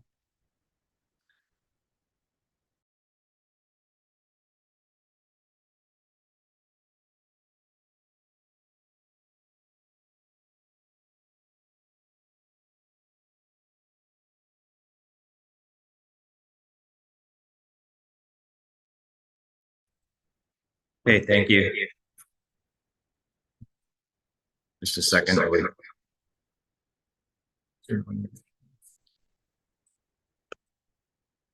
Can you hear me okay? Yes, you're good. Thank you. First, I'll go through a number of the changes from a material perspective on the levy as well as the revenue expenditures, talk about the major changes in that area from budget to budget, and speak specifically about the reserves and debt, and then we'll have some closing thoughts. This first slide shows the overall levy budget, which is also included in the book. It begins with what was approved in 23 with the levy. It's adjusted for the year-end assessment roll, return roll, and then 196 million is used to calculate the 23 taxes, which was used back in March. We then add on estimate of growth, and this is based on a 5-year trend or average of $3.9 million at 2%. Factor in the 2.45% increase for funding operating balance increases of 4.9, and then 2% for capital or asset management funding. This equates to another $209 million, which will be used to calculate the 2024 tax rate bylaw and levy estimate. The next item is supplementary taxes, which again, we use 5-year trend. That is $3.8 million, as I said, based on historical trends. And this equates to the overall levy budget of $213 million, which is included in the income statement in the budget book. Combination of the 2.45 and the 2% infrastructure, asset management, as well as operating equates to 1286 increase on per $100,000 in assessment. The next slide shows the overall revenue changes equaling $41 million. And the majority of this is related to subsidies. And I'll go through a few of the major areas where the subsidies increased. The total is $33 million. Paramedics, for example, increased in approximately $2 million. And this is related to, based on the 2023 budget, 50% of that is funded by the province. There was adjustments in long-term care for the direct care hours in the provincial target of that. And it also included was allied health professionals, including nurse practitioners, social workers, equaling 5.8 million. In children's services, the Canada-wide early learning program equaled approximately $3 million, which was addition to the subsidy budget. In community services, as mentioned earlier today, the homelessness prevention program funding of almost $10 million. And then in social nonprofit, there was a Canada-Ontario Community Housing Initiative, as well as the Ontario Priorities Initiative of $2.5 million in subsidies was added. As well as transportation and engineering, the Canada Community Building Fund, formerly the gas tax, that we've added to almost $2 million. And as mentioned earlier as well, the Circular Materials Ontario program has increased by $8.5 million, and this is related to the producer responsibility funding. The levy, which I talked about at 12.3, that's a budget to budget variance. In service partners, 2.7, and this is based on the municipal services agreement with the cities of Barrie and Aurelia. In user fees, there's a number of small variances between each of the departments, but the majority of this increase is related to the Aurelia and the Bradford housing projects and the rental revenues. In miscellaneous income, there's a reduction of $2.9 million. The majority of the reduction is related to solid waste management. And as I mentioned, the producer responsibility and Blue Box program and commingled recyclable materials are no longer recognized by the county as a revenue source, and it has changed to that subsidy from the Circular's material Imperial. Transfers to reserve are down $6.2 million. And the majority of this is related to the pandemic and other operational use of reserves in 2023 that is reduced in 2024.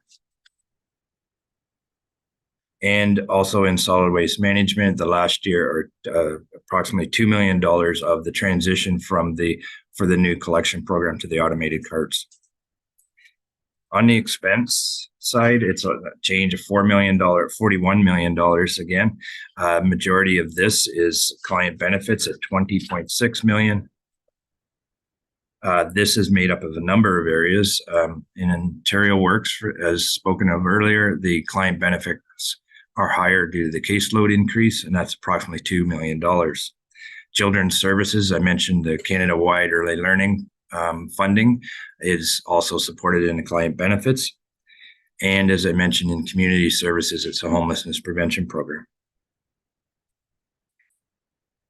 The next item is salaries and benefits, 16.3.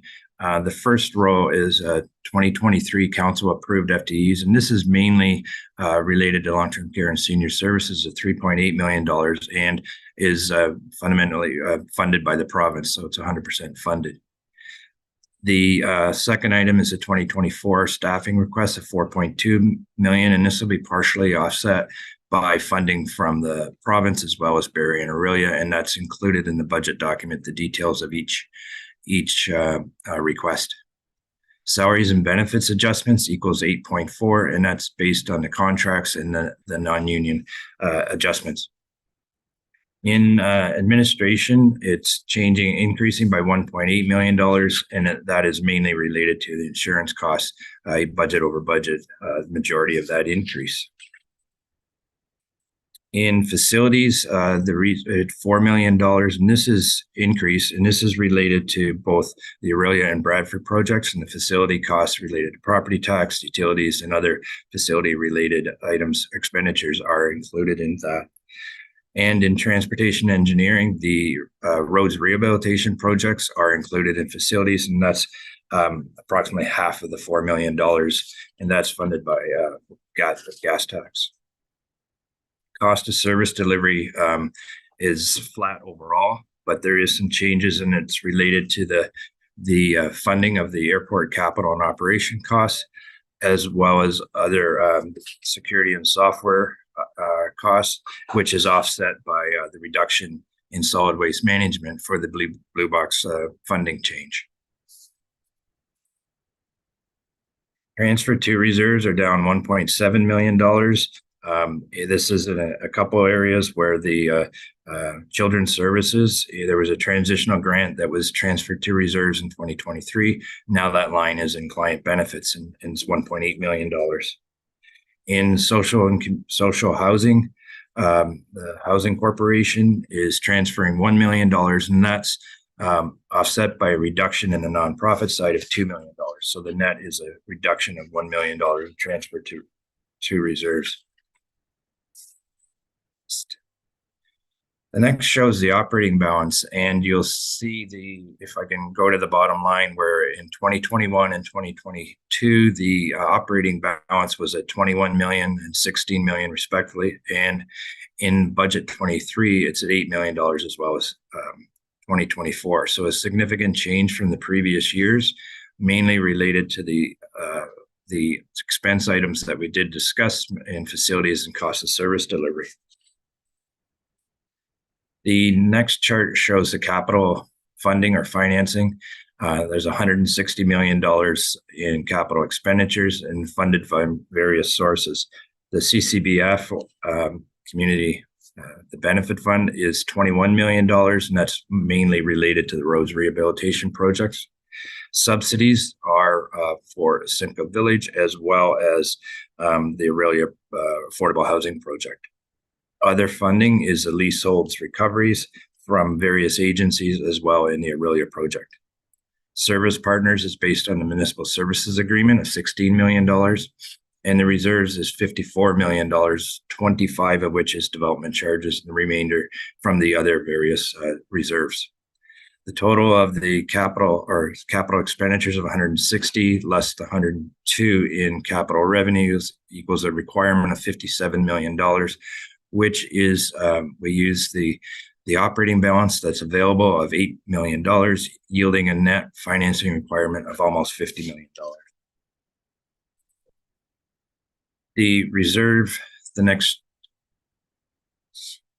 slide. The reserve balances, this shows the uncommitted balances from 23 as well as the 24 balances. As you can see, the reserves are depleting between over year. These balances have notionally been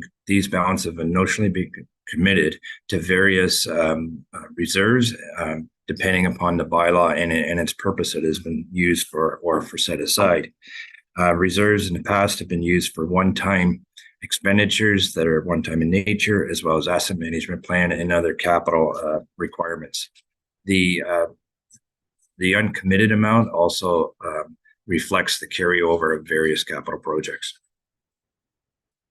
The next slide shows the debt financing. Overall, the year-end 2024 estimated debt balance is $63 million, with $6 million in principal and interest has been applied to the external debt, and that's for debentures that we have with Infrastructure Ontario, and there's social housing debt as well. The unfinanced and internal financing, which is under unfinanced capital, it's increased to $224 million. Unfinanced capital repayments in the budget are almost $8 million. And we also show the development charge is slightly increased year over year to $15.8 million in debt financing. With that, I'll turn it back to Trevor. Okay, I think everybody can hear me. Trevor, anything to add for a wrap up, and then we'll open it up to the floor. I do have a few slides. Turn your volume off and mute.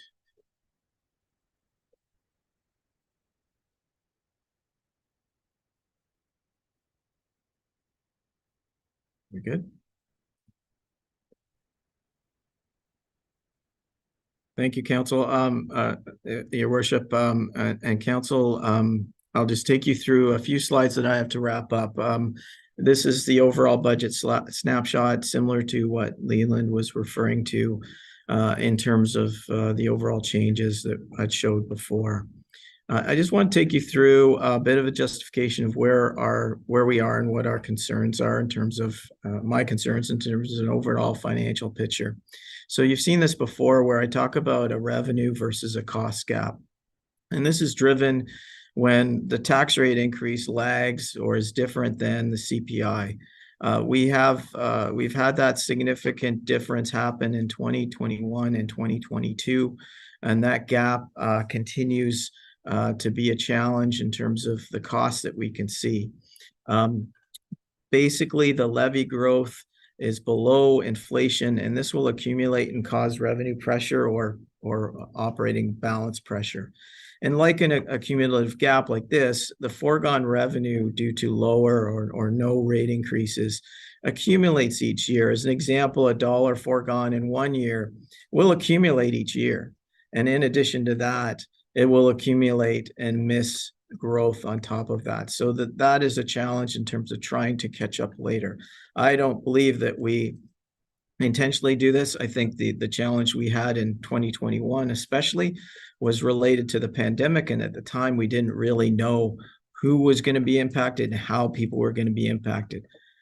Frankly, if I look back now with hindsight, I don't think I would recommend what we did. A 0% increase really didn't help the people that were affected by the pandemic. The people that were affected were the people that didn't own homes, were waiters and waitresses, or the Main Street businesses that had to shut down and things like that. So there were certainly specific industries that got impacted, but overall it was not quite the same.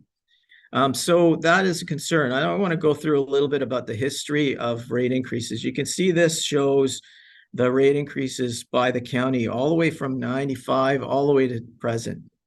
Way back in the late 90s, We had some consolidation, but we didn't have a lot of rate increases. We hit the mark later on. So at that point, when you look at versus inflation, we did have a bit of a gap accumulating then as well. So what happened is we had 0 increases combined with inflation, and then that can be a challenge.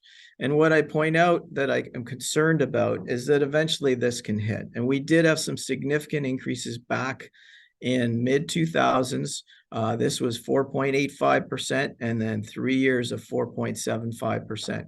So there was some catch up needed there. And my concern as your financial guider is that we try to avoid needing to do that in the future. This is our 5-year trend. Leland had pointed out in his operating balance view that it showed that, but I wanted to clarify a little bit. And to Councillor Leduc's point about the levy, yes, there is a total dollar amount for the levy, and that includes growth. So you can see the total levy growth here, 2020, 3.9%, 2022, 2%, because there was a property tax increase as a component of that in 2020 of 2%, but 0 in 21, and then we have our others here. At the same time, this impacted our revenue growth, but our revenue growth has lagged behind expense growth. You can see expense growth has, especially in 21 and 22, well outstripped the growth that we've seen in revenue. What that causes is really pressure or compression within the operating balance. So I show here that we've really gone down because the revenue and county levy has grown slower than inflation-driven expenses. Our operating balance has gone from what I call the green zone of 20 plus million down through to the red zone, which I classify as less than $10 million. We need that to at least fund the short-term capital because it's things like that that we don't want to borrow for. I do want to address affordability too, because that was raised as an issue in terms of our rate increase. And I thank Councillor Sandu for his question. In one of these veins, he asked about what does the rate increase represent, 1%. And I looked at it from 2 perspectives. So from a county perspective, 1% tax rate increase represents $2 million in revenue. That's from our perspective in terms of covering expenses. But really, we got to look at it from a resident's perspective as well. This cost increase would be $2.89 per year per $100,000 of value. So for the average home assessed at $400,000, that would equate to an increase of $11.56. At the full 4.45% increase, that is a $51.44 increase on the annual tax bill for a $400,000 property. Now, I'm not saying this is trivial, and I don't want to trivialize that because there's expenses going up all around. However, the magnitude of this is not really of an unaffordability compared to other increases. So I want to say in terms of that. In comparison, 2016, it's very interesting to note. Back then, 1% represented $1.4 million of revenue. And then it cost $3 per $100,000, which was really kind of more impactful to residents. So the resident base increases are actually improving our tax impacts.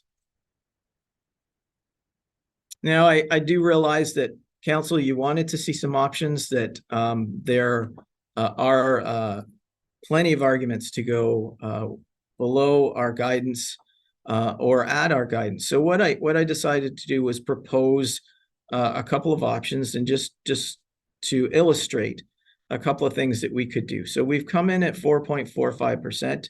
If you did allow us to go closer to the guidance, that would be we're suggesting we could add another 0.5% back. That would represent $1 million. What would we do with that? A few things specifically, and then overall. So a couple of things. There was roads maintenance projects that have been deferred. There was a resource in HR that has been eliminated, and there was a few PSW hours, small amounts, but that were paused for the moment. And ideally, I would also use that to help improve the operating balance view. If, on the other hand, you wanted to look at a decrease, say to get under the 4% mark, then where would we look to do that? Well, there's two real broad areas to look at. One is on the revenue side. So there are fees and charges that we could look at adjusting in terms of looking at those. And then we've spoken to some of the subsidies or reserves that are being used. So we are subsidizing some costs. There's reserve transfers that can be used. And there's also levels of service that we can actually address as well. So depending upon the desires of council, we could look at those areas. So I just wanted to put that out there. So in summary, as I said before, overall, the county remains in a bit of a constrained position because of previous and current inflationary impacts.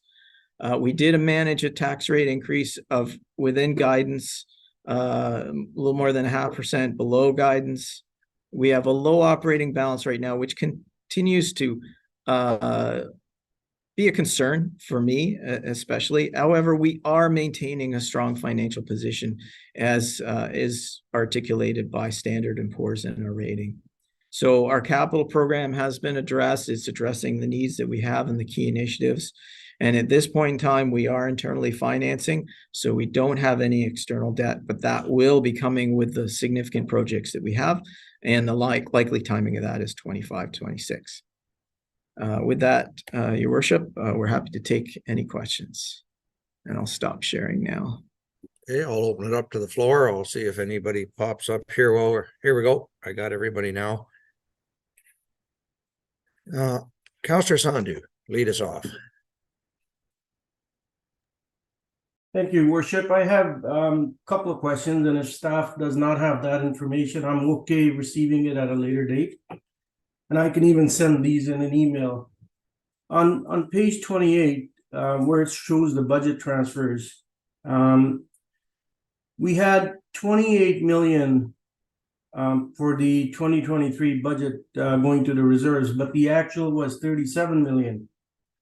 That's a delta of $9 million. I just wanted to know where that 9 million came from that went into the reserves, and if there is, depending on what it is that something that can be utilized to offset some of the tax levy that's going to happen in 2024? That is one question. Do you want me to ask all my questions now, Your Worship, or one by one? I have few. I will let Trevor. Do you want to do them one by one, or just take them all? It depends how many. It's up to you, Your Worship. Well, go ahead on that one then, Trevor. Okay, on that one, I think it's a quick answer. The difference is there is also reserves being used for capital. On that page, it doesn't show that. It shows the operating, so we could point you to a different area in the budget where it's shown the total amount. Thank you. I would appreciate that if you can, please. Okay. And then the other thing is that I'm very thankful that you responded to my email and my questions. I'm still a bit confused. Our number of households from 2023 to 2024 is jumping by 5,000, which is close to a 10% increase in the properties that are increasing. Yet when we budget, we're only budgeting 2% of the properties that MPAC puts up. That's an 8% of delta, and that the way I feel is we're leaving a huge amount of revenue that we should be realizing. That's where I was a bit confused about that. If you want to answer, please. Trevor. I'm gonna ask the treasurer to address this. It's okay if you just use your mic. I'll mute this.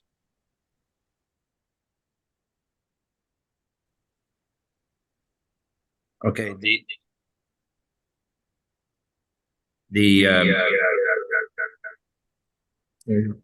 just had to turn off my speaker, so you have to turn on the speaker. Okay.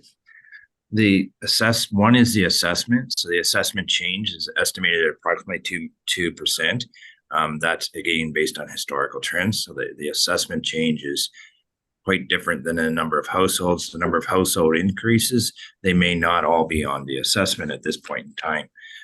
We do an estimate based on the census, the 21 census, as well for the household counts. So there's two different components that reflect that. Does that answer the question? Follow up, Your Worship?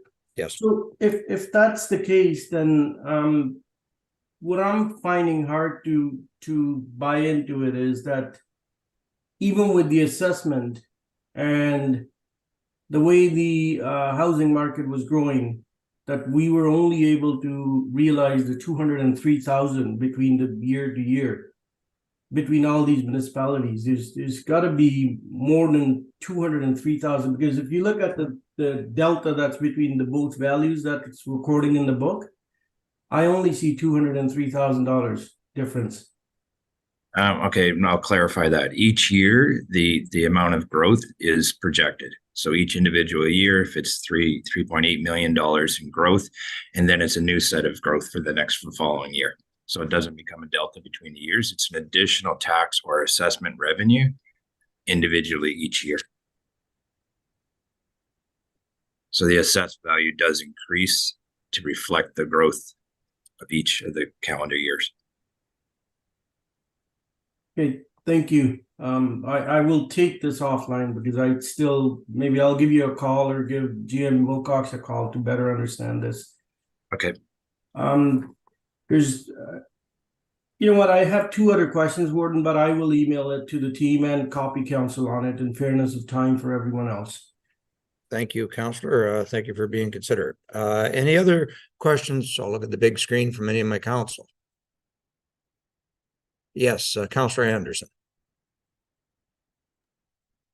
Thank you, Worship. And I just wanted to make a comment, and I do appreciate Trevor for providing that last slide with regards to a plus 0.5 or plus or minus 5. I think we have to have that larger discussion in November as to what we would like to see as a council. I have stated publicly before that I would like to see that the budget reduced, and that's why I do appreciate that slide being provided to council for consideration. And I would think that if we could make a reduction to get under the 4%, then that would be certainly what I would like to consider. Thank you. Thank you for the comments. Councillor Rose, did I see a card or were you just straightening your desk? Just straightening up by the look of it. Any other questions or comments? Okay, so we will, oh, yes, Councillor Locke. Yeah, thank you, through your worship. I'll second that from what Councillor Anderson has mentioned. I would gladly love for them to go back and if we could possibly get it to the lower number than the higher number, I think everybody would be pleased with that. Just a simple comment. Thank you. We'll look forward to that information when we get back here in November.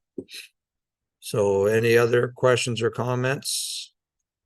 Okay, I'm not seeing any, so I do have a motion here that item CCW 2023-218 dated November 2nd, 2023 regarding the 2024 County of Simcoe draft budget be received, and that the 2024 draft County of Simcoe budget be referred to the regular committee of the whole meeting on November 14th, 2023 for review and recommendations to the November 28th, 2023 session of County Council. So we'll refer the budget, moved by Councillor Locke, second by Councillor Measures.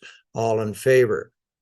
That is carried. So remember to bring your budget binder when we come back to our next meeting. So we have no closed session, but listen, before we get together again, I'd be remiss if I didn't remind everybody a week from Saturday is Remembrance Day. So please get out and buy a poppy. You know, you turn on the news and you see there's war over in Europe and now there's war in the Middle East, and you look outside here and it's wonderful and peaceful. Yes, we do have a few protests happening now and again, but that's our right. And, so often we take our freedom for granted. It's not something any of us earned. It was given to us as a gift by our veterans. So please take time. And I always think of a friend of mine that I used to work with. He was a stone and brick mason. And he would set his alarm. He'd have his poppy on all November, and his alarm would go off at 5 minutes to 11, and he would stop the job site. And he would either turn his radio on if there wasn't 2 minutes of silence, and he would reset his alarm, and he would stand for 2 minutes of silence. And he would make me do the same. And you know how hard it is to quiet me down for 2 minutes. So, you know, to all of us, if we can't make it to our local Legion, do that. Set your alarm. And when it goes off, participate in a moment of silence for our veterans. So with that, I would look for a resolution that the November 2nd, 2023 special budget meeting of the Committee of the Whole be adjourned at 2:39. Moved by Councillor Fowler, second by Councillor McDonald. Yes, I see a yellow card. Jack, did you have a question? Oh, you're still muted, Jack.